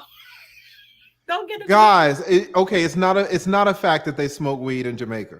They smoke weed in Jamaica, but not all Jamaicans smoke weed. So it is a fact. I never said all. What is this you with all? Did y'all guys know this? All black women, like no one said all but you. Why do you keep saying that? No, but I don't want to give my Jamaicans, Roy, not really, my Jamaicans a bad rap. Everybody thinks we smoke weed. Not everybody. Rastafari, big up yourself. Yeah. Did y'all see that? The big up. What? He's still not standing up. He want to talk about Jamaica. He want to talk about what he don't know what it means. But I didn't know she was 5'4" though, guys. They still want to see what Grandma. Listen, you don't know this. Grandma of 11 is one of your biggest supporters. She tried to get on me. Why are you beating up on Suzette? Why are you beating up on her? You're so aggressive. I appreciate. Shout out to her. Man, nothing is wrong with a little weed. They saying I'm not endorsing. I'm just saying Lead. Oh no. Tell them my lads. That would be an awesome collab down there. Indicator. Enough Jamaicans are indicator. Wait, leave that up. What does that say? What does it say? What is parrot bottom? What the hell? What does that mean? What does that mean? What does that mean? Oh my God. What does that mean? I have no idea. I don't think it's good for me. What does that mean? TLA Nuff a Y Day Ya Decatur. Nuff a we. Nuff a we? Da Day Ya. What does that mean? Are here. That means are? How do you know that? What is that? Is this patois or what's it called? Yes, it's patois. Nuff we da ya. No, Daya. Daya. Nuff a we. Medea. I'm here. Medea. Yeah, so you said Nuff a we Daya in Decatur. Yeah. That sounds good.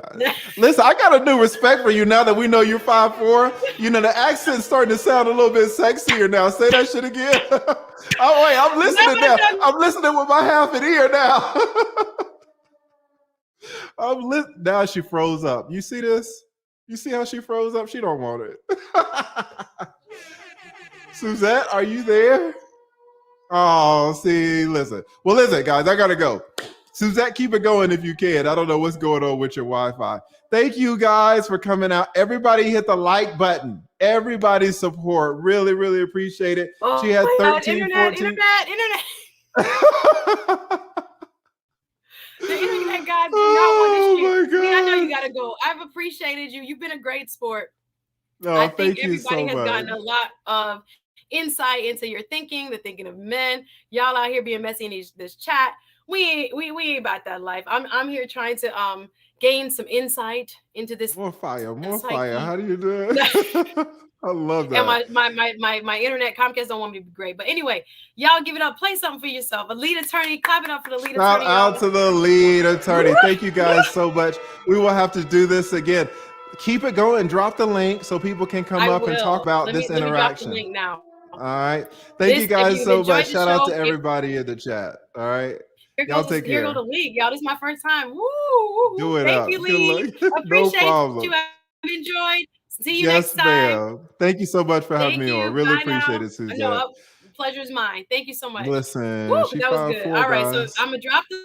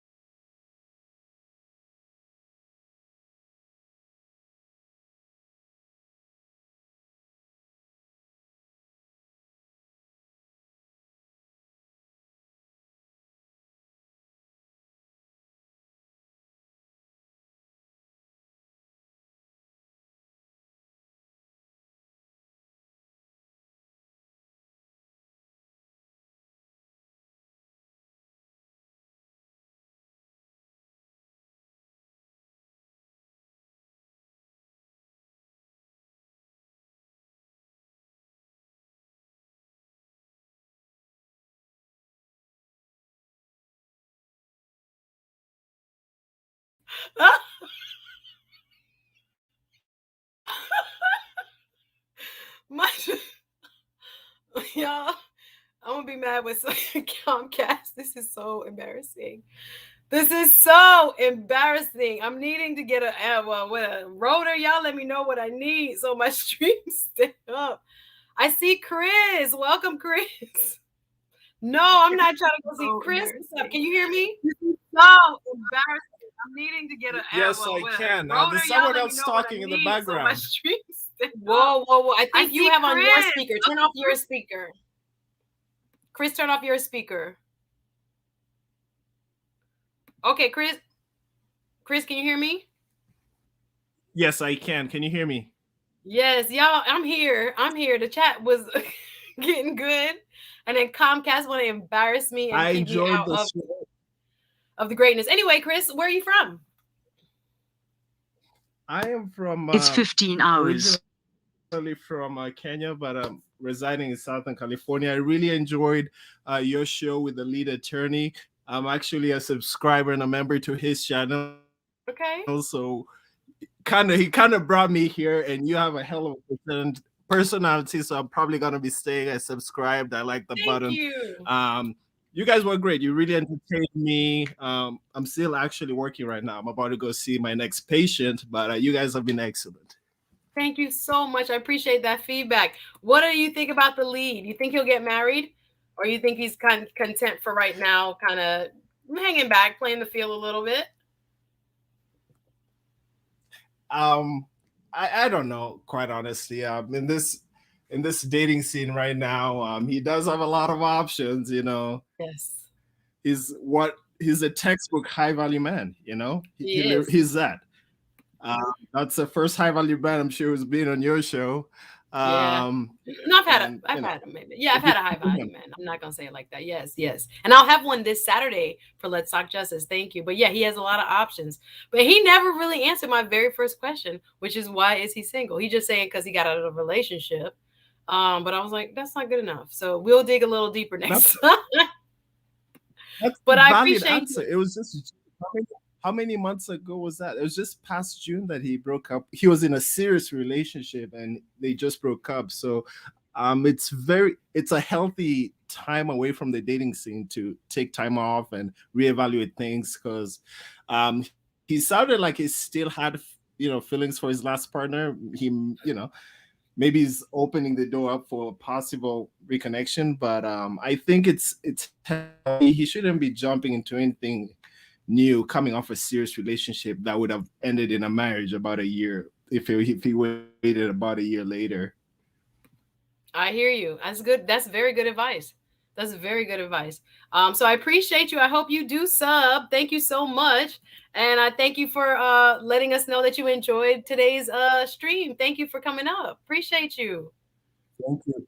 Thank you. I All appreciate right, it. see you Have a good next one. time. All right. Thank you, you too. All right. Anybody else want to come up? I saw somebody in the back. I think they dropped off. I'm going to drop the link again. One of your feedback. What you think? He's single because he don't need no cookbook. I love it. I love it. Let me see. Did I just do Chris? Chris, is this you? Let me remove you. I think you've hung up. Hi, Auntie Feifei. Hey, How are I'm you? good. Can you hear me? I can. Welcome, welcome, welcome, girl. You was giving me some good insight earlier today. I was Thank working on you. my questions. Welcome. Tell people who you are and where you're from.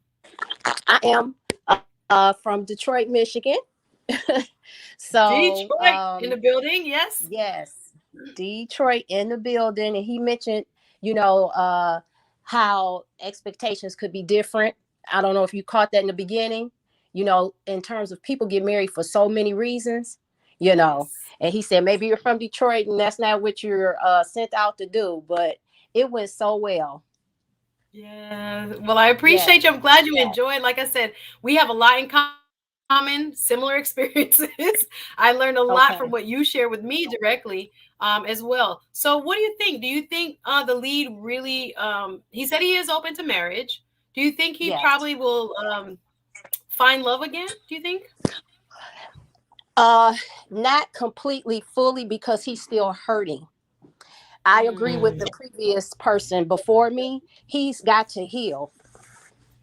So I know what it's like to date a person and that you don't have them fully. Okay. So I'm glad to hear that he's open to dating, that he's open to remarriage and thank God he has the wisdom to be vulnerable enough to say she has to be really special. Yes. Okay, because typically when especially a black man gets married, they're not getting married to get a divorce. I'll never forget, I shared with you, I'm a sociologist. I'll never forget in college in the 80s, a sociologist wrote on the board that women tend to fall in love more often. Men fall harder. You're breaking up a little bit, but I think we got it. That women tend to fall in love more often. Men fall harder, maybe deeper in love. Correct. Yeah. Because when they're hurt, you'll either hear them say, "I'll never get this close ever again to anyone else," or "I'll never do it. If I do it again, it'll be eons from here." So as I shared earlier, a lot of my your stream was so breaking up. I'm so sorry we lost you. If you call back in, I'll be sure to bring you up. Thank you. Auntie Feifei, Detroit in the building. Let's add Miss Melissa Jane. Hey, Melissa. Hey, Suzette. Nice to see you. Yes, or hear you. What do you think of today's stream? Welcome, my sister from South Florida. Excellent. Hey, how are you doing? Good. Excellent stream. Excellent stream, Suzette. I enjoyed every minute of it. Even the beginning, people were in there waiting, saying, "Where's Suzette? Where's Suzette?" People were so anxious about it. So y'all thought I got scared. Y'all thought I punked out. Listen, people are eating this up, man. People are eating. I love it. Can I tell you what really happened? I could not find my lash glue. These are my real lashes. Oh no, they look beautiful. You look beautiful. Thank you. I was so insecure. I was like, "Where's my lash glue?" You look beautiful as always. Always graceful. Always. But you know what? What was so good about today was it was a lot of fun, and I gotta put my hand up and admit I was the one who dropped in the comments for lead attorney to stand up to show us that he's got legs. And you know where that came from, though? What? Tell me. That's Tasha K. Remember when Tasha K went off on him and she said that she doesn't believe that he has legs or something? So it was all in fun. It was all in fun. Oh, that's why he was like, "Y'all not gonna objectify me today. Y'all not gonna let me." But it wasn't. I gotta admit to him, it wasn't for anything other than I didn't think he took fun. it away. You know what I'm saying? Just for joking. All right, y'all. I appreciate you. Any other comments, Miss Melissa Jane? Yeah, as far as his relationship, like you said, he only just recently got out of a long-term relationship, and obviously she was very, very special. And I don't blame him for wanting to take his time to jump straight into something else, because that's only been June. That's just just a few months. But all in all, great conversation, a lot of fun. Looking forward to the next one. I can't wait. I enjoyed it as well. Thank you so much, Mel. Appreciate your support. I'll see you soon. Thank you, Melissa. I just want to say Mel because I have a cousin named Melissa. She's Melissa. Welcome, Chandu. How are you? Hey, how are you? Where are you calling from? South Africa. Johannesburg, South Africa. Welcome. Yes, where in South Africa? Johannesburg. Johannesburg. Welcome. Yay. Oh, I visited. I passed and through. it's midnight now, eh? Oh, midnight in Joburg. Look at this. We international, y'all. What's going on? Chandu, what did you think of today's show?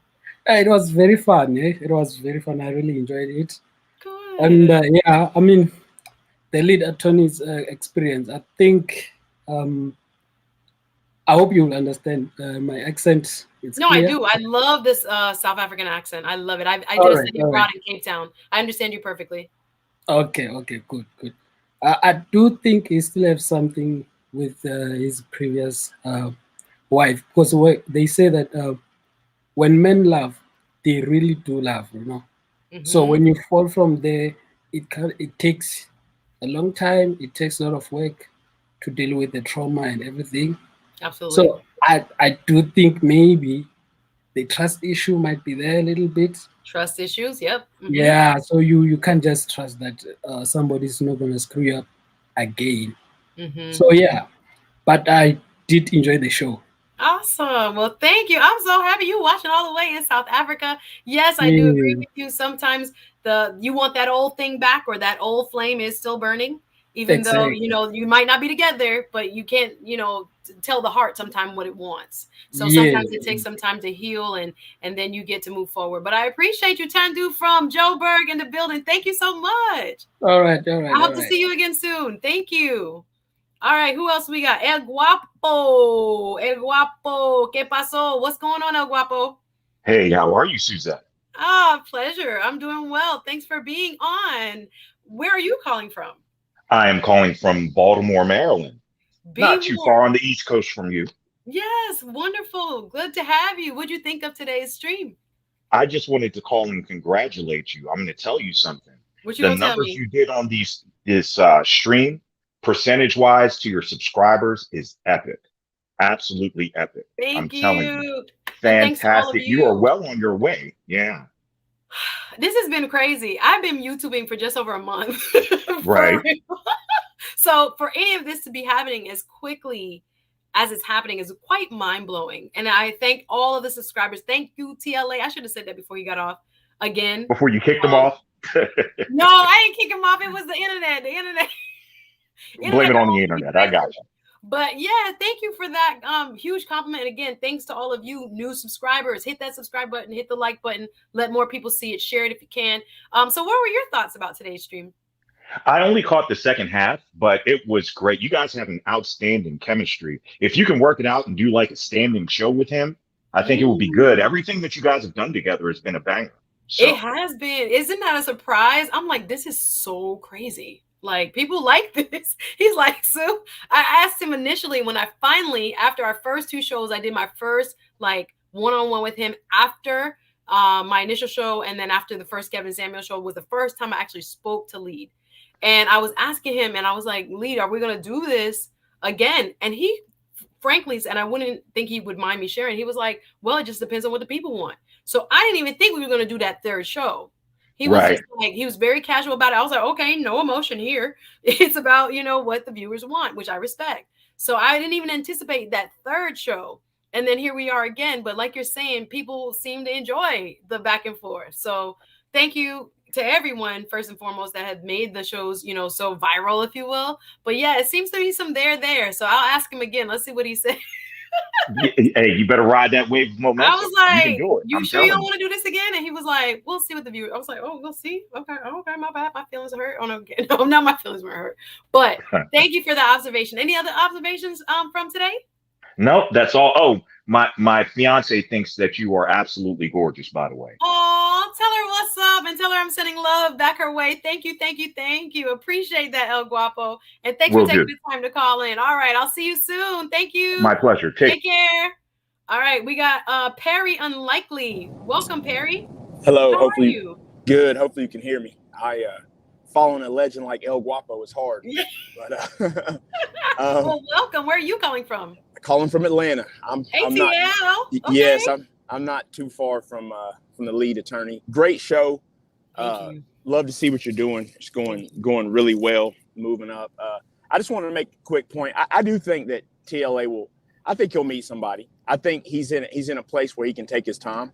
I mean, he doesn't have to rush. Obviously, obviously, him being a man does help as far as with that. I think even if he decided to have a child or whatever. But I did just want to add real quick, and I am married, so what I think, just looking from the inside out, I'll say is I think that a lot of people are overcomplicating stuff. Is what I noticed for the most part, and what I mean is, if you lay out what you want up front and you spend the time to make sure that's it, I don't think it's as complicated as some people, make it. I mean, I see a lot of people say it's about someone getting on their program and all kinds of stuff. But the thing about that is you have to make sure that works for both people up front. Mm-hmm. You can't bring someone who's not built for that and say, you're going to get on my program. It's not going to work. At some point, it's going to run its course and not work out. So I just wanted to point that out because I see so much negative stuff about marriage too. And it's somewhat of a surprise, but it just may be how I was raised and stuff like that. I think it's whatever works for each person. So I just want to add that to it. But keep up what you're doing. Your show is great. I appreciate it. So how long have you been married? I'm in your business. Yeah, no, that's fine. I've been married going on 4 years. So, okay. And can I ask you how old you are? If you absolutely. 37. Awesome. And where'd you find wife at? Actually, on Match.com, actually. No way. Yeah, and the interesting thing, which I wouldn't have expected, is once you match, it's like you met in a coffee shop. I mean, other than finding out about each other, it's no different. Once you go on a date, it is what it is. So we talked for a little while, and I knew right away, though. I mean, I knew instantly. As a matter of fact, I called my mom on the way home and was like, if she's not crazy, I'll marry her. I just date knew. Number one? Yeah, I just knew. I didn't know she was crazy, though. But I just like, as long as she's not crazy. Now, right, as long as she's not crazy. So, Perry, did she give you the first date? So we took our time. Went on a first date, really enjoyed it, and then we quickly. I mean, I was engaged after 7 months. So, but when you get to that point, that's the thing I do want to say. I was 33.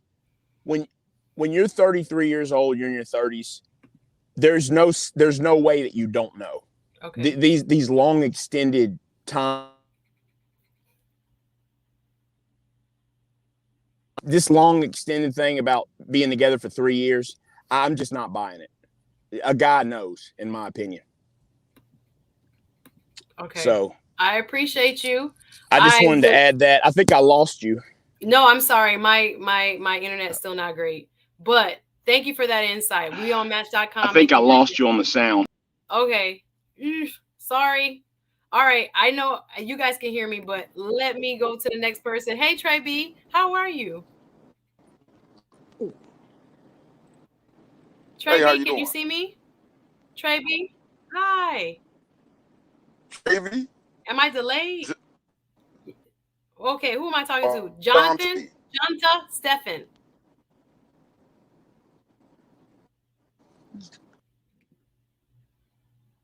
I'm going to come back to you, Jonta. Hey. I'm going to come back to you. I don't know. You were freezing up, sir. So I'm going to come back to you. What's up, guys?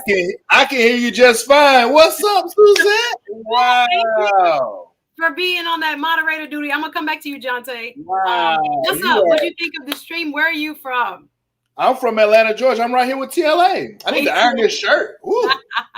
But yeah, I'm right here with TLA. Wow. Appreciate you. I'm so excited to see you. Tell me what your thoughts. I know you were working a little bit. Man. What were your thoughts on today's stream? I think we learned a lot about men today, right? A lot of people always say, what are men thinking? What do men really want? And, Kevin Samuels does a good job saying what the high value men want, but what do everybody else want? And I think TLA kind of put it out there today. So, you got this the lead attorney in the hot seat. No, the lead attorney speaking for the fellas, right? He's speaking for the guys out here. So yeah, I'm kind of glad he said it like it is. You know, we'll take Foot Locker with a cocaine. Foot Locker with the cocaine charges. We'll take Lord Foot God. Locker. But Lord God.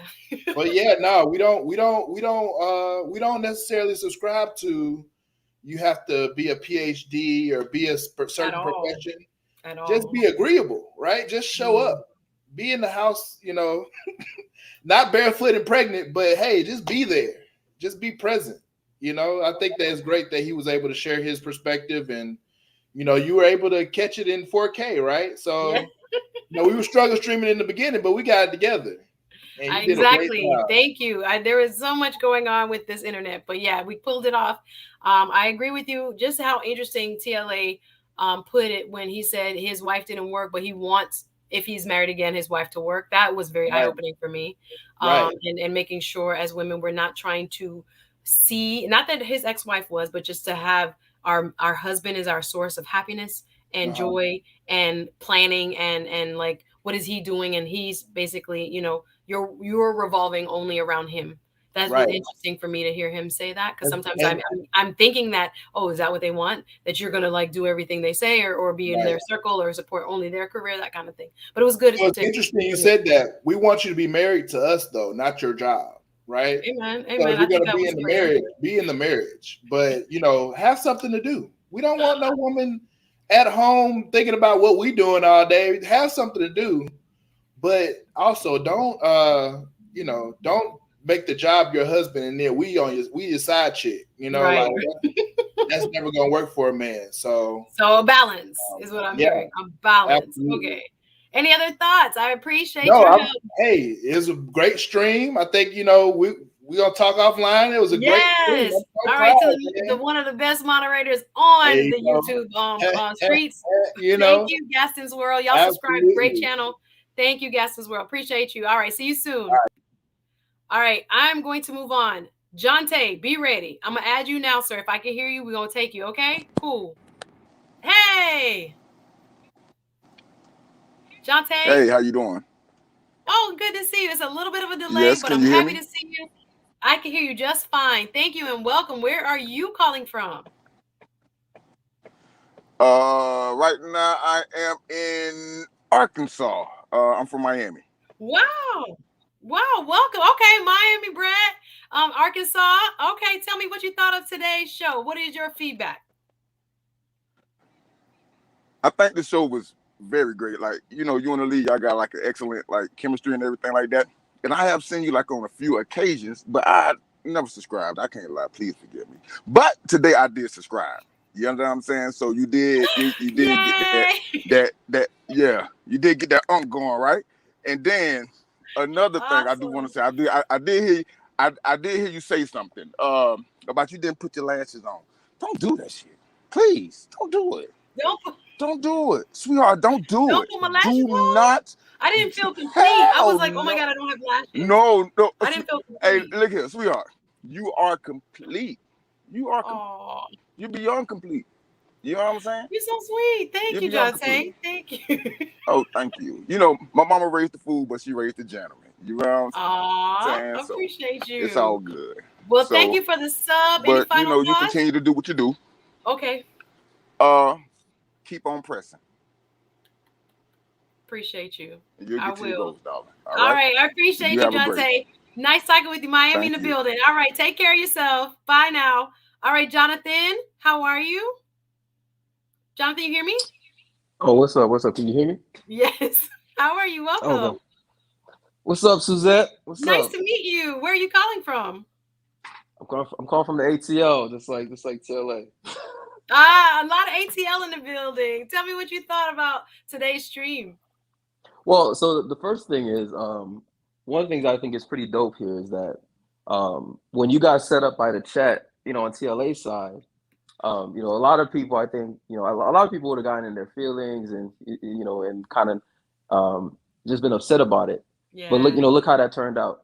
You know what I'm saying? So this is the result of being a good sport, right? Because you brought a lot of TLA folks on your side over here. Mm-hmm. I actually subscribed to you after Thank you. that interaction with you and TLA, because I just thought you were a good sport about it. So Thank so you yeah, so much. that's super dope. Now I have to say this, I think I agree with y'all that TLA was probably sitting over there in his boxers, in his boxers with the suit on and everything, because we can't see that angle, so he thinks he can get away Right? with it. We can't confirm or deny. Yes. But see, now that we can agree on that, right? Yeah. You do have to answer the question, why have you never been in love? Lord, can we save that for another stream? Oh my gosh, it's so not, much on my business. This is not about me today, Jonathan. This is but about TLA today. Oh my but it's not God. TLA. It's not TLA asking you though. Why have I never been in love? I don't know if I can answer that. I think I would have to ponder that and think about who I've dated and what I felt about them. I don't know if I can answer that in like one fell swoop. I think I would need more time to kind of chew on it. When he first asked me, I was kind of like, "Ooh, have I been in love?" I don't know. I don't think so, but I will come back to that. We need tons more. We got about 6 people in the back. I'll probably go. Yeah, I want to hear from everybody. But I don't know. I'm dodging. You guys were saying this, and I hope you guys know attorneys do that as well. They're like, she's so good. She dodging. She dodging better than Neo on the Matrix. That's You're definitely, when you want to be, you're definitely deflection queen. That's lawyering. That is lawyering too. I don't know if you guys get that, but they were like, she'd be dodging. Yes, I answer what I want to answer, and I don't answer what I want to answer. But I will say, I'll come back to that in a future broadcast, Jonathan. Any other questions? No, I was just gonna say, on today's interaction though, you guys are pretty dope, as everybody has stated. You guys have a pretty good chemistry.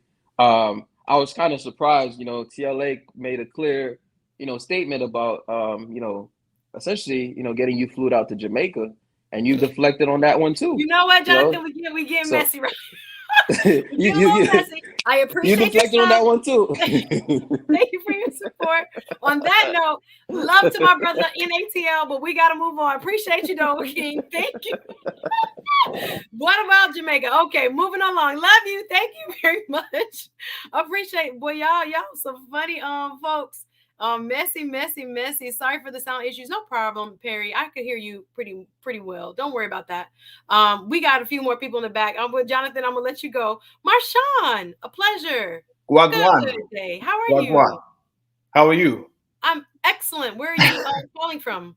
I'm calling from California. CA. Okay, wonderful. Where in California, can I ask? Oh yeah, I'm in the Bay Area. Bay Area in the building. Welcome. Well, thank you for taking the time to watch and listen. What were your thoughts on today's stream? Oh, I love the show. Thank and I must say that I do agree with the partnership. Marriage is definitely a partnership as far as building your empire together and having life-changing wealth and stuff like that, generational wealth. So definitely agree with you on that one. Yeah, he said it's, I agree with his explanation. I think he's given it from his experience and like the textbook, but I do think people do see it, even though businesses make money, as that. And I guess it would be called transactional, but I still feel like it's a business partnership in a way. But yes, his point is taken that it's not for profit, so it's not by definition a partnership. But I hear you. I agree with you, sir. What else did you think about today's stream? Well, you know what? I think you guys should do this like every week. Well, yeah. I enjoyed it. This has to be. You give me a job. I love it. Well, let TLA know I'm game. I don't know if I can be sitting 6 and 7 hours. I gotta go to chiropractor, bro. The way I'm sitting down. Oh yeah, that's right. He talk about this long. I'm like, you, sir, who has had me last Sunday from 6 to midnight. You, sir, are complaining about how long this is. So, yeah, I would like that. I told him, like I said, when I first spoke to him, I was like, well, we should do it again. But like I said, he was kind of like, I guess, checking it out and testing the waters and seeing what y'all wanted. So now that he sees the response, maybe so. There got to be something every once in a while. I was gonna say once in a blue moon. I don't know if it got to be every week, but depending on his schedule and mine, I think it's like, yeah, I think it would be fun. I think his eyes lit up when he said 5'4" too. So that. Hold up now. Yeah, but yeah, I'll follow you, and I'm from TLA stream, so awesome. I followed you ever since. So Much support to you. Love what you're doing, and just keep doing what you're doing. Thank you, Marshawn. Appreciate you, and thanks for the support. All right, I'll see you next time. Thanks for calling in. All right, I'm gonna drop the link one more time. I think I'm gonna have a few more. A couple people are already in the back. Welcome. If you are new, I appreciate you. Can I, or one of the moderators, drop the link? I'm sorry. I thought I had it saved. Yep, there it goes. I appreciate all the love. I got quite a few cash apps. I'm gonna read some of the names. Thank you so much again for those showing the love. Hit that like button. We trying to break records here, bro. Like, hit the like button for real. Let me know if you have any final words, final feedback. Last call for coming up in the back. See if you want to come up. Again, thank you for the love on the Cash App. Appreciate you. So much feedback. So much feedback. Let me read some of these names. Melissa Jane, thank you. Kellyanne Johnson, thank you. Jermaine, thank you. I'm going to find a way on my next stream to kind of pull up your names. I'll make my own super chat kind of thank you. Terry, thank you very much. Anthony Minor, thank you very much. TC23, thank you very much. Letty Carter, thank you very much. Lakeisha Martin, thank you very much. I can go on and on. Thank you to my Cash Appers. Showing love early in the game.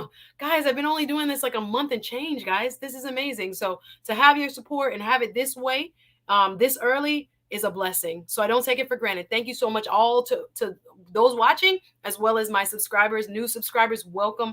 We're going to have more conversations, interesting, in-depth conversations, both on personal development and law. Stay tuned. I got a great lineup for you for November.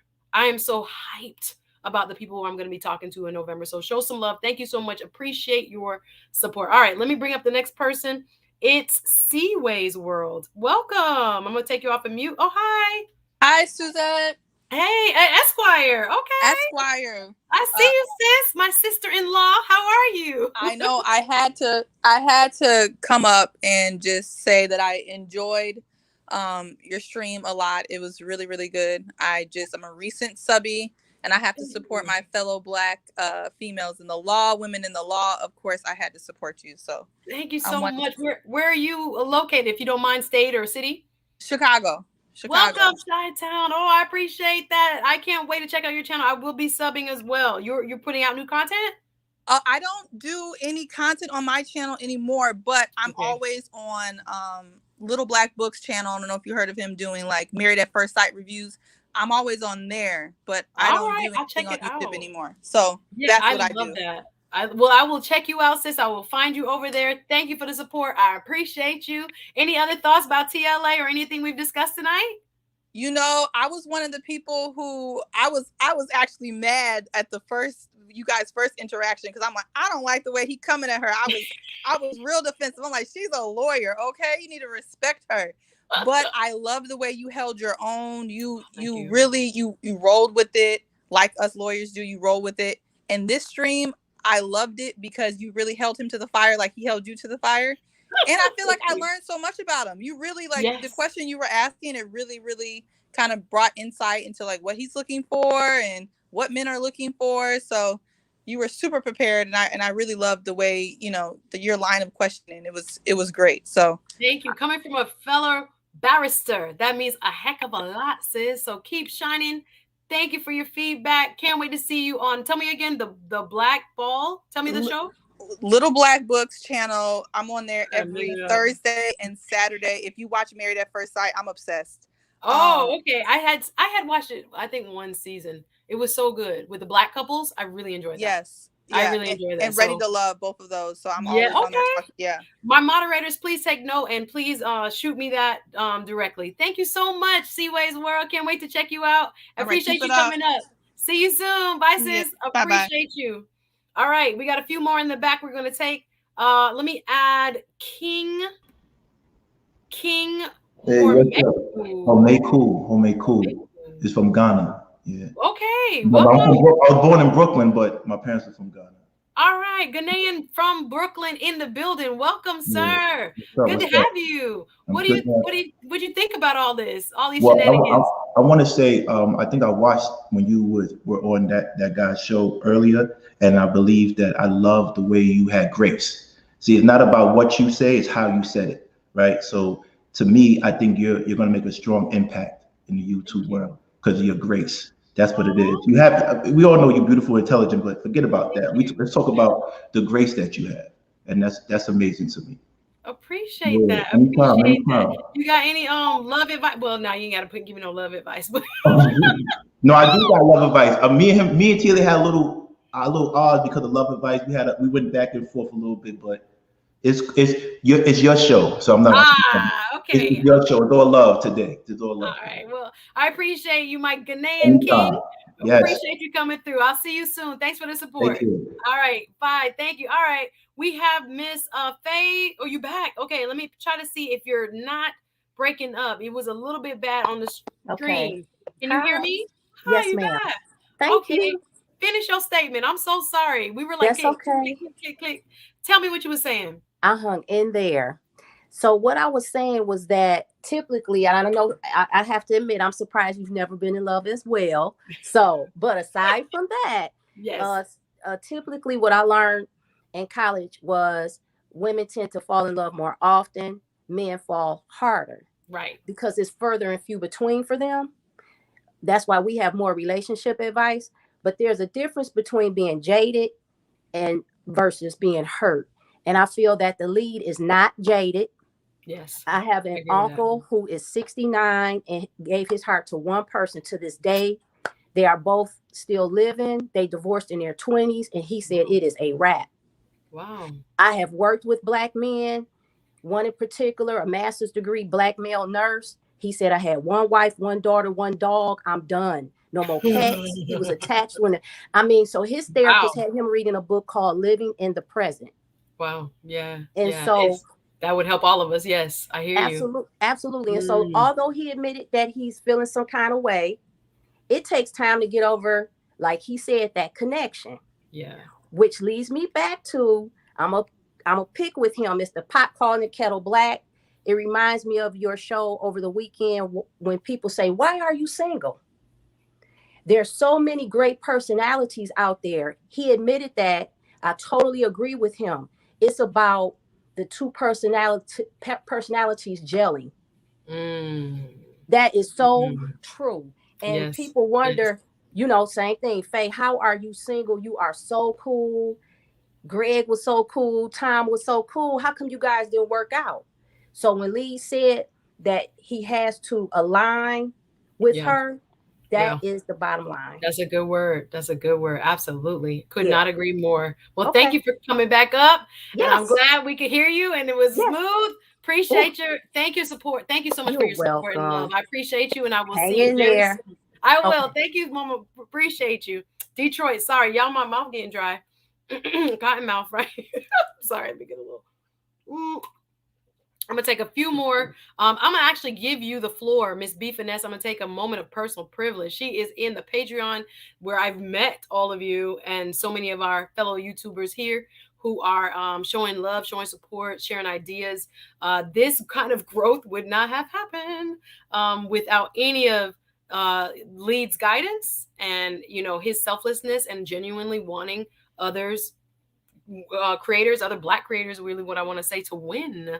So I appreciate you. Let me see you, Miss B Finesse. I'm gonna give you the floor by yourself just for a second. Just introduce yourself to the people and I'll be right back on. Okay, you're gonna go solo for a quick second. Oh, solo, don't get your intro right now. Got a minute. Go ahead. Okay, cool. Hey guys, this is Mrs. B Finesse of millennialfinessemindset.com. I'm just coming off of my live coming show. Suzette Speaks Support. She is awesome, guys. You need to make sure you're catching all her lives. She has a lot of great content. She has different people in the community that come in. I love being in the chat. I love the questions she asked. It is very foundational and very informative. So I appreciate her. She always shows me love, and I just want to give her a shout out for that. I thought it was very interesting what I did catch from the stream. It's imperative that we have these conversations. I love that it was Suzette and the lead attorney together. They both were on each other's platforms. I thought what I caught was very engaging. I like that she asked the chat and she asked her subscribers what were the questions that you guys wanted me to say. I really thought it was very interesting, and I thought it was imperative for you to do. And I tell you this all the time, Suzette. I love the simple fact that you lead with that ideal of grace. And you said that before when you did your pop-up yesterday, that, you know, a lot of you guys, you wanted me to come a certain type of way. You wanted me to be, you know, very combative and confrontational, but I don't feel like I need to do that. And there was an air of respect that I appreciated, that you clarified that, you know, I don't need to do all that. I'm here. I'm going to say what I need to say, and I'm tactful because I do this in my profession. So I really I felt I was like in there cheering for you in the chat when you said that, because, you know, a lot of people just wanted it to be something that was very over the top, I guess you could say. But I love the fact that even in all 3 episodes when you were on there, you were pretty much holding your own ground. It didn't matter what other people thought. You still had held an air of grace, and that's what I keep seeing a lot of people saying. Like, you were just very graceful. You didn't have to be extra. You weren't rolling your head. You know, many people would have just actually cammed off, and they would have took themselves off the screen. Think CLA will put so much pressure on a person that yes, if you're not careful, you'll be like, yes. No, yes. We don't do that. We don't do that. And I appreciate that you made that clear, because I think a lot of people were just like, oh, she was scary. Oh, she was doing this. No, she was doing what she knows works for her, and she held her ground. And look, you guys are here watching her, so it worked. So I'm just really proud of you, and I really appreciate how you extend the olive branch when, you know, when people touch base with you. You know, you are open to just, you know, reach out and help people. So I definitely appreciate your platform. I'm glad that you're doing what you're doing. Once again, guys, make sure you're listening, going back to old videos too. That's what I was doing. I was just some going back people, and looking you at listen. Don't worry, I'm gonna repurpose them right in December. Watch, because I did some good content, and y'all not going back, and y'all not watching the good content from early and this month when I started. But don't worry, they're gonna get it right repurposed right into the streams. Good. Uploaded for December. Don't worry, it'll be brand new to them, and Right, how we'll about get that? you caught up with some of what we've done. I'm talking about some good good speakers and professionals in different areas of mental health and whatever came through already. So I can't wait to, like I said, pour more into all of y'all who will be watching, all of my new subscribers. But don't sleep on some of the old videos. Yes, because we got a lot. I love the ones, Suzette, when you were speaking to the kids. Oh, I was like, that is so I forgot awesome. it was up there until I started seeing people Listen, comment. I'm an educator too, so that touched me the whole right way, because I'm just like, you guys don't realize that you professionals, when you guys get out there and you get these positions, the kids love seeing that, especially when you look like them. So it is really important when you guys do have the time, to even the high school kids, whichever level. When I seen that, I was like all up in the comments, like, this is so awesome. Thank you. So shout out to you for that. Shout out to you. I did go back. I said, I gotta figure out who this Suzette is. I want to learn her. I done subscribed. Let me go back and know the person I subscribed to. So I was looking at your old videos. And I was like, I appreciate so that. A lot of people, because I'm like, people gonna come over here thinking it's one thing, it's something else. Yeah, so I don't know. And they will. And they'll like, stay and learn that you are who you are. And thank you. More, so. Oh, yes, meant to the kids. Yes, they talking about they're gonna go back and watch this weekend. Thank you. Thank you. See, that's what I'm talking about. I appreciate that's it. I just want to come up and and get them give watch you love. hours up. I appreciate it. Oh yeah, you know we're gonna do that for you. On the real, it's some good material, and some of the people I was able to bring on early, I was like, oh, I can't underestimate what this is. I'm gonna definitely kind of put it back out there, a little bits and pieces, and some. I really like that the lady with the she was talking about the marketing. She was talking about how to market the business. I think people slept on that. I was like, oh no, there's some good video, and they're old. Good. And I know, but they're good. Yeah, I trust me. I have some people coming up. Repurpose them, girl. Yeah. Oh no, it will be December. Y'all gonna get a lot of. Y'all gonna be like, why does she look so different? What's her hair doing? Right. Oh yeah, that's me. But it was a good nugget, and y'all didn't watch. But I appreciate so much the love, Miss B Finesse. Thank you for inviting me to come speak on your channel, and as you do your professional panel roundtables, I guess I should call it. I'm excited for you. You also experiencing growth. I know you have a needed voice as well. So I'm grateful that we're doing this thing together. This is what I think, and bringing each other up short term. I'm just 2 months. I'm going into my 3rd month, so I'm new to social media. That's how I feel. I'm younger than you on the YouTube. we YouTube babies. It's all right. I'm just like, people think, oh, you've been here forever. I'm like, oh, been here what? Like, totally not. But no matter, it's awesome to kind of get to travel this road with you and so many other phenomenal creators. So I'm very grateful. Again, thank you, Miss B Finesse. Y'all check out her channel. Show her some love. Drop it in the chat, please, moderators. And I got one more in the back. I don't think nobody else want to come up. Thank you. I appreciate you. Last call for out. No, last. Y'all know what it is. I appreciate all the people who've been rocking with me. This stream has been epic. Yes. Support Black media. Support Black creators. We have a voice. We need to share. You sub to B. Ms. B, please do. Please, last call for anybody else who wants to come give their feedback, say their little piece. Thank you again for my Cash App super chats. I'll definitely be recognizing you. I think I'll have to put it in as a banner or something. If y'all need the Cash App, let me throw it up there one more time. Last call. OG Patrice, I see you. OG Patrice is in the back. I think that will be my last person. I want the feedback. You guys, obviously, we do it for you and what the community thinks and where the community wants us to go. I think we have to be very sensitive to. So I appreciate y'all. And last but not least, I got a couple more. Okay, I see you. One person came in the back. I don't mind it. All right, adding you now. OG. Hey, how are you, Miss Suzette? Good. How are you? Been seeing that name all the time. How are you? I'm wonderful. Listen, I did not get to see the show because I was on Miss B Finesse's panel, but I am going to rewind it. I just want to know, honey, did you have him in the hot seat? Did you ask all the juicy questions? You know I did. They say I did. So you can ask the chat, but they said I got to a lot of good nuggets. I think a lot of people think they know TLA. I learned more about TLA from it. So I hope you will enjoy. He was looking at me sideways, but he was very transparent also. When he was just like, listen, I like, 5, 6 or less. Doesn't have to have top heavy, bottom heavy for sure. Nice feet, period. Oh, wow. Then got to the personality being the most important thing. I think a lot of men will actually, and women will benefit from that. Talking about the compatibility of personalities being one of the main reasons why people get divorced. And he gave us a lot of insight based on his practice. Because I was like, I wonder if there's just 1 or 2, 3 top reasons that people get divorced. And when he started talking about it, he was like, nah, it all goes back to this compatibility in terms of your personalities. And I was very eye-opening. So yes, there were lots of personal nuggets as well as good, professional insights as well. So I hope you will enjoy when you watch. Good, I am. And I also watched one of your older videos as well. I was watching the one when you were working out with Miss Michi Wilson. And I was like, oh yes, my gosh, I was like, she looks so different, like your hair and everything. But it was kind of cool to see. So I will be doing that. I've been subscribed to you for a while now. Yes. So, but I just want to tell you that, you know what, it's so nice to watch good, positive Black women like you, Miss B Finesse, that have a positive platform and is doing wonderful things in these YouTube streets, hunty, because let me tell you, it is a mess going on out here. Stay positive. Thank you. Get the best out of it because, listen, it is really, really an awesome community that we have. It's some wonderful men and in some wonderful women. So I wish you much success, and I will continue to watch. And I'm definitely going to play this replay because I got to see what Mr. Lead Attorney has to say, and did he answer these questions to your satisfaction? Because we gonna hold him in that hot seat the same way he did you, right? Yes, please.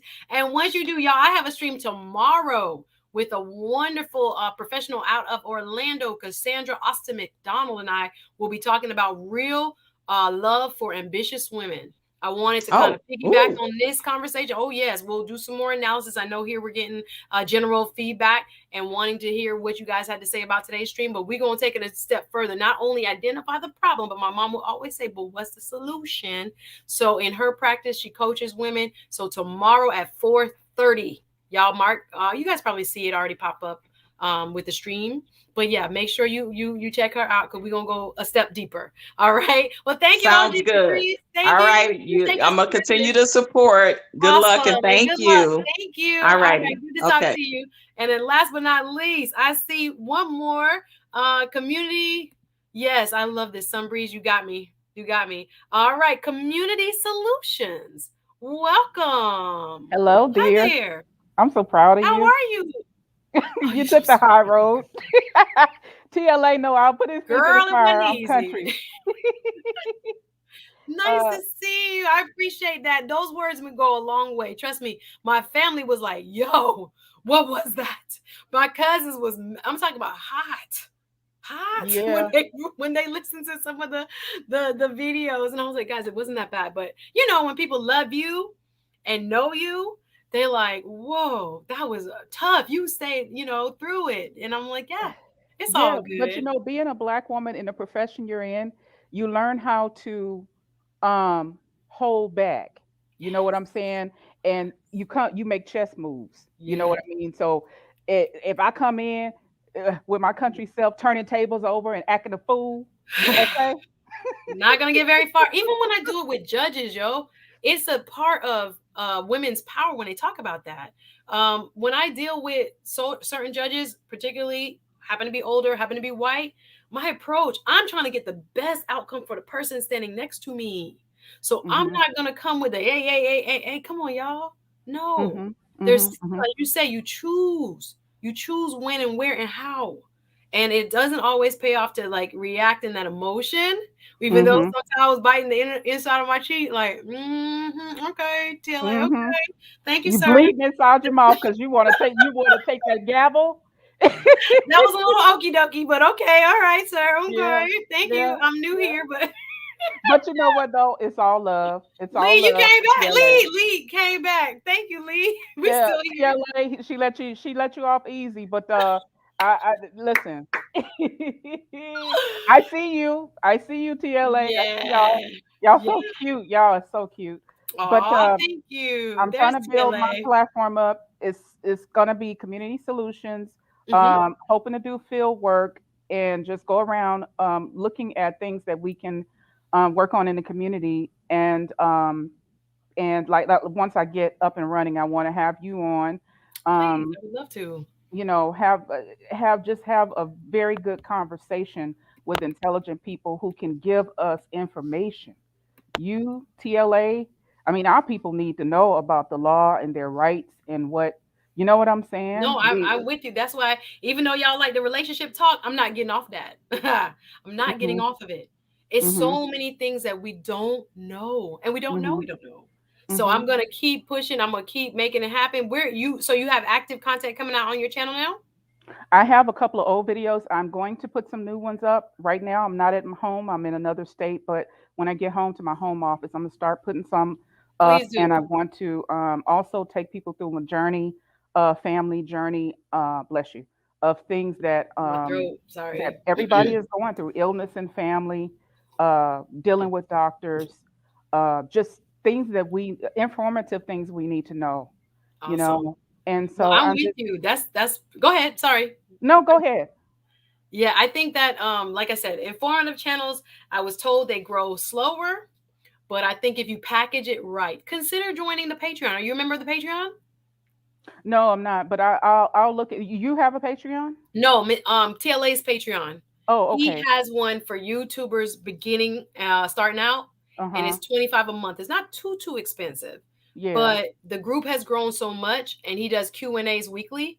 That helps us learn from one another, just so you can understand some of the tricks of the trade that have helped me, and Right. can help your growth and get you in front of eyeballs. Let's put it like that. Right. Right. So he learned, so we can, he walks so we can run. So Right. definitely Right. consider it. My But little I 35 can't wait to see. Am subscribers. I subscribed? I'm gonna look for your channel now and make sure I subscribe or drop it in the link. If one of the moderators could drop her channel in the link in the chat. See, this is how I know I'm about to go. Drop her channel link in the chat. How about that? Any other Yeah. final comments before dinner? No. TLA say he went No, and had dinner. I'm hungry. I'm That's gonna let you go. I know your bladder is screaming and you want something to eat. Y'all blood sugar is low and everything. So, yeah. but I yeah, appreciate you. great, I great appreciate show. you. And I Thank just love the you. way y'all converse without, the ugliness, you know what I'm Yeah. saying? The male Don't have female to. war. I hate Mhm. that. Yeah. So No, I anyways, know take good myself. care. Yes, thank you. And I'm gonna just continue to be myself. You too, sis. Thank you Okay. very Have a much. good one. Take Bye-bye. care. Appreciate you. Thanks for coming up. And I see last but not least, RCC7 to Detroit. It's in the building. What's up? Oh, I can't hear you. Hold on. Let me put on. You're unmuted. Yeah, turn up your mic, please. Can't hear you yet.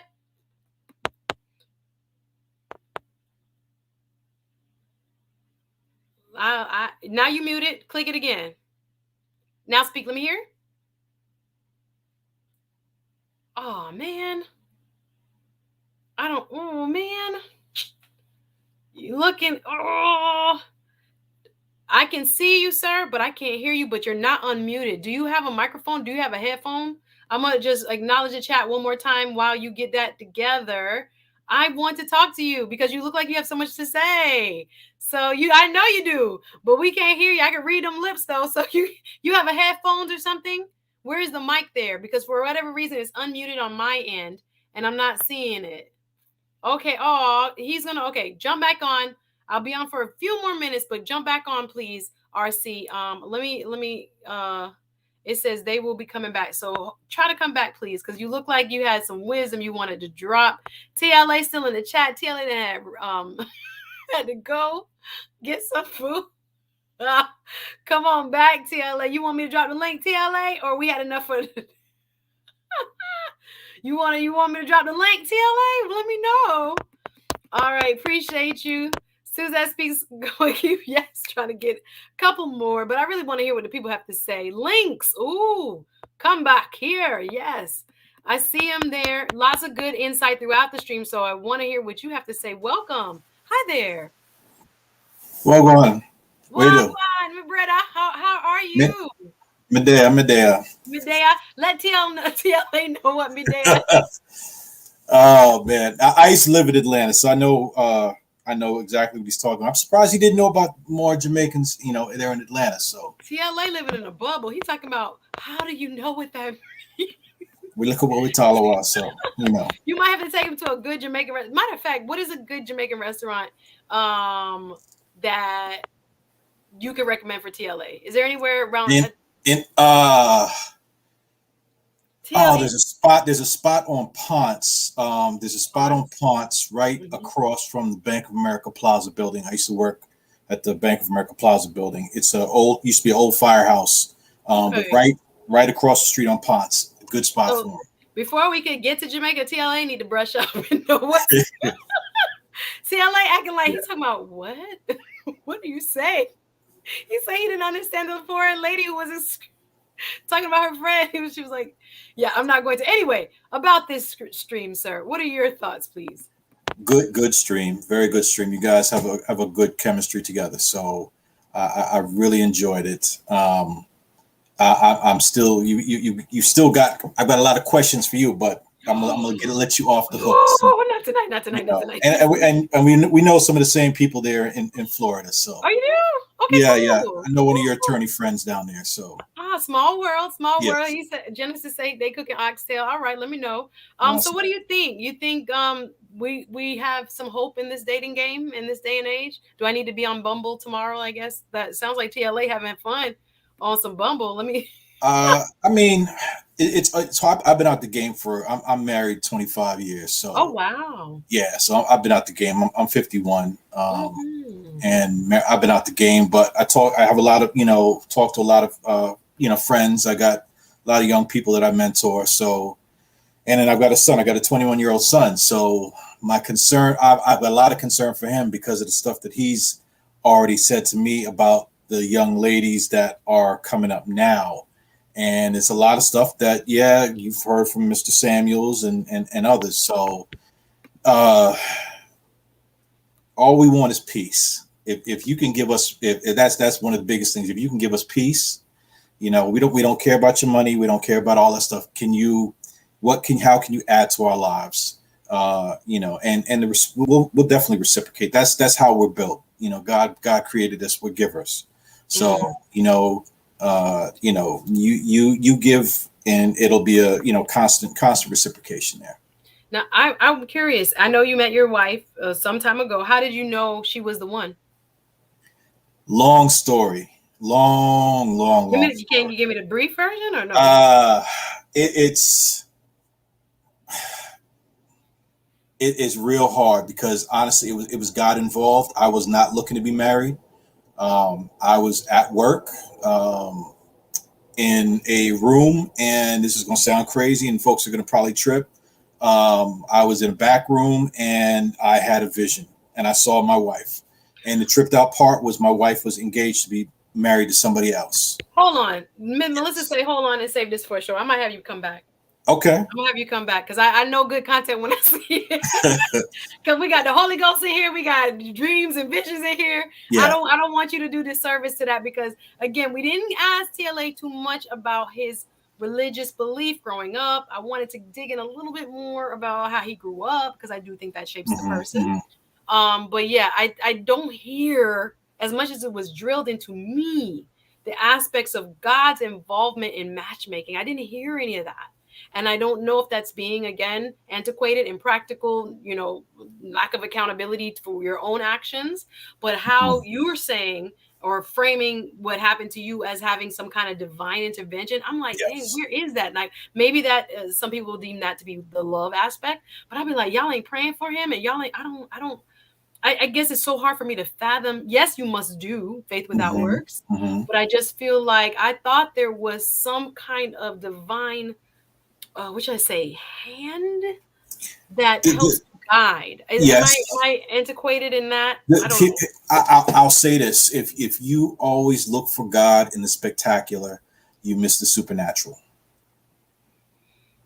Okay, let me. The word is, if you break the word down, the word is supernatural. So God does more things that happen in our lives that appear mundane, normal, and they're actually things that are supernatural that you may not even realize till days, months, years later. Then you look back. You look back on your life and like, oh wow, he was there, he did this, that, whatever. So let lead attorney talk about, have him talk about it. All right, you gotta give me the Shanta version.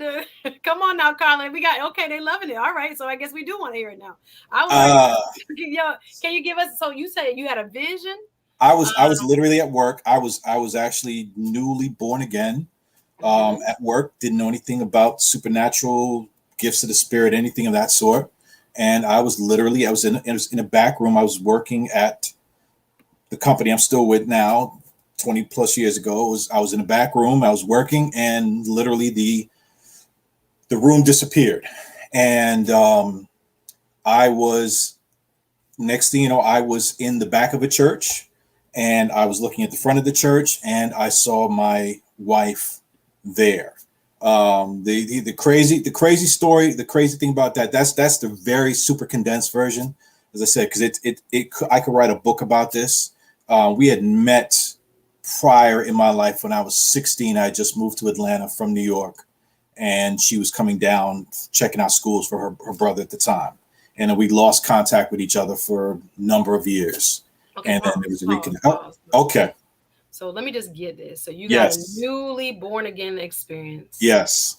You have a vision while sitting in an office where your whole office disappears. You are drawn to a church, and you are drawn to the front of the church, and you see your wife's face. Yes. And it was this woman who you knew from 16 years before? Yes.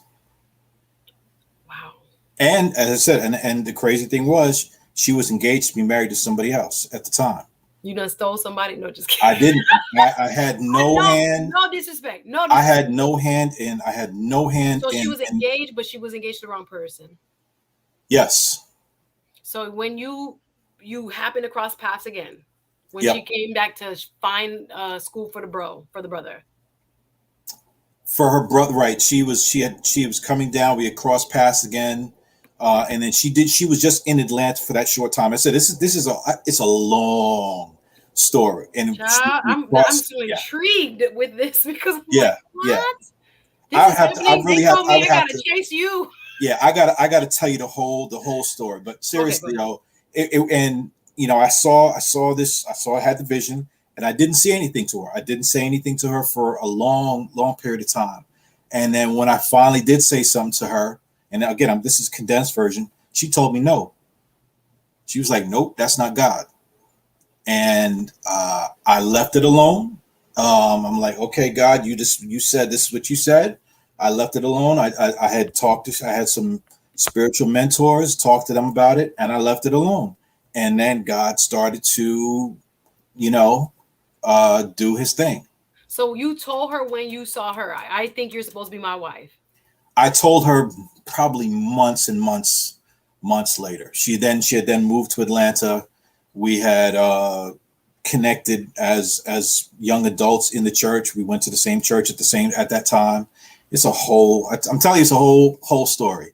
I'm lost for words. So you, in this vision, did somebody, an angel or something, speak to you, or you just saw her face? No, I just saw her. Basically, I saw her in her wedding gown at the altar as my wife.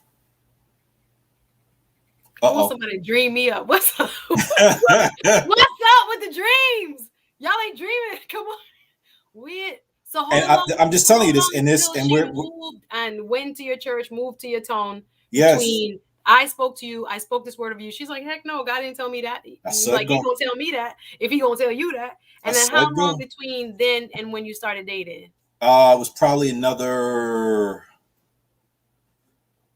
maybe a year and a half, 2 years. And I was seeing people dating, trying to date, whatever, but it just never didn't work out with anybody else. And I said, we're here married 25 years later. Wow. So when y'all came full circle that year, was her heart then open for you? Oh yeah.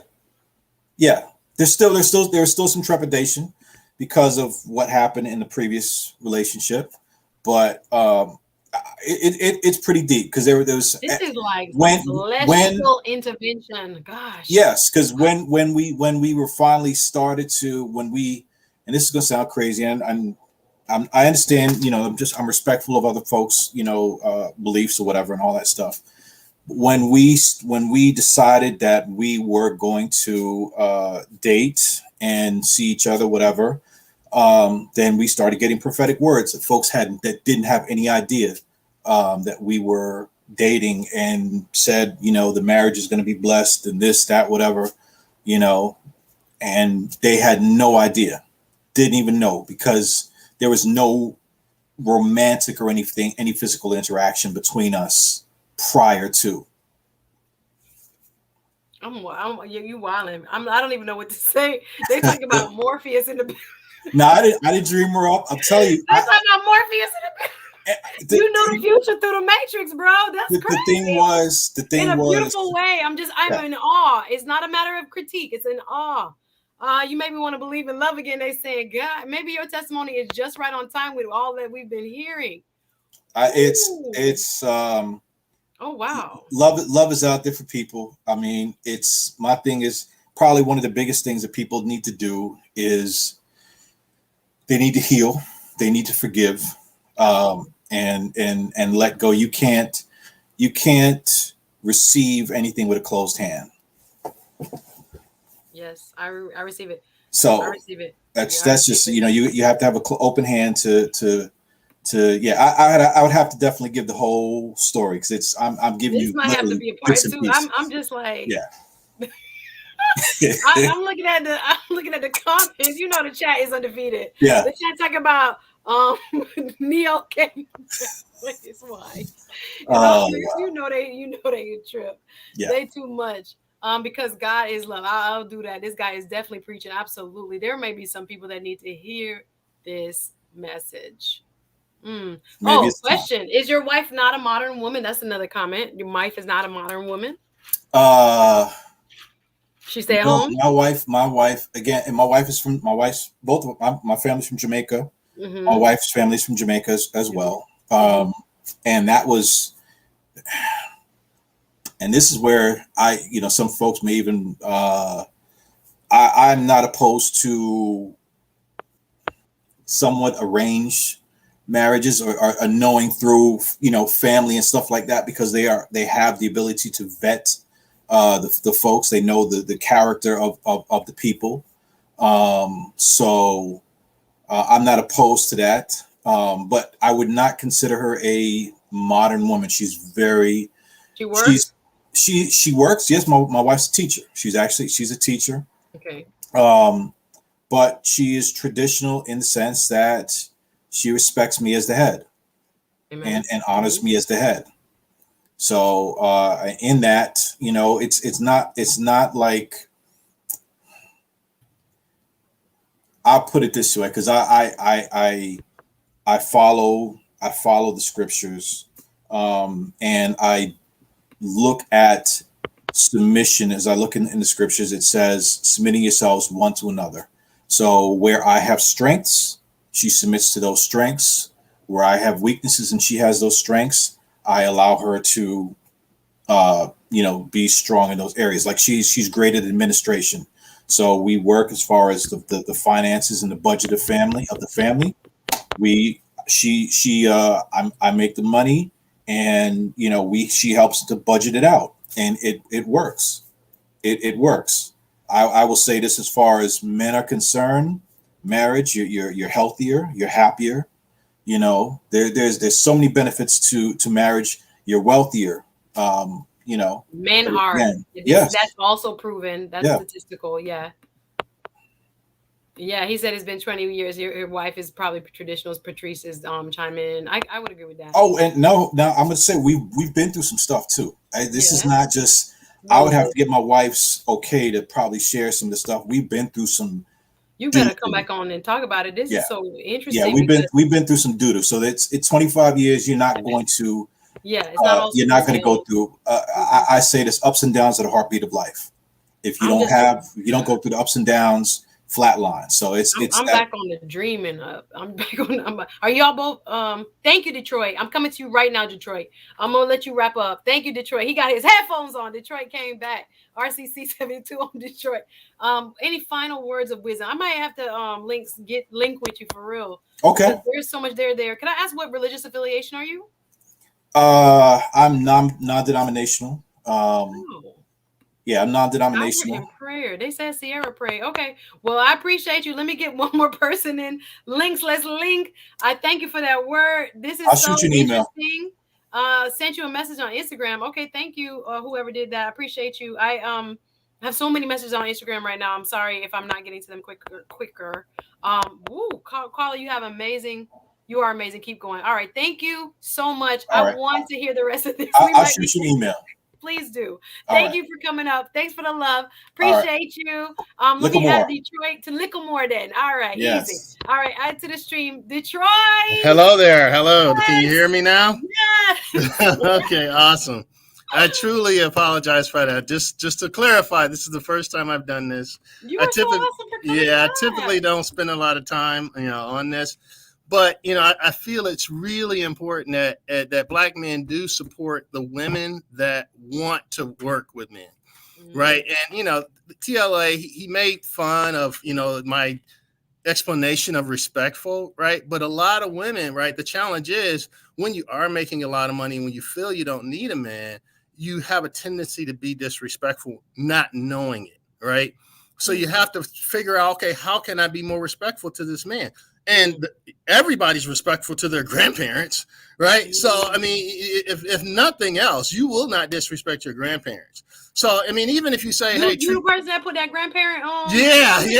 And I'm the weird dude. Yeah, I'm the weird dude. I was so grossed out by I know. But you have to figure physical kissing on the mouth. I was like, no, it's not a kissing. But when you see your grandparents, you straighten up. Oh yes, you don't listen. Yeah. You got to be on duty. I really believe that. And it's hard to explain, right? Because you can say, "Oh, treat them like you'll treat yourself," but not everybody treats themselves right. So I had to figure out a way. Okay, what could I put in there? Don't just pause. You just said a whole word. Yeah. Because just because you say love them like you love yourself, half these people don't love themselves. They don't. I don't mean it in a disrespect, but I'm just saying from what I see. I meet men. No, sometimes I want to be like, brother, we just need to go through and just rub on your heart first. Yeah, before you talk about what you want to build with me. You can't build nothing with me. No, but if you look at. But if they came to their grandparents, they'll straighten right up, exactly. Right? That's a word right there. Yeah, love thyself first, and then you can move on. But go ahead. And men want to worship the ground women walk on, but it's hard. Yes, old but it's school men or new school men. Everybody? I think everybody. But the problem is that you take advantage of it, right? You're disrespectful, right? All these simps. Right, that's in a man's nature to worship. Look at they know I can grab my blouse. Right. It's in a man's nature to provide and care for his family. So your sole goal is to make sure everyone in your family is happy. Men die. Men jump in front of bullets. Men stress themselves out to make sure their family is taken care of. We love our families and we want to, but it's being taken advantage of, and now they're identified as simps. Let me offer. I think those type of men are meeting or choosing the wrong kind of women. True, and but maybe they the type are of women not. they should be with don't fit the criteria. Right, but they need to be women need to be respectful, right? Oh, I'm not disagreeing with that. Yeah, All I'm saying is they ending up with Foot Locker chick. True, and then mad that Foot Locker chick step on that heart and play them games. Yeah. But then you got chick over here. You ain't worried about the degree. I hear you. Okay. That's over there, ready to commit, ready to yield. I've been married, right? My ex-wife, she made more than me. But it's hard to respect someone, right? When you're making more than them. You're an attorney. It's going to be a challenge for you to truly respect someone just because you may not subconsciously. How you gonna throw that on me, bro? How you gonna throw that on me? Only so you can relate. And like I said, my ex-wife, she made more than I did, right? But and a lot of the women I dated. Wait. Let's talk about your ex-wife. You won't talk about me, please. So right, I've dated attorneys. I've dated accountants.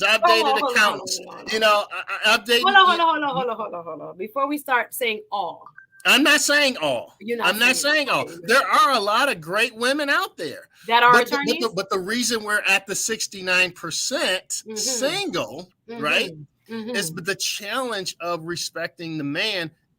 Completely independent of how much money, who makes what. You know, you have to respect the relationship, and the only way you can respect. You telling me black women not going to respect you? I've experienced that on numerous occasions. These are my sisters. And let me ask you, why you think they don't respect you? I think they think, hey, I did this, I did that. You know, it's like I'm better than you in some way. I'm like, dude, I have two degrees. I own my own business, and it's still. But why they putting you down, bro? This don't add up. I honestly don't know. This not adding up for me. I'm telling. It's not adding up for me. You talking about family as well? Disrespect. What for what? Where are you? Detroit, you say? Yes, it's in my name. Yeah. And grew up in Detroit. Born and raised. Yeah. I don't know what they doing up there, but that's not what we doing it here. You feel that way? I'm glad that you feel that way. That the women in your life not building you up. Not showing me the respect that I feel I deserve. What did you do? What do you mean? You be disrespectful? I've been called an asshole on numerous occasions, but you have to be careful when you call someone an asshole. My definition, an asshole's job is to get rid of shit. So you're probably, dealing with someone that's full of shit if they're calling you an asshole. And if I feel like I'm being attacked, then it's gonna come back. You're gonna try to defend. Okay, Am I submissive? Not any stretch of the imagination. I don't think you should be. Exactly. But when you aren't, and women feel that, hey, I've accomplished this, then you should be submissive to me to some degree. Then therein lies the problem. That's not where we are. I don't know where you've been, and I don't know what you've experienced. Okay. But I can only speak for myself. But that's probably why we're at the 69%. I hear you. Right? And I'm not negating your experience. I can hear it. I'm not even. That's why I go to the 69%. 69% single. Feeling that I need someone on my level. Really? Okay, if I'm not on my level, how are you treating the guys that are below your level? Right? It's challenging, right? Men have always dealt with women below their level. That's not an issue. That's never been an issue. But women don't understand. When you're making that money, you should almost expect to deal with someone below your level, because men have dealt with that for ages. What do they mean when they say below their level? What they mean? I don't understand what they mean. How many women say I need somebody on my level? You typically mean you want someone making the same money as you or more. But you sound like a professional, so you're not finding those type of women? I find them, but it's that competition thing, right?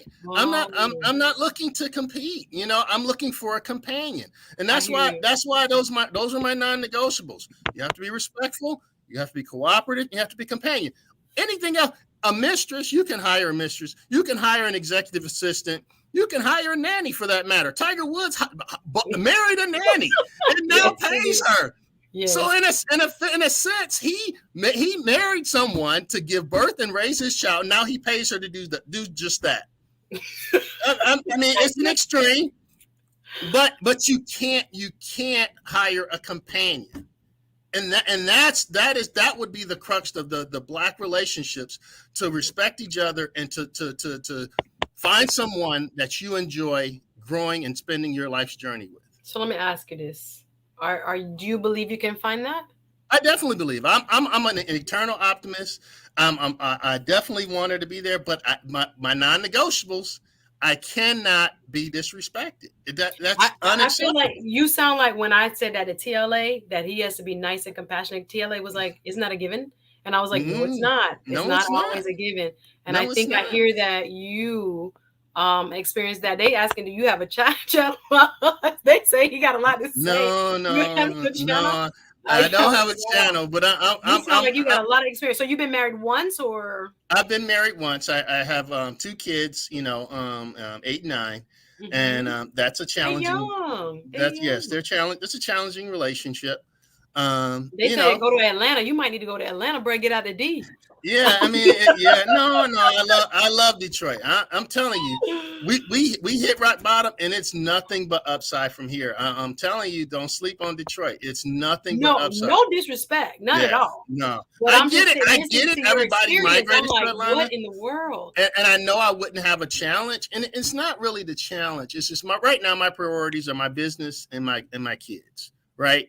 So if that person doesn't align, right, just like TLA say, if it doesn't align with my purpose, right, I'll do $500,000 this year, and I can easily get to $1 million if I get a multiplier, i.e., my wife. You need to get on a dating app, sir. You sound like you got some good qualities, but then it sounds like, do you feel like your heart is healed enough to find somebody else and not hold her the next person responsible for what the last person did? Like I said, I truly do, right? Because ultimately, all I'm actually. Or you have, because it don't. No.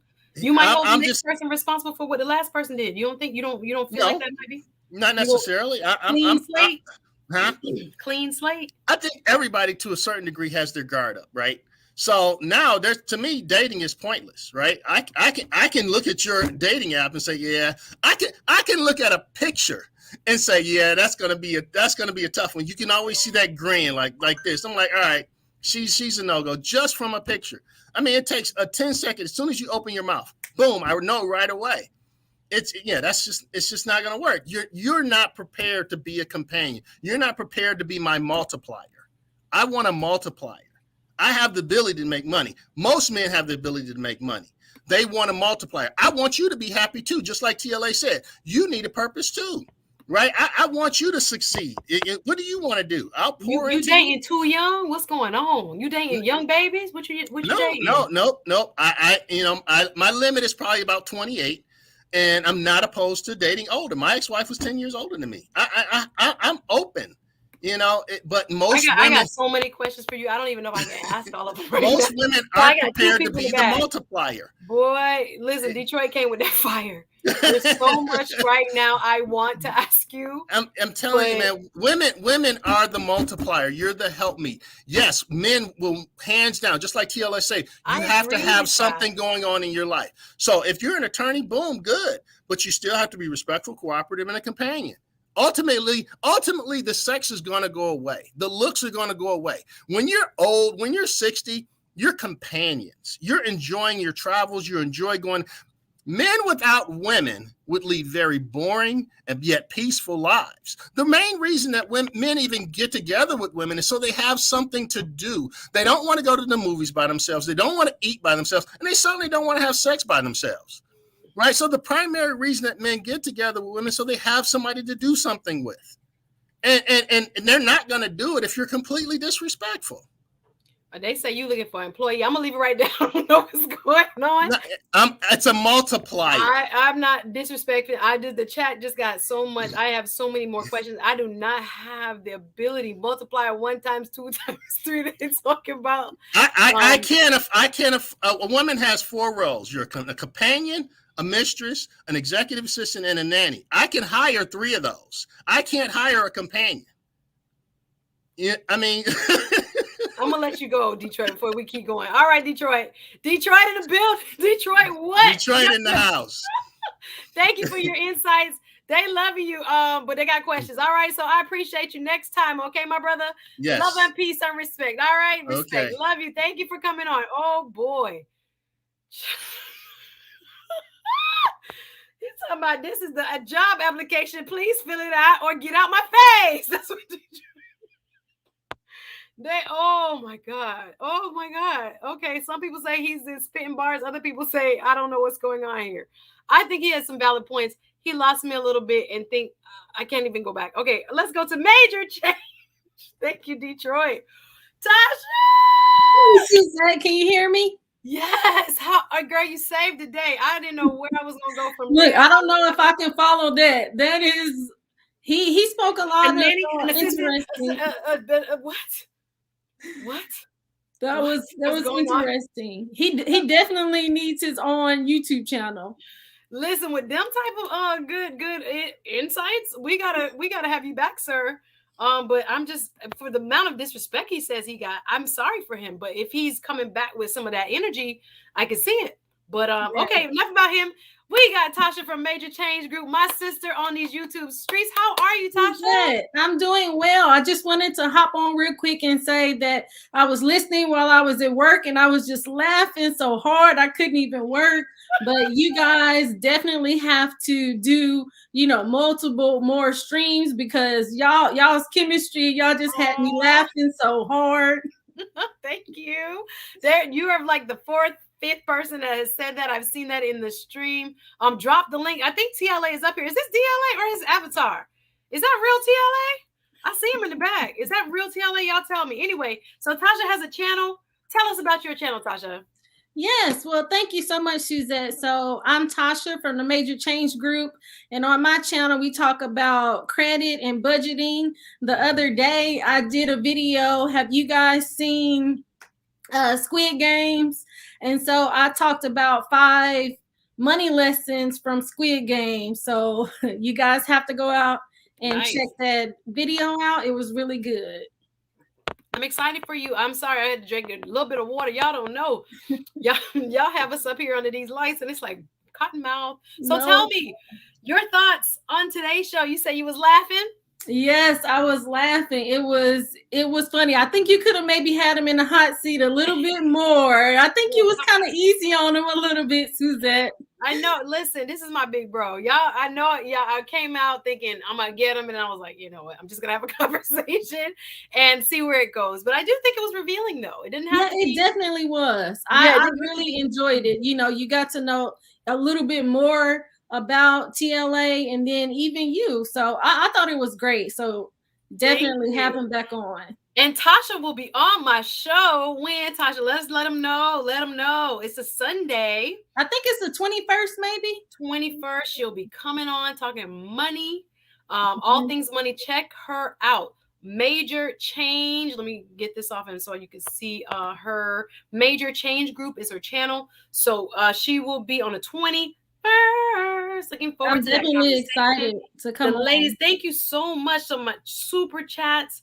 Roland Crosby, thank you very much for the love, y'all. Again, I'll be acknowledging all super chats from my Cash App because I'm not monetized yet. So it was so funny because I was trying to send you a super chat and I was like, where is the super chat button? I'm calling my Cash App people super chat because that's all I got, right?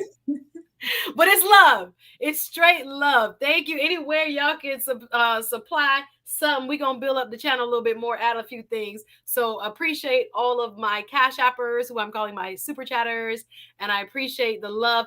Tasha, thank you. Any final words? I will be seeing you on the 21st. You'll be on my channel. No, thank you so much. This stream is really good. Your channel is amazing. I want to say Saturdays stream that you had was really good as well. So like you, I don't necessarily talk about relationships on my channel, but I really do like the streams that you've had in these different. Sorry, I was trying to mute myself and I'm sorry. No problem. But I definitely like these streams that you've had on relationships, because one thing that I did like that TLA was saying is that, you know, because some people even in the chat was saying that he's not necessarily saying so much about what Kevin Samuels is saying. It does seem like he's open to marriage, which is great, and he has a lot of good perspective about it. So I definitely think he almost needs to write a book maybe on relationships, because I think he has a lot of good gems.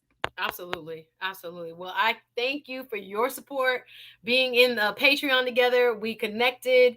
Like I said, she'll be on the show Sunday the 21st talking money. She has an excellent channel. If you want to learn about credit cards, all kinds of stuff over there.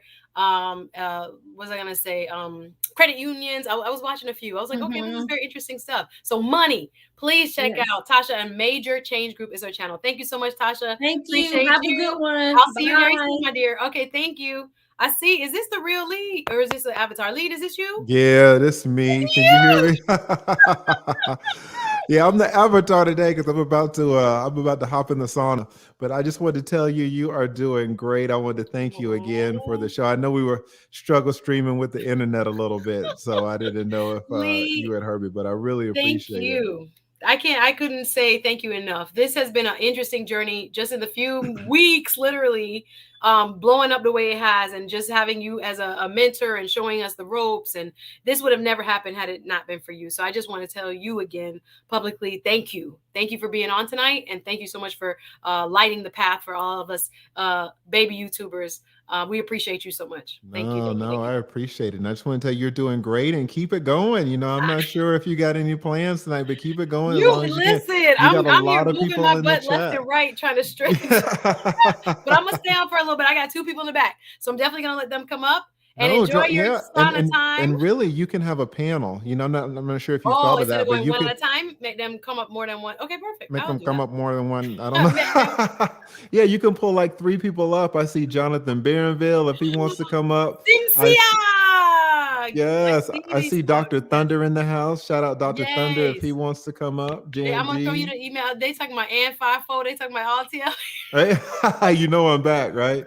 So yeah, have a panel up and have a discussion. That way you don't have to work and the people can kind of talk and you can kind of listen and join in. But you know, when you have so many people in the chat, you absolutely want to keep it going because this is really going to help you out on your watch hours as well. They talking about Lee. This ain't your show. Right? And that your voice got deeper. I love it. Y'all so funny. Anyway, Lee, I'm gonna let you go.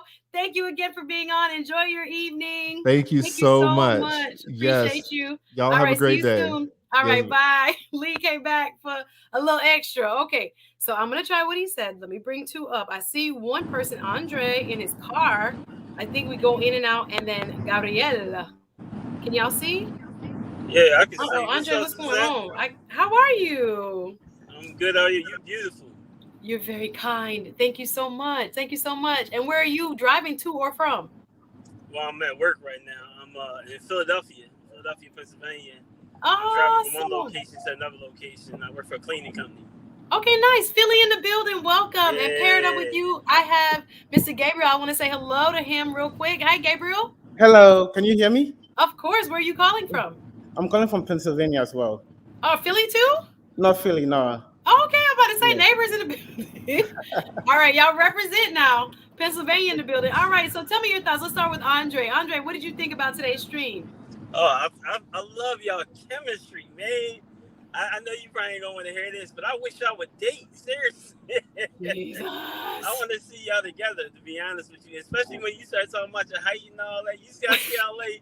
He perked up as soon as you said 5'4". He said 5'4". Oh, what the hell going on?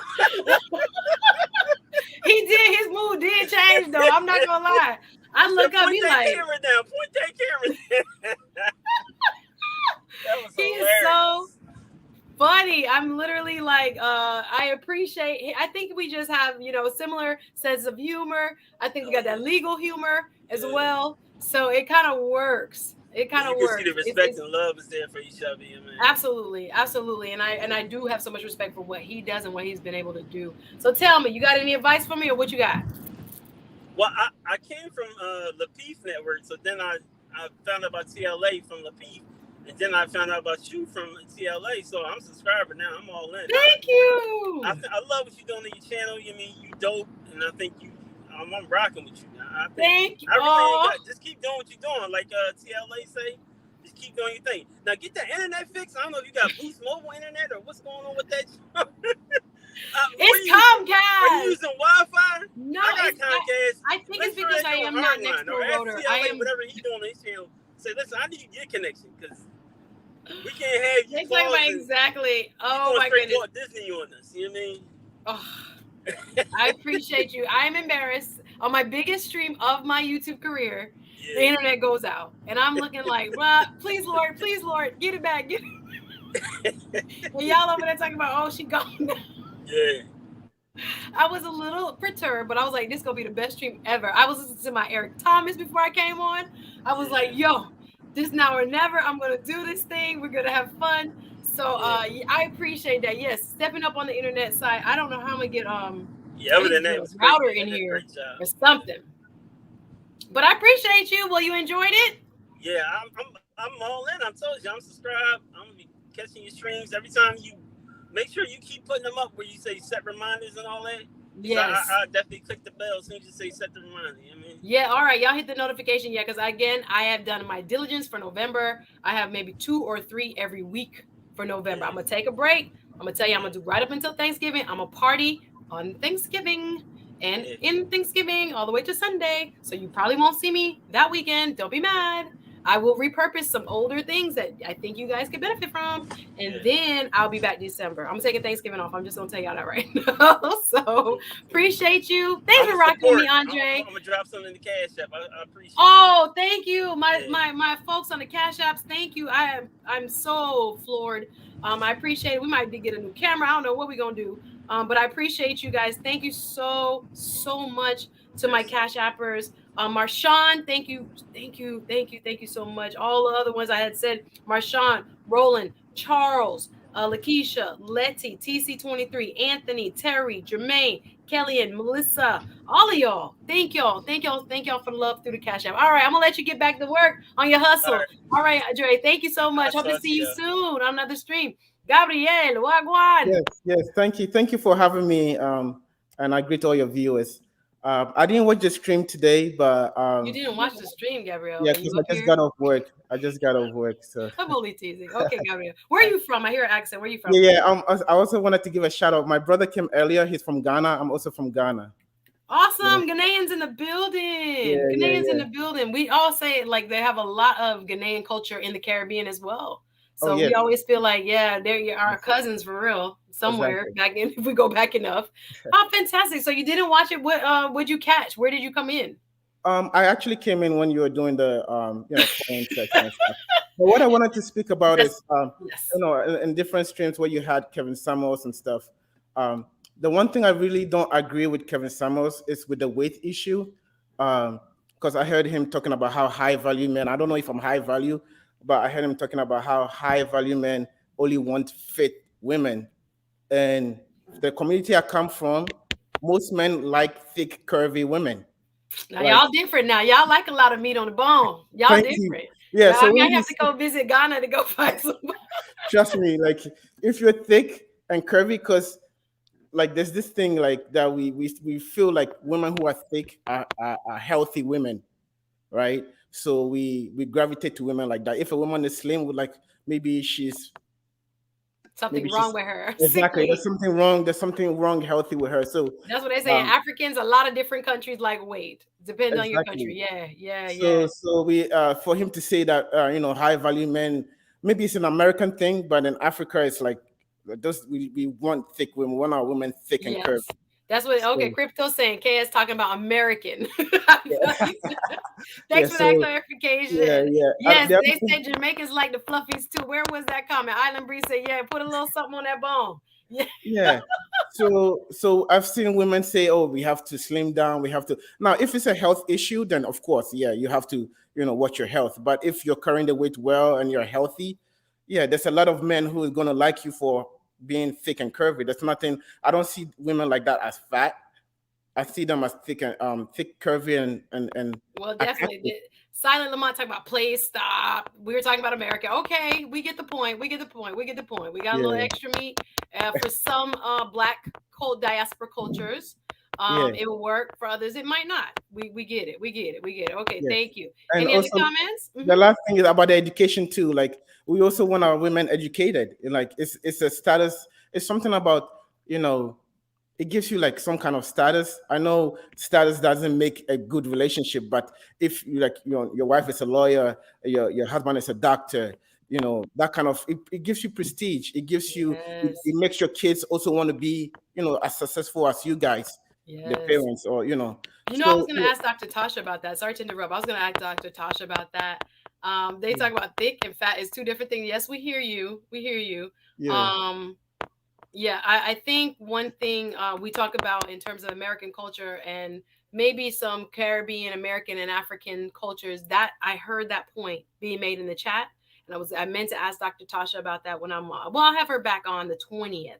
So yeah, certain cultures do want or do prefer degreed people. As you said, they love saying, I'm a doctor, my wife's a doctor, and I got it, from Harvard or wherever. Exactly, yeah. So the fact that like your men don't need your education, it's not true. Some men will only date women who are, very well educated, doing well for themselves and stuff like that. It's just that most women who are very educated don't have the feminine aspect as well, and that's what caused the problem. That's my heart's work right there. My heart's work.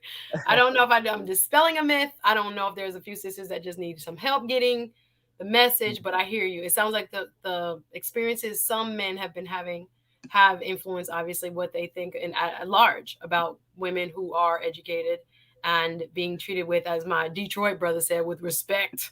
Don't disrespect. Okay. And that doesn't mean the men doesn't have to love. Like men also have to love their woman. You have to show her the respect. These days when you do all those things, they call you a simp. But there's some things you have to do. Like you can't expect the woman to do everything. You can't expect you also have to give something. If you don't do that, then it's not going to be a healthy relationship. Ichi says, I like an educated woman, but not a woman who allows her education to forget who she is or where she comes from, or I guess, and also to allow her to not be disrespectful in any way to her partner. I guess that would be also. Femininity is impacted by environment. I would agree. Very cool. Very cool. Any other points from you, please, Mr. Gabriel? I think that's it. Thank you for your show, and thank you for doing a great job and having me. Thank you, Mr. Pennsylvania. I hope to see you back and definitely watch from the beginning. I think you will enjoy some of the. Okay, thank you. God bless. All right, Simsia, am I saying it right? Yes, you are. Can you hear me? Of course. Welcome. Where are you watching from? I'm watching from the Raleigh-Durham area, the Triangle. Okay, thank you. All right. How'd you enjoy, or what did you enjoy most about the stream, or what did you think about the stream?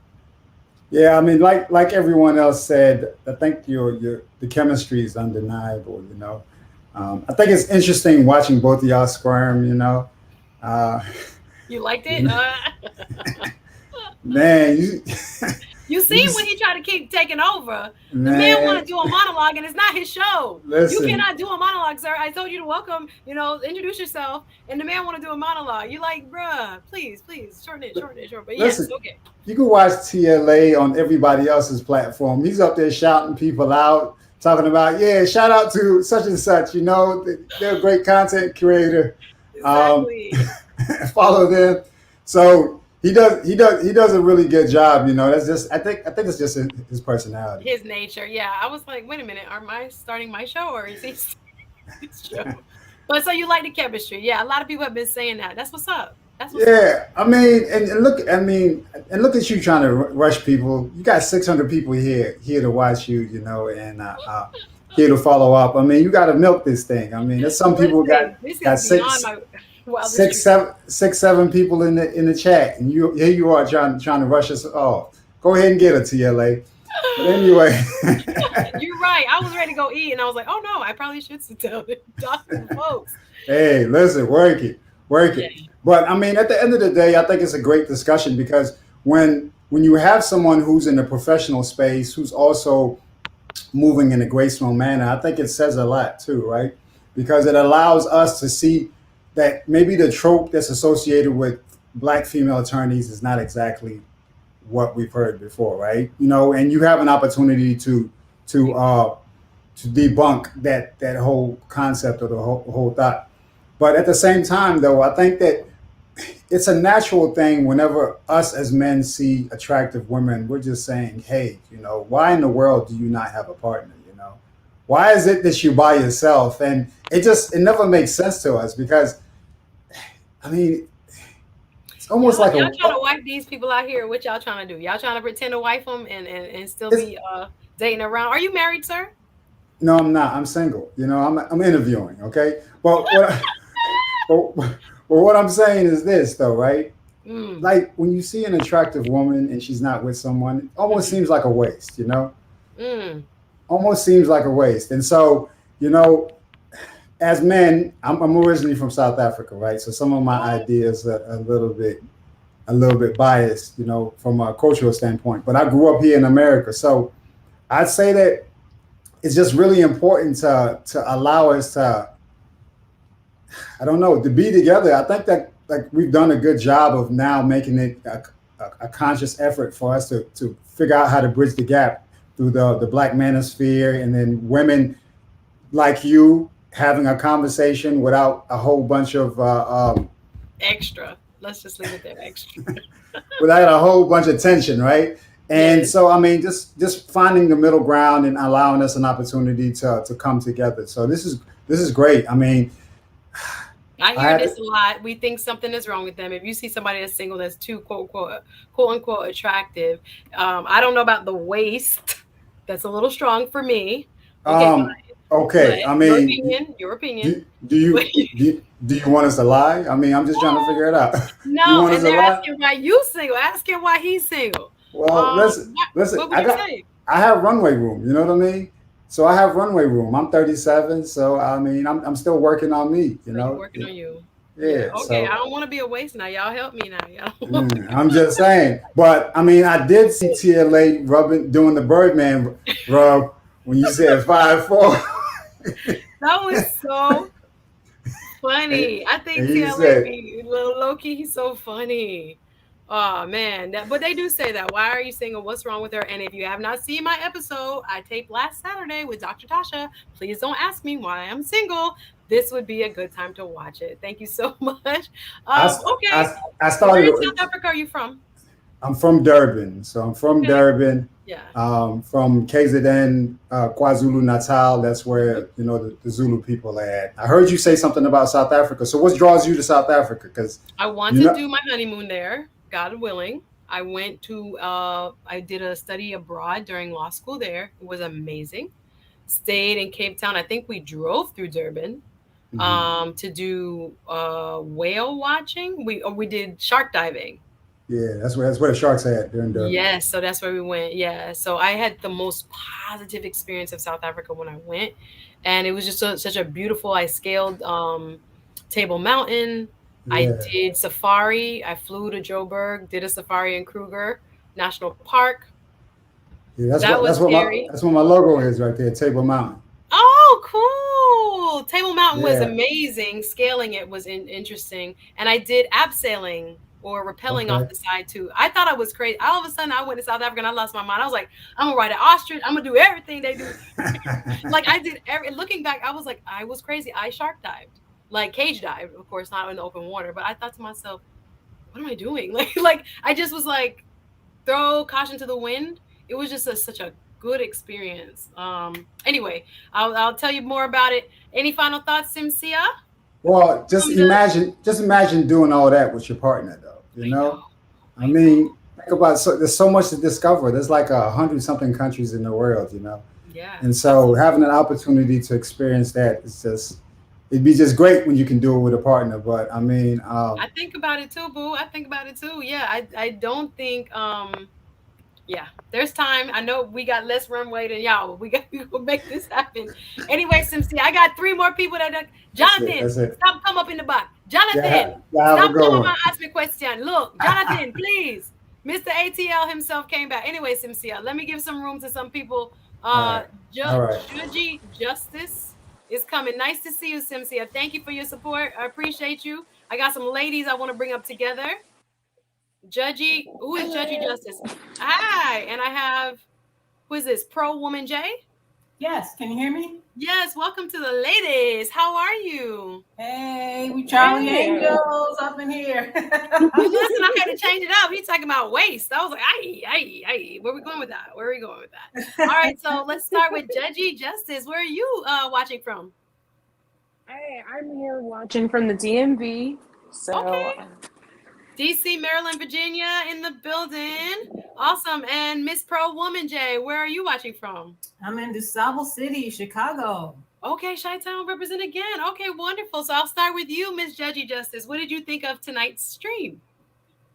I really enjoyed your stream with TLA. I usually watch you guys on his channel, and I've been subscribed to your channel. I just never catch any of your lives. No problem. It just never works out. But one thing that I thought was very interesting about you guys is that I want to know when the wedding is, and if the YouTube family is invited. No, I'm not gonna put that pressure on you. I just have to mess with you a little bit. TLA heartbroken and trying to heal himself. Praise God. For TLA doing the work on himself. Praise God. But I appreciate it. I really enjoy you guys' banter. You know, it's really fun, and it's like, and honestly, it's really refreshing compared to the other platforms where there's a man and woman talking, because you guys are, you guys respect each other, and it's not like someone's trying to come at each other. It's like you guys see each other as equals. So I really appreciate that, and I appreciate that positive imagery that we need out here, especially with everybody and their grandmother having a channel now. So. Yeah. Well, I appreciate it. That is a tall compliment coming from a lady who I'm sure has seen it all over, other people's channels and all that. We try. We just being ourselves. I'm grateful for that. And I'm grateful for, again, him extending the invite and now accepting mine. So it takes 2 to tango, and he was okay with, letting little old me come over there, even though he tried it that first time. I still love him though. You see what happens when we have forgiveness and grace for our fellow human beings. But no, it's been a crazy ride, guys. This is wild. So thank you for that. I appreciate you. Any other thoughts before I go over to Miss Pro Woman J? No, that would be it. Thank you so much for having me on. I appreciate it. All right, appreciate you coming up. Thanks, sis. And Pro Woman J, what you have to say? Tell me. Yeah, real quick, girl. I didn't see the stream. I'll have to go back and watch it. I caught bits and pieces of your other ones on TLA's channel. And let me just say a couple of things, because I thought, first of all, you were a class act. You look up class act in the dictionary, and there your name and your picture would be. And I was even writing some of the comments. She's too classy for this space. Run, Suzette, run. So I'm hoping that you can bring some class and a neutral platform to this space where we can have just some honest conversations that don't result into combat and full combat and disrespect, which happens too much. Yes. I think that TLA was exemplifying the immaturity that you spoke of when you said that you run into immaturity and people be wanting to have sex. And then he started talking about when a man see a beautiful woman, he want to hit it, and how long before somebody hit it. I think he, kind of lapsed into being immature, which is what you were speaking of. And then every time you would speak of your experience, they tried to make you wrong, but you handled it with so much class and grace. It was just, it was hard to watch, but you were classy throughout. And then Kevin Samuels comes in. He moves the goalpost. He said black women don't fight for black men. You give an example of them fighting, then he says, no, not that. Moves the goalpost again. He's a whole nother discussion. But I just wanted to say, one thing I noticed too is that you got treated with an ism. and I think it's singleism. I'm going to put a link in the chat to an article because singleism is like an actual thing, like racism and capitalism and other kinds of isms. There's a real thing about single people being treated differently, just for the fact of being single.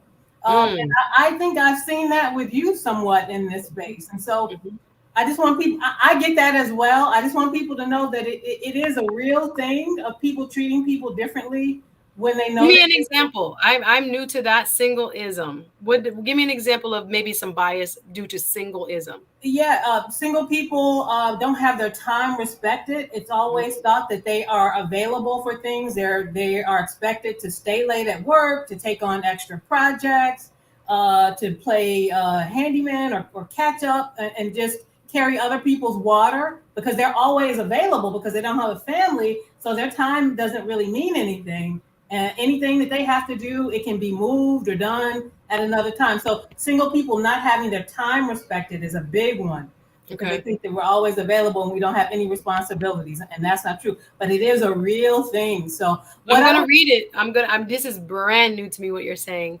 I can hear it and I'm still digesting it. So I'd love to read more about it. I definitely would. I put the link in the article. I can't wait to see more from you. I want to really thank you, and then I'll get off about you admitting on a previous stream that, because I look at you and think you have it all together, but you were saying sometimes professional people don't have it all together. They have things going on inside. And so I really, really want to thank you for being that honest and admitting that. You give a lot of other people hope in doing that. And so I want to see you, if Michelle Obama is becoming, I want to see Suzette Speaks becoming. So I want to see all of your becomingness. And thank you for being a part of it. Yeah, I appreciate it. Now that's a deep, deep compliment. I thank you for that. This whole process has been just a very eye-opening, window into others' thoughts, not only in the realm of men and women and relationships, but just in terms of some things that people have shared with me already. And I thought to myself, wow, imagine the impact you could have long term if just on the surface. I'm just scratching the surface. That's how I love. It's just there's so much more to build on and create. So I'm grateful for all of you've said. Folks are definitely you've sparked the light when it comes to singleism and all that. And the chat is saying, what's this? But aside from that, thank you so much for bringing your voice to the conversation tonight. I appreciate you, sis. Thank you, Pro. Thank you. Looking forward to your channel. Yes, I appreciate you. Jonathan talking about TLA sent me. I don't play these games. You're gonna get dropped right back down if we go into the and I see Chris. What's going on, Jonathan? Hold up, let me cam up real quick. All right, can you see me? I can see you. Can you hear me? All right. So I just wanted to respond to something that the earlier brother from Ghana said. Yeah. Okay. Because I'm Haitian American, right? So I understand the point that he was making regarding bigger women, because we have, something similar in Haiti. But the thing that the distinction is actually very important. The distinction between, just plain old, fat women, not to offend anybody, and somebody who's thick, those are two different things, and you're not even in Ghana, you're not gonna find, wealthy, successful men with fat women, like en masse. You're not gonna find that even in Ghana. So I don't know what he was saying. You're not going to find it. You may find them with some women who have some curves for sure. They might not be with the slimmest woman, but she's not going to be fat. Let's just get that out of the way. Okay, so I just wanted to point that out. Little match trying to jump in and jump out. Hold on now. So you're saying thick but curvy is good. Shout out to the Zoes. Yes, I see you. But you're saying don't mistake that for saying we want you to be overweight or unhealthy. Well, personally for me, I like them slim thick. That's me. But I'm saying what was the point what you just said? Tell me what the drill down to the point. The point I was making is that when he makes that point, he's basically saying, the weight thing is not really that much of an issue, and it is. It actually is. And so the weight thing is not an issue, and it actually is. So you say my Ghanaian brother said, only speak for my Americans, and say, you like thick, but weight is an issue for my American brothers. How? Well, he's saying it's only, this might be an American thing. And I'm saying even outside of America, it is still a thing. Now, generally speaking, here's something else though that's very important. Like if you're in Haiti, for example, and you're with a woman, even if she is, let's say, overweight, most of them are raised to behave, quote unquote, like women, right? To be traditional women, and from a very young age. So there's all these other qualities that the woman brings to the table that a man, the average man may be willing to look over the weight because she brings so much more to the table up front. We don't have that in America, right? We just don't. Okay, let me just make sure I'm understanding what you're saying. So you had started out by saying that don't confuse the thick with the fat, but you're saying that if she brings a lot more to the table, it's not as big a deal? Or are you saying, when I was trying to stop you, was saying that don't confuse being big or fat with being thick? I'm trying to see the 2 points you're making. Like, for example, I know a lot of my Haitian friends got married early. They did not play. Them churches had y'all married quick. I don't know if you're married or not, but a lot of my friends growing up, I had a whole set of Haitian American friends that got married. So you're saying to me physical appearance versus all the other stuff she does for you balance out? Or are you saying there was a point different that you were making? So I'm saying, so both of those two things can be true at once. So I'm saying basically, one, first of all, that the thickness and fat is not the same thing, right? And so even though some men may be over, like most men could probably look over, be fine with the woman being thick if she's not like just like, obviously you look at her and she just has a big gut and whatever, and like, whatever, she's not that attractive to you. But let's say she's actually thick, some men may be able to look over that, right? That's one point. But the other point I'm making is that even when she is fat, you still can't make a comparison when you're looking at a country like Haiti or Ghana or whatnot, because at least in those countries, those women are raised to be traditional, right? And so they provide value to a man either way. Like even if the man may not be super attracted to her, she already provides value to a man because she's coming into the picture as a woman who was raised to be traditional. You see what I'm saying? So I see. Okay. So you'll look past what they call in the gut. I see that in the chat. And you could say, wow, she provides quote unquote value to me. She can cook, she can clean, she can raise some kids, she can do this. So I'm not going to really worry about all of that. So are you going to go out and cheat on her, or are you going to be satisfied with her? I'm not going to go out and cheat on a woman, but I don't know. That seemed like a very direct question. But no, I'm not saying you. I'm not saying you. So define thick. Everybody keeps saying this thick, thick, thick, thick. What's thick is what they're asking. Who? Give me an example of who's considered thick. Honestly, I don't know if there's a very rigid definition to it. I'll be honest, but I think most men, if we look at enough women, we could probably point out like of all the women, which ones are thick and which ones are fat. Like it's like things like again, I don't want to offend anybody, but she may have super thick, super fat fingers and a beer gut and like or something that looks like a beer gut and Jonathan, like I don't want to say too much, but I'm just saying we know the difference. We know the difference. Especially. Let me help you before you dig a hole, baby. Let me help you. Curves, okay, curves. Ms. She may have some. Y'all stop it. Kelly Rowland is slim, thick.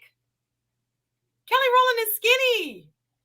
What is Kelly? You know who Kelly Rowland is? Yeah, of course I know. She's I'm just making sure. Are we talking about the same person? Are there more than one Kelly Rowland? You call her slim, thick? I'll be honest. I can't picture her. I can't picture her behind and everything right now. So I can't tell off rip. But I know she. I know she's gorgeous. So I can't. Super fat fingers is a deal breaker. Yeah, like when you look. Yeah. But I don't want to offend you. I'm just being honest, man. When you look, that's like a first tell a lot of times. You can kind of talking about Kelly Rowland. Y'all must think I'm Kelly Rowland is slim thick. Kelly is wifey. Don't get me wrong. Kelly is wifey. Kelly is beautiful, but Kelly is not slim thick. She's just slim. So counsel, let me tell you. So counsel, let me tell you the difference real quick, right? This is very important, right? So for me, a big example of this is every time I go to Haiti. And I'll meet random women in Haiti or even women in my own family. You see how eager, for example, that the women are to quote unquote serve you, right? To like cook for me, to for my father, for my family, like and it's like it's not something like they're forced to do. Nobody's forcing them to go do it. They want to do it, right? Versus they want a passport, Jonathan. No, that's not true. No, I refuse to accept that. No, that's not true. Okay, that's not tell true. me what they want. They're doing it out of tradition. So there are women out there for sure. No, I'm not going to say you're wrong. There are women out there for sure who want a green card. Yeah, you're right. But I'm saying there are ways like that wouldn't be the majority of these women. These women, they're not hoping for anything from me. They're just I'm saying it's almost like because that's just how they're raised. That's the culture. No. So I know so that. when so Yeah. so I can't I just hate it when people take aspects of stuff like that and then they then bring it into American culture and say, well, look at these women. And because it's very different because she's coming with a whole other set of other things that even in America, all these brothers who don't like fat women, they would probably still deal with that fat Haitian sister if she came with all these qualities. You know what I'm saying? Because at least, she can do all this and she takes care of the home and I can trust her and all that. We don't have that. We, for the most part, on us, we don't have that in America. So these comparisons, they're apples to oranges. That's my point. I understand that. Your point is well taken. All right, my brother. We're gonna give Mr. Chris a moment here. Any final thoughts? I feel you on this. I think you clarified what you meant. When it comes to having other, I guess when we talk about relationships as transactional, other things she brings to the table may, in your opinion, kind of suffice or kind of offset maybe the appearance when it comes to thickness or not, and then that can be still an attractive thing no matter what, depending on what you like. So slim, thick can be good. Okay, somebody asked, can they call you? Sounds like you might have someone who's interested. Are you married? Are you single? What you got going on? I am single. Yes. Oi, okay. Well, maybe they'll hook up. Appreciate you, Jonathan. Thank you so much. I was gonna ask you a question TLA wanted me to ask, but I'm not. Get on time of business. Come on, time of business. Next. No, this ain't your show. Bye. Love you. Bye. Jeez, them want coming on my business. No, baby. Don't TLA sent you, whatever. This is my stream. This is my show. Last but not least, who we got here? Chris? Hey, Suzette. It's me. I'm back again. How you doing? Good. So I had to jump on because I was a little bit appalled by the last, not the last caller, but the one before that. The one. Oh, my Ghanaian brother? What's that? This is my Ghanaian brother, Chris? No. This is not him. This is okay. I'm saying I was appalled by the last speaker. I believe she was talking about singleism. Oh, the singleism. My sister, pro woman. Yeah, it was just listening to it was just rather ridiculous for me because we have all been single. I'm married now, but I've been single before, and my life hasn't changed that much since I've been married. I thought she was just looking for a reason being a victim, and my advice to you, to be honest, just I remember your voice now. I remember your face now. Okay. Yeah. Right. My advice to you is that, it's my first time here. I'm from the TLA channel. We love your personality. We love that you take, you kind of roll with the punches. You don't take things personally. You laugh them off. You're just not a victim. You don't take things and be a victim about it. You kind of just laugh it off and keep it rolling. Obviously when it gets disrespectful, that's a different story, but it's all fun and games, because it's just how the YouTube streets are. It was just annoying listening to her because she was trying to make you this victim that was discriminated because she was single. I'm sure you're single because of your own choice. I'm sure there are lot of mercy. Chris. My brother. I know you're single because of your choice. I'm sure that many men. Oh, Jesus. The people in the comments are talking about, I agree with him. There's what is this? Some people agree with the collar. Some people are calling it sensitive victim. Okay, I hear you. Single people are demonized. There's so much to this. I don't want to pick it all the way up and kind of shell it all the way out, but I hear you. I hear you so much. Let me get to another caller, but thank you for your sentiment there. Any other final comments? No, I'll just fall back. You're like, I just want you to sue. Don't become a victim. I hear you. Tell Chris his headphones going. I gotta take you out, baby. Thank you. Thank you. Boy, Simon Hectic? Wagwan. Hello there. Yeah, right, babe. Yeah, right. How are you? I don't know about the one thing. Where are you watching from? Oh, I'm from London, like London in the capital city. Big building. smoke. Big smoke. Wonderful. Big What part smoke. of London? East Ender? Daily Offender? Listen, I watch I don't Top know. Boy like crazy. I feel like I know parts of Really? London. I love Top Boy. Really? Oh my God, it's my Really? favorite, one of my favorite shows ever. I love Top Boy. Wow. Ashley, what's his name? I forget the main actor. Waters. Ashley Walters. Yeah, and I Yeah, love yeah, yeah. Kano and them boy So there. solid. So Yeah, solid. I Yeah. love them. We so I've been solid. listening to I listen to a lot of UK rap, believe it or not. I love UK hip Really? hop. Oh my gosh. Really? I love I kind of like UK drill. That's really, I don't know about that, but I mean, I like drill. it's really UK exciting drill to hear. music. Like, UK with the accent and the hardness of the lyrics. Them man that is they're real lyricists. I well, love we took UK we rap. took that. Yeah, we took. I mean, we are inspired by you, like, you know. Yeah, and the US I can't hip really. hop, yeah, has morphed into its own thing in London.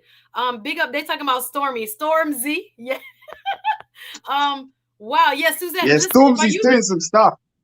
Yeah, he's doing some stuff. He was on yeah, time. I love I like the kind of hood rappers from UK. I'm not even gonna I listen to the hood rappers from UK. You ever heard of this? Yes. If you're from South Florida, I literally probably use 20 accents a day just to talk to Damn. different type of black Look, people. look, you guys are exciting me. I want to come over there. Like, You don't know what kind of accent. You got a Trini accent, Guyanese accent, Jamaican accent, South African, whatever. We got about oh wow. So I love. Yeah, this is worldwide. So you listen to it too, or is it just an American that's in love with the UK? Yeah, no. We're inherent in this stuff. Like from like not even this generation. Like you know, you get wider X's and all the sort of, you know, we've been drilled like and I guess that's where drill comes from. Because like, the younger generation, the younger generation, they get it, and I was like that, like as a young man myself. Do you get what I mean? I'm a bit older right now. You're not You've been in these streets though. I'm telling you, I love. Oh my gosh, I'm trying to think who I have like 10,000 names in my head of who I love, but I love. I like the compilation, like how they have everybody on the remix and everybody takes a verse. I love that. The B side, of course. Big up your boy Dave. Dave is like my favorite. He's been there's a guy named Abracadabra. Yo, spin this scoop. You won't be nothing. Yeah. That's my, and I love Wretch 3-2. Wow. You don't know about Wretch 3-2? You don't know about Wretch 3-2? Wow, okay. I love him, Wretch 3-2, and there's another guy, Avellino. They're fire in the booth. Fire in the booth. I could listen to that once a day. Wretch 3-2, Avellino, Dem Mande. They are some lyricists. I'm talking about Wretch 3-2 had your mind twisted up. I love lyrically. Those, let me tell you, UK, if y'all don't know about UK rap, UK drill, I mean, my workout is phenomenal thanks to all of that. Wow. I love it. Okay, so sorry, I done took over talking about my sorry, no, I've had an interesting day, and this has just like sparked it to a real next level. So like, yeah, no, I really appreciate that, man. I know like the UK and London's they're looking out, and they're tuning in, and they're sort of like you know, catching on to what you're doing, and we really appreciate it, man. I mean, what it is like the platform that you have, you know, like Suzette Speaks, like that's serious stuff. Like it's nice. Do you get what I'm saying? Because we don't really have that like in terms of like a lot of women like stepping up and, you know, putting it to the plate and having these conversations. So like we really appreciate it. Awesome. You know, that's you know, that's pretty much I mean, there was a whole topic, and there's a lot of people on your platform, and we really appreciate your views and stuff. pre-pandemic, as I keep reiterating, and I'm trying to drill into the audience that we can forget these things quite easily. Do you get what I'm saying? Like it's like a year, older than like everyone's getting back to like, oh yeah, we got to get back into our stuff. But we didn't have this sort of thing going on. Do you get what I mean? So we got to appreciate these leaders. You are a leader. And the lead attorney is, he's good. Like he's done his stuff, and I hope that we can inspire our future generations to come in terms of the platforms that we're putting up, and like the messages that we're speaking, because it's really important. Like my children, I really hope my children at 16, like I want my daughter to turn around. Oh, so I saw Susan Speaks. Do you get what I'm saying? I want to see that. I want to see that. Do you get what I'm saying? Because that's what's needed. No, we gotta be a voice. Right? We gotta be a voice. That's why I hope we can use this in a positive way. There are so many people, including myself, that want to grow, become better, learn from one another, elevate the discourse. Challenge one another. I think that's a very big thing. I think sometimes I had to look at myself in the mirror, even since this past week and a half, and be like, whoa, what do you think? What have you done? What could you be doing? And certain things that, even for myself, were very, very uncomfortable to analyze. And it's important though, because with love comes accountability. So no matter what, we just want to make sure we make space for different ideas, different people from all over the world. I love the fact I got cousins out there. Big up Birmingham, big up Brixton, big up where else they are. I know the places in London. Hold on. I know all my yeah, folks. I'm in those streets, bro. I know. Listen, I have not been. I really would love to. But I was supposed to go for a wedding and then pandemic, so I never got to go see Big Ben and the Eye and Buckingham Palace and all that. But hopefully, God's willing, we will get to see it. They talking about any girl that love UK drill, red flag. They red flagging me. But listen, I love some like all types of music. You guys, I get down. You'll be surprised. But the UK rappers do it for me. I listen to it all the time when I'm in down or when I need to get hype. I need that in my life. So they do it for me. Big up to Dave and all those. Anyway, yes, love Brixton. Where did you tell me Peckham in the build? Wait, did you tell me where you are? Oh, Christ. You don't gotta say London. London is it. London is it. Good night to you. Lots of respect to you. Anything else you want to say before you go? I have one more. Take it easy. The back is closed. No, just peace out. And Suzanne speaks and Suzette speaks, sorry. Yeah, that's my little thing. No. We just got to collaborate as people, and love your stuff, love your content. And thanks for bringing me on. Respect. Respect to you, my brother. Thank you, Simon from London. Cool. Appreciate you. Hope to see you back. Thank you, sir. Last but not least, you gonna finish this out. I am so hungry. I do not know where I'm gonna eat after this. Who is this? Take it easy. Can you hear me? Take it easy. Unmute yourself. Let's finish on a high note. Yes, I'm still on. They tell my damn Sue. You still. Yes, I'm enjoying. Shouldn't be. Take it easy. Are you there? Yes. Welcome. Okay. Hey, yeah, it won't take too long. I sent you a message just asking if I could let you know who I am because I've been doxxed. So I noticed when you were on the panel, you wouldn't give your age right away. People go to talking about your age. So just be respect. I choose because of my profession to no longer go on huge platforms. And I know sometimes people say you must look a certain way and whatnot, but some of us are not wanting to be in the limelight, but also have input. So I hope you respect me using this avatar. I do hope that you will have a platform just to discuss, everything that the men are saying. It's so much focus on looks. And when you have a child, I'm thinking about a lot of these women who are even 18, 19. Now I understand why everyone feels this fear to get right back to the body they had because of the judgment that I'm hearing from these men. They are almost talking about looks more than character. Is she loyal? Is she genuine? Is she empathetic towards others? Is she loving? Is she a helper?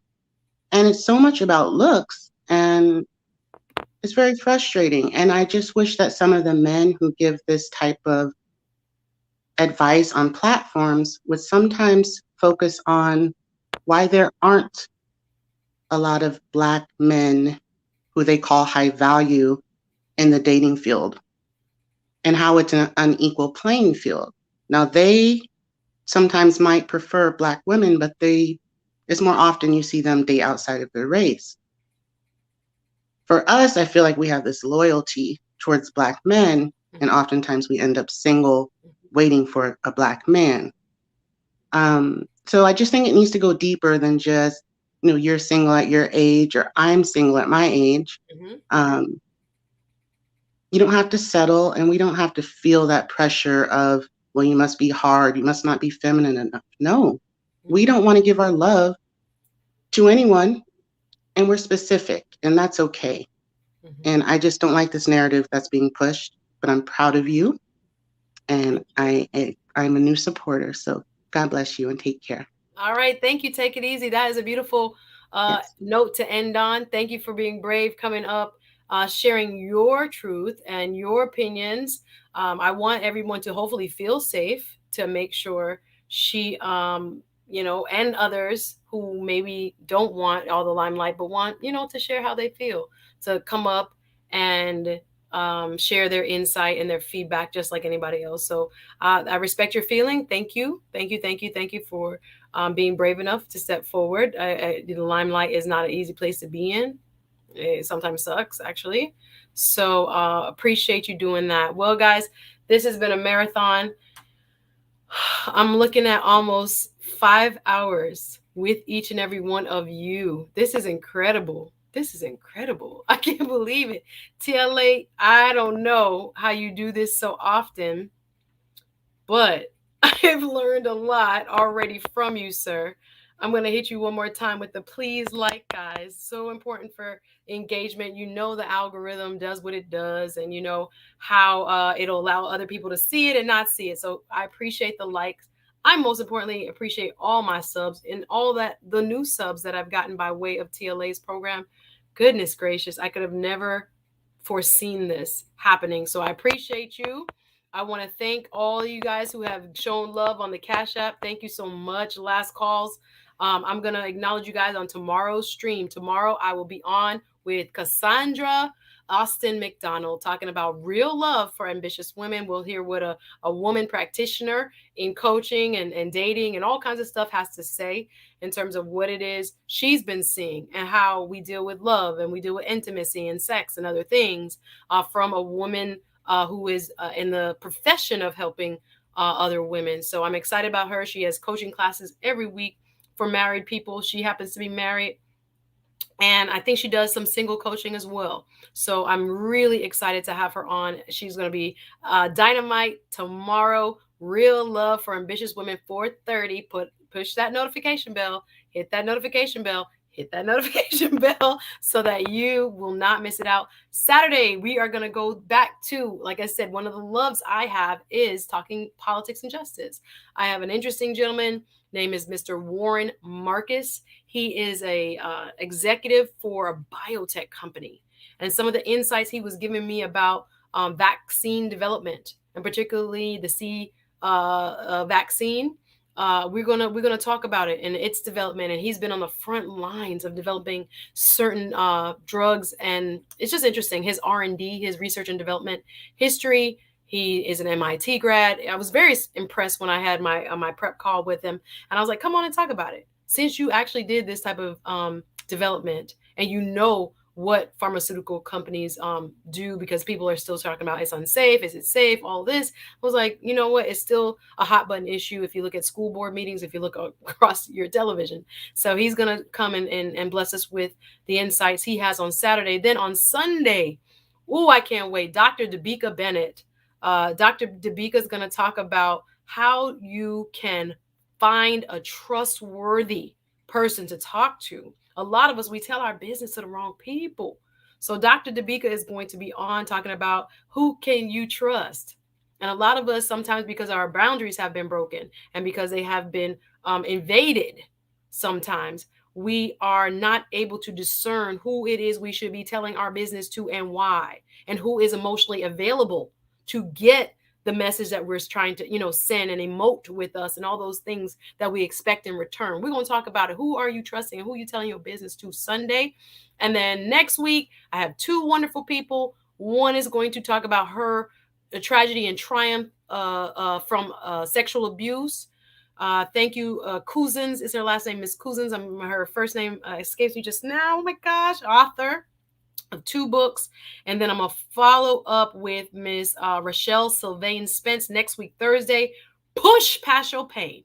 I got a lineup, y'all. I don't know if y'all ready. We're still going into some of the deep territory I want this channel to go into, to elevate each and every one of you in your own way. Different people have different needs in terms of their spiritual, mental, and psychological well-being.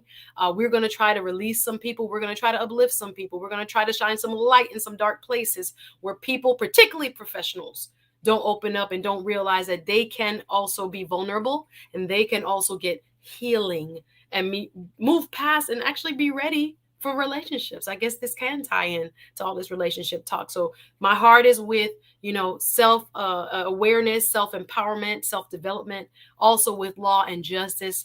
We're going to get some good guests throughout the rest of November. Y'all just stay tuned. Push that notification bell. Last call. Thank you guys for my super chats. I will be acknowledging you again. Thank you to everybody who has shown support. If this is the first time you have joined my stream because of TLA, welcome. I appreciate you. I hope you hit that subscribe button. I hope you come back because we got a lot more to do and a lot more to talk about. You ready? I don't know. We getting somewhere, y'all. So I appreciate you. Can't wait to see more of you. Stacey Ann says she can't wait for the upcoming topics. I'm getting there because, again, this is what I used to do in person. I like to have deep conversations, particularly among women, but broader now, where I'm pulling back the curtain of all the fakery, all the masks, all the pretense, and all of us have had a struggle. It could be now, it could be later, it's coming.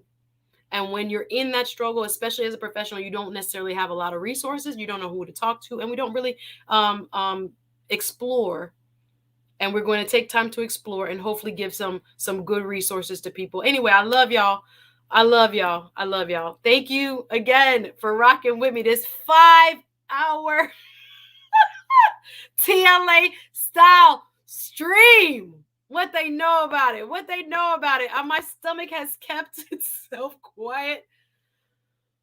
I'm going to go eat something, y'all. I appreciate y'all. Thank you for rocking with me.